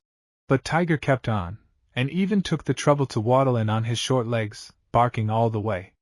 He looked warningly at her, and then turned and ran out again.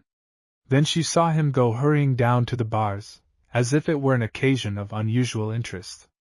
"I guess somebody is comin'.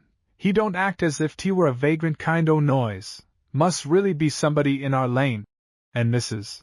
Dowlett smoothed her apron and gave an anxious housekeeper's glance round the kitchen. None of her state visitors, the minister or the deacons, ever came in the morning. Country people are usually too busy to go visiting in the forenoons. Presently 2 figures appeared where the road came out of the woods, the 2 women already known to the story, but very surprising to Mrs. Dowlett. The short, thin one was easily recognized as Abby Pendexter, and the taller, stout one was soon discovered to be Mrs. Hand. Their old friend's heart was in a glow.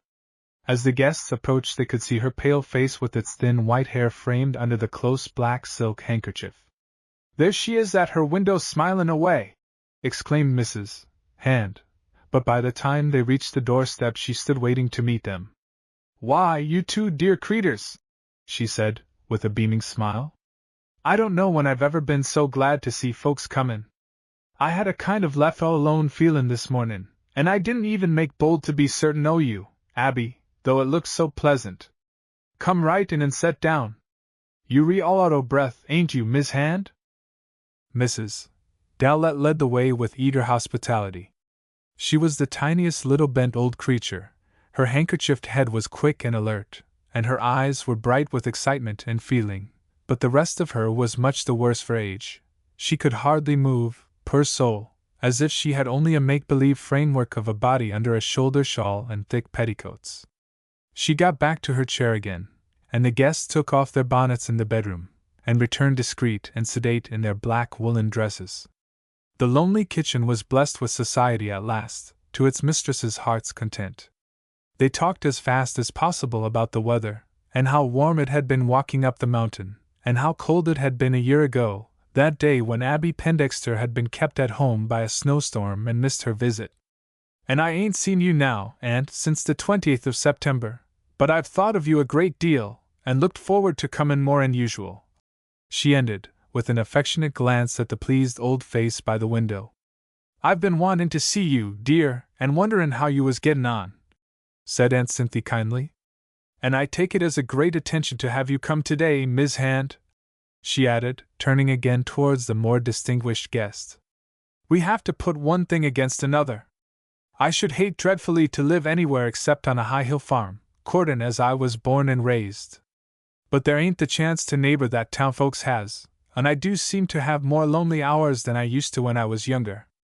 I don't know but I shall soon be gettin' too old to live alone." And she turned to her niece with an expectant, lovely look, and Abby smiled back. I often wish I could run in and see you every day, Aunt, she answered. I have been sayin' so to Mrs. Hand. There, how anybody does relish company when they don't have but a little of it, exclaimed Aunt Cynthia. I am all alone today. There is going to be a shooting match somewhere the other side o' the mountain, and Johnny Foss, that does my chores, begged off to go when he brought the milk unusual early this morning. Generally why he is about here all the fore part of the day, but he don't go off with the boys very often, and I like to have him have a little sport. 'T was New Year's Day, anyway. He is a good, steady boy for my wants. Why, I wish you Happy New Year, Aunt, said Abby, springing up with unusual spirit. Why, that's just what we come to say, and we like to have forgot all about it. She kissed her aunt, and stood a minute holding her hand with a soft, affectionate touch. Mrs. Hand rose and kissed Mrs. Dowlett too, and it was a moment of ceremony and deep feeling. I always like to keep the day, said the old hostess, as they seated themselves and drew their splint-bottomed chairs a little nearer together than before. You see, I was brought up to it, and Father made a good deal of it. He said he liked to make it pleasant and give the year a fair start. I can see him now, how he used to be standing there by the fireplace when we came out o' the 2 bedrooms early in the morning, and he always made out, poor as he was, to give us some little present, and he dee heap them up on the corner o' the mantelpiece, and we dee stand front of him in a row, and Mother be bustling about gettin' breakfast. One year he give me a beautiful copy o' the Life o' General Lafayette, in a green cover. I've got it now, but we child then 'bout read it to pieces, and one year a nice piece o' blue ribbon, and Abby, that was your mother, Abby, had a pink one. Father was real kind to his child then. I thought o' them early days when I first waked up this mornin', and I couldn't help lookin' up then to the corner o' the shelf just as I used to look. There's nothin' so beautiful as to have a bright childhood to look back to, said Mrs. Hand. Sometimes I think children has too hard a time now. All the responsibility is put on to 'em, since they take the lead o' what to do and what they want, and get to be so toppin' and knowin'. 'Twas happier in the old days, when the fathers and mothers done the reeling dot. They say things have changed, said Aunt Cynthia. But staying right here, I don't know much of any world but my own world. Abby Pendixter did not join in this conversation, but sat in her straight-backed chair with folded hands and the air of a good child. The little old dog had followed her in, and now lay sound asleep again at her feet. The front breadth of her black dress looked rusty and old in the sunshine that slanted across it, and the aunt's sharp eyes saw this and saw the careful darns. Abby was as neat as wax, but she looked as if the frost had struck her. I declare she's gettin' along in years, thought Aunt Cynthia compassionately. She begins to look sort o' set and dried up, Abby does. She oughtn't to live all alone, she's one that needs company. At this moment Abby looked up with new interest. Now, Aunt, she said in her pleasant voice, I don't want you to forget to tell me if there ain't some sewin' or mendin' I can do whilst I'm here. I know your hands trouble you some, and I may's well tell you we bent on stayin' all day and makin' a good visit, Mis' Hand and me. Thank ye kindly, said the old woman. I do want a little sewin' done before long, but 't ain't no use to spile a good holiday. Her face took a resolved expression. I'm going to make other arrangements, she said. No, you needn't come up here to pass New Year's Day and be put right down to sewin'. I make out to do what mendin' I need, and to sew on my hooks and eyes. I get Johnny Ross to thread me up a good lot o' needles every little while, and that helps me a good deal. Abby, why can't you step into the best room and bring out the rockin' chair? I seem to want Miss Hand to have it. I opened the window to let the sun in a while, said the niece, as she returned. It felt cool in there and shut up. I thought of doin' it not long before you come, said Mrs. Dowlett, looking gratified. Once the taking of such a liberty would have been very provoking to her. Why, it does seem good to have somebody think o' things and take right hold like that. I'm sure you would, if you were down at my house, said Abby, blushing. Aunt Cynthia, I don't suppose you could feel as if 't would be best to come down and pass the winter with me, just durin' the cold weather, I mean. You do see more folks to amuse you, and I do think of you so anxious these long winter nights. There was a terrible silence in the room, and Miss Pendixter felt her heart begin to beat very fast. She did not dare to look at her aunt at first. Presently the silence was broken. Aunt Cynthia had been gazing out of the window, and she turned towards them a little paler and older than before, and smiling sadly. "Well, dear, I'll do just as you say," she answered. "I'm beat by age at last, but I've had my own way for 85 years, come the month o' March, and last winter I did use to lay awake and worry in the long storms. I'm kind o' humble now about livin' alone to what I was once." At this moment a new light shone in her face. "I don't expect you'd be willin' to come up here and stay till spring, not if I had Foss's folks stop for you to ride to meetin' every pleasant Sunday, and take you down to the Corners plenty o' other times besides," she said beseechingly. "No, Abby, I'm too old to move now. I should be homesick down to the village. If you'll come and stay with me, all I have shall be yours. Miss Hand hears me say it." "Oh, don't you think o' that. You re all I've got near to me in the world, and I'll come and welcome," said Abby, though the thought of her own little home gave a hard tug at her heart. "Yes, Aunt Cynthia, I'll come, and we'll be real comfortable together. I've been lonesome sometimes. 'Twill be best for both," said Mrs. Hand judicially. And so the great question was settled, and suddenly, without too much excitement, it became a thing of the past. "We must be thinkin' o' dinner," said Aunt Cynthia gaily. "I wish I was better prepared, but there's nice eggs and pork and potatoes, and you girls can take hold and help." At this moment the roast chicken and the best mince pies were offered and kindly accepted, and before another hour had gone they were sitting at their New Year feast, which Mrs. Dowlett decided to be quite proper for the Queen. Before the guests departed, when the sun was getting low, Aunt Cynthia called her niece to her side and took hold of her hand. "Don't you make it too long now, Abby," said she. "I shall be wanting ye every day till you come, but you mustn't forget what a set old thing I be." Abby had the kindest of hearts, and was always longing for somebody to love and care for. Her aunt's very age and helplessness seemed to beg for pity. "This is Saturday. You may expect me the early part of the week, and thank you, too, Aunt," said Abby. Mrs. Hand stood by with deep sympathy. "It's the proper thing," she announced calmly. "You'd both of you be a sight happier, and truth is, Abby's wild and reckless, and needs somebody to stand right over her, Miss Dowlett. I guess she'll try and behave, but there's no knowin'," and they all laughed. Then the New Year guests said farewell and started off down the mountain road. They looked back more than once to see Aunt Cynthia's face at the window as she watched them out of sight. Miss Abby Pendexter was full of excitement. She looked as happy as a child. "I feel as if we'd gained the Battle of Waterloo," said Mrs. Hand. "I've really had a most beautiful time. You and your aunt mustn't forget to invite me up some time again to spend another day. The night before Thanksgiving. There was a sad heart in the low-storied, dark little house that stood humbly by the roadside under some tall elms. Small as her house was, old Mrs. Robb found it too large for herself alone. She only needed the kitchen and a tiny bedroom that led out of it, and there still remained the best room and a bedroom, with a low garret overhead. There had been a time, after she was left alone, when Mrs. Robb could help those who were poorer than herself. She was strong enough not only to do a woman's work inside her house, but almost a man's work outside in her piece of garden ground. At last sickness and age had come hand in hand, those two relentless enemies of the poor, and together they had wasted her strength and substance. She had always been looked up to by her neighbors as being independent, but now she was left, lame-footed and lame-handed, with a debt to carry and her bare land, and the house ill-provisioned to stand the siege of time. For a while she managed to get on, but at last it began to be whispered about that there was no use for anyone so proud. It was easier for the whole town to care for her than for a few neighbors, and Mrs. Robb had better go to the poorhouse before winter, and be done with it. At this terrible suggestion her brave heart seemed to stand still.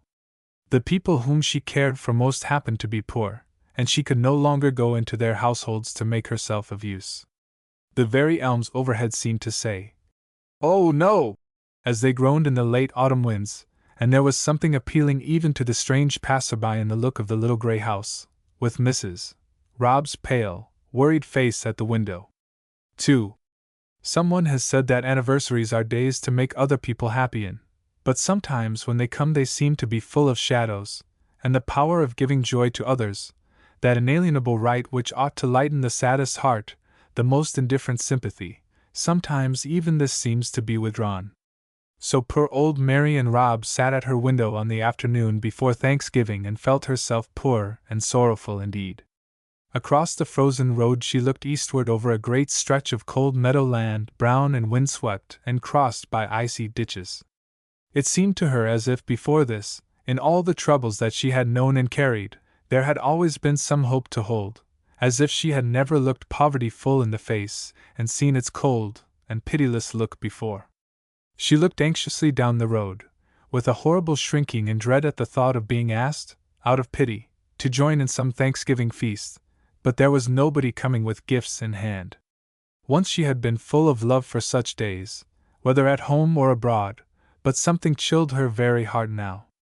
Her nearest neighbor had been foremost of those who wished her to go to the town farm, and he had said more than once that it was the only sensible thing. But John Mander was waiting impatiently to get her tiny farm into his own hands. He had advanced some money upon it in her extremity, and pretended that there was still a debt, after he cleared her wood lot, to pay himself back. He would plough over the graves in the field corner, and fell the great elms, and waited now like a spider for his poor prey. He often reproached her for being too generous to worthless people in the past, and coming to be a charge to others now. Oh, if she could only die in her own house and not suffer the pain of homelessness and dependence! It was just at sunset, and as she looked out hopelessly across the grey fields, there was a sudden gleam of light far away on the low hills beyond. The clouds opened in the west and let the sunshine through. One lovely gleam shot swift as an arrow and brightened a far cold hillside where it fell, and at the same moment a sudden gleam of hope brightened the winter landscape of her heart. "There was Johnny Harris," said Mary and Rob softly. "He was a soldier's son, left an orphan and distressed. Old John Mander scolded, but I couldn't see the poor boy in want. I kept him that year after he got hurt, spite o' what anybody said, and he helped me what little he could. He said I was the only mother he'd ever had. 'I am going out west, Mother Rob,' says he. 'I shan't come back till I get rich,' and then he'd look at me and laugh, so pleasant and boyish. He wa'n't one that liked to write. I don't think he was doing very well when I heard there, it's most 4 years ago now. I always thought if he got sick or anything, I should have a good home for him to come to. There's poor Ezra Blake, the deaf one, too, he won't have any place to welcome him." The light faded out of doors, and again Mrs. Rob's trouble stood before her. Yet it was not so dark as it had been in her sad heart. She still sat by the window, hoping now, in spite of herself, instead of fearing, and a curious feeling of nearness and expectancy made her feel not so much light-hearted as light-headed. "I feel just as if something was going to happen," she said. "Poor Johnny Harris, perhaps he's thinking o' me, if he's alive." It was dark now out of doors, and there were tiny clicks against the window. It was beginning to snow, and the great elms creaked in the rising wind overhead. 3. A dead limb of one of the old trees had fallen that autumn, and poor firewood as it might be, it was Mrs. Rob's own, and she had burned it most thankfully.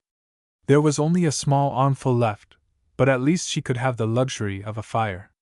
She had a feeling that it was her last night at home, and with strange recklessness began to fill the stove as she used to do in better days. "It'll get me good and warm," she said, still talking to herself, as lonely people do. "And I'll go to bed early. It's comin' on to storm." The snow clicked faster and faster against the window, and she sat alone thinking in the dark.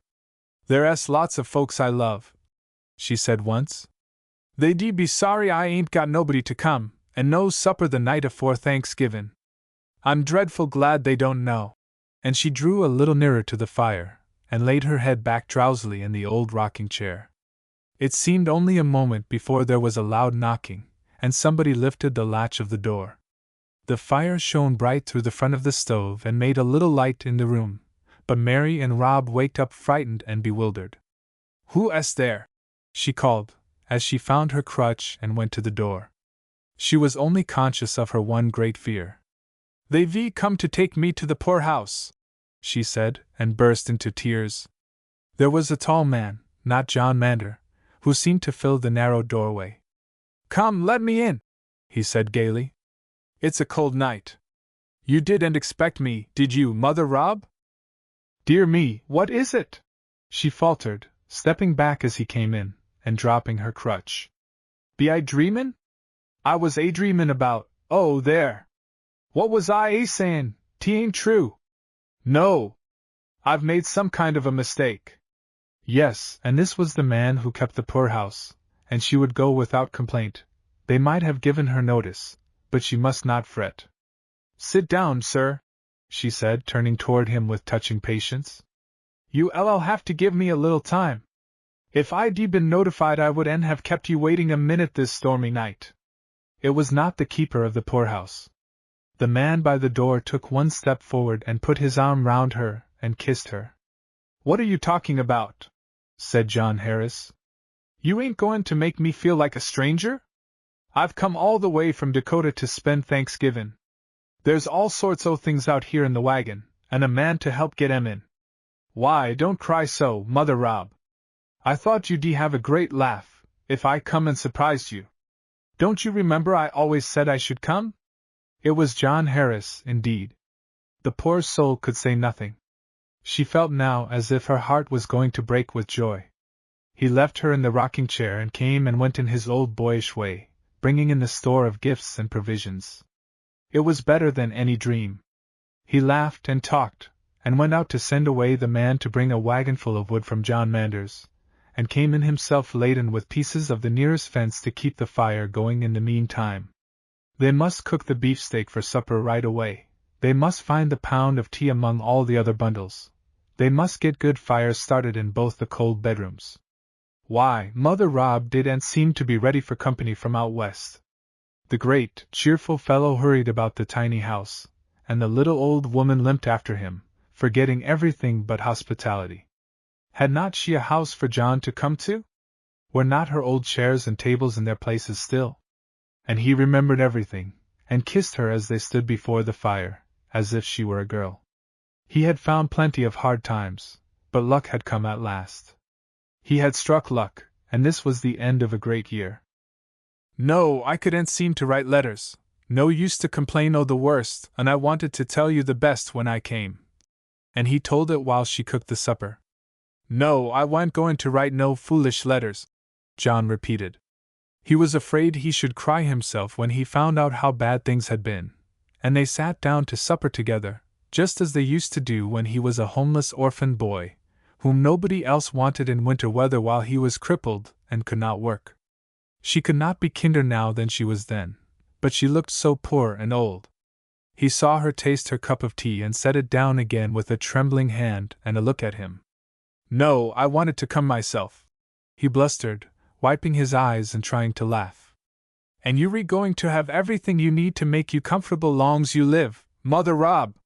She looked at him again and nodded, but she did not even try to speak. There was a good hot supper ready, and a happy guest had come. It was the night before Thanksgiving. Books by Sarah Orne Jewett. Deep Haven. Old Friends and New. Country Byways. The Maid of the Daylight, and Friends Ashore. A Country Doctor. A Marsh Island. A White Heron, and Other Stories. The King of Folly Island, and Other People. Tales of New England. Strangers and Wayfarers. A Native of Winby, and Other Tales. The Life of Nancy. The Country of the Pointed Firs. The Queen's Twin and Other Stories. Playdays. Betty Lester. Betty Lester's Christmas.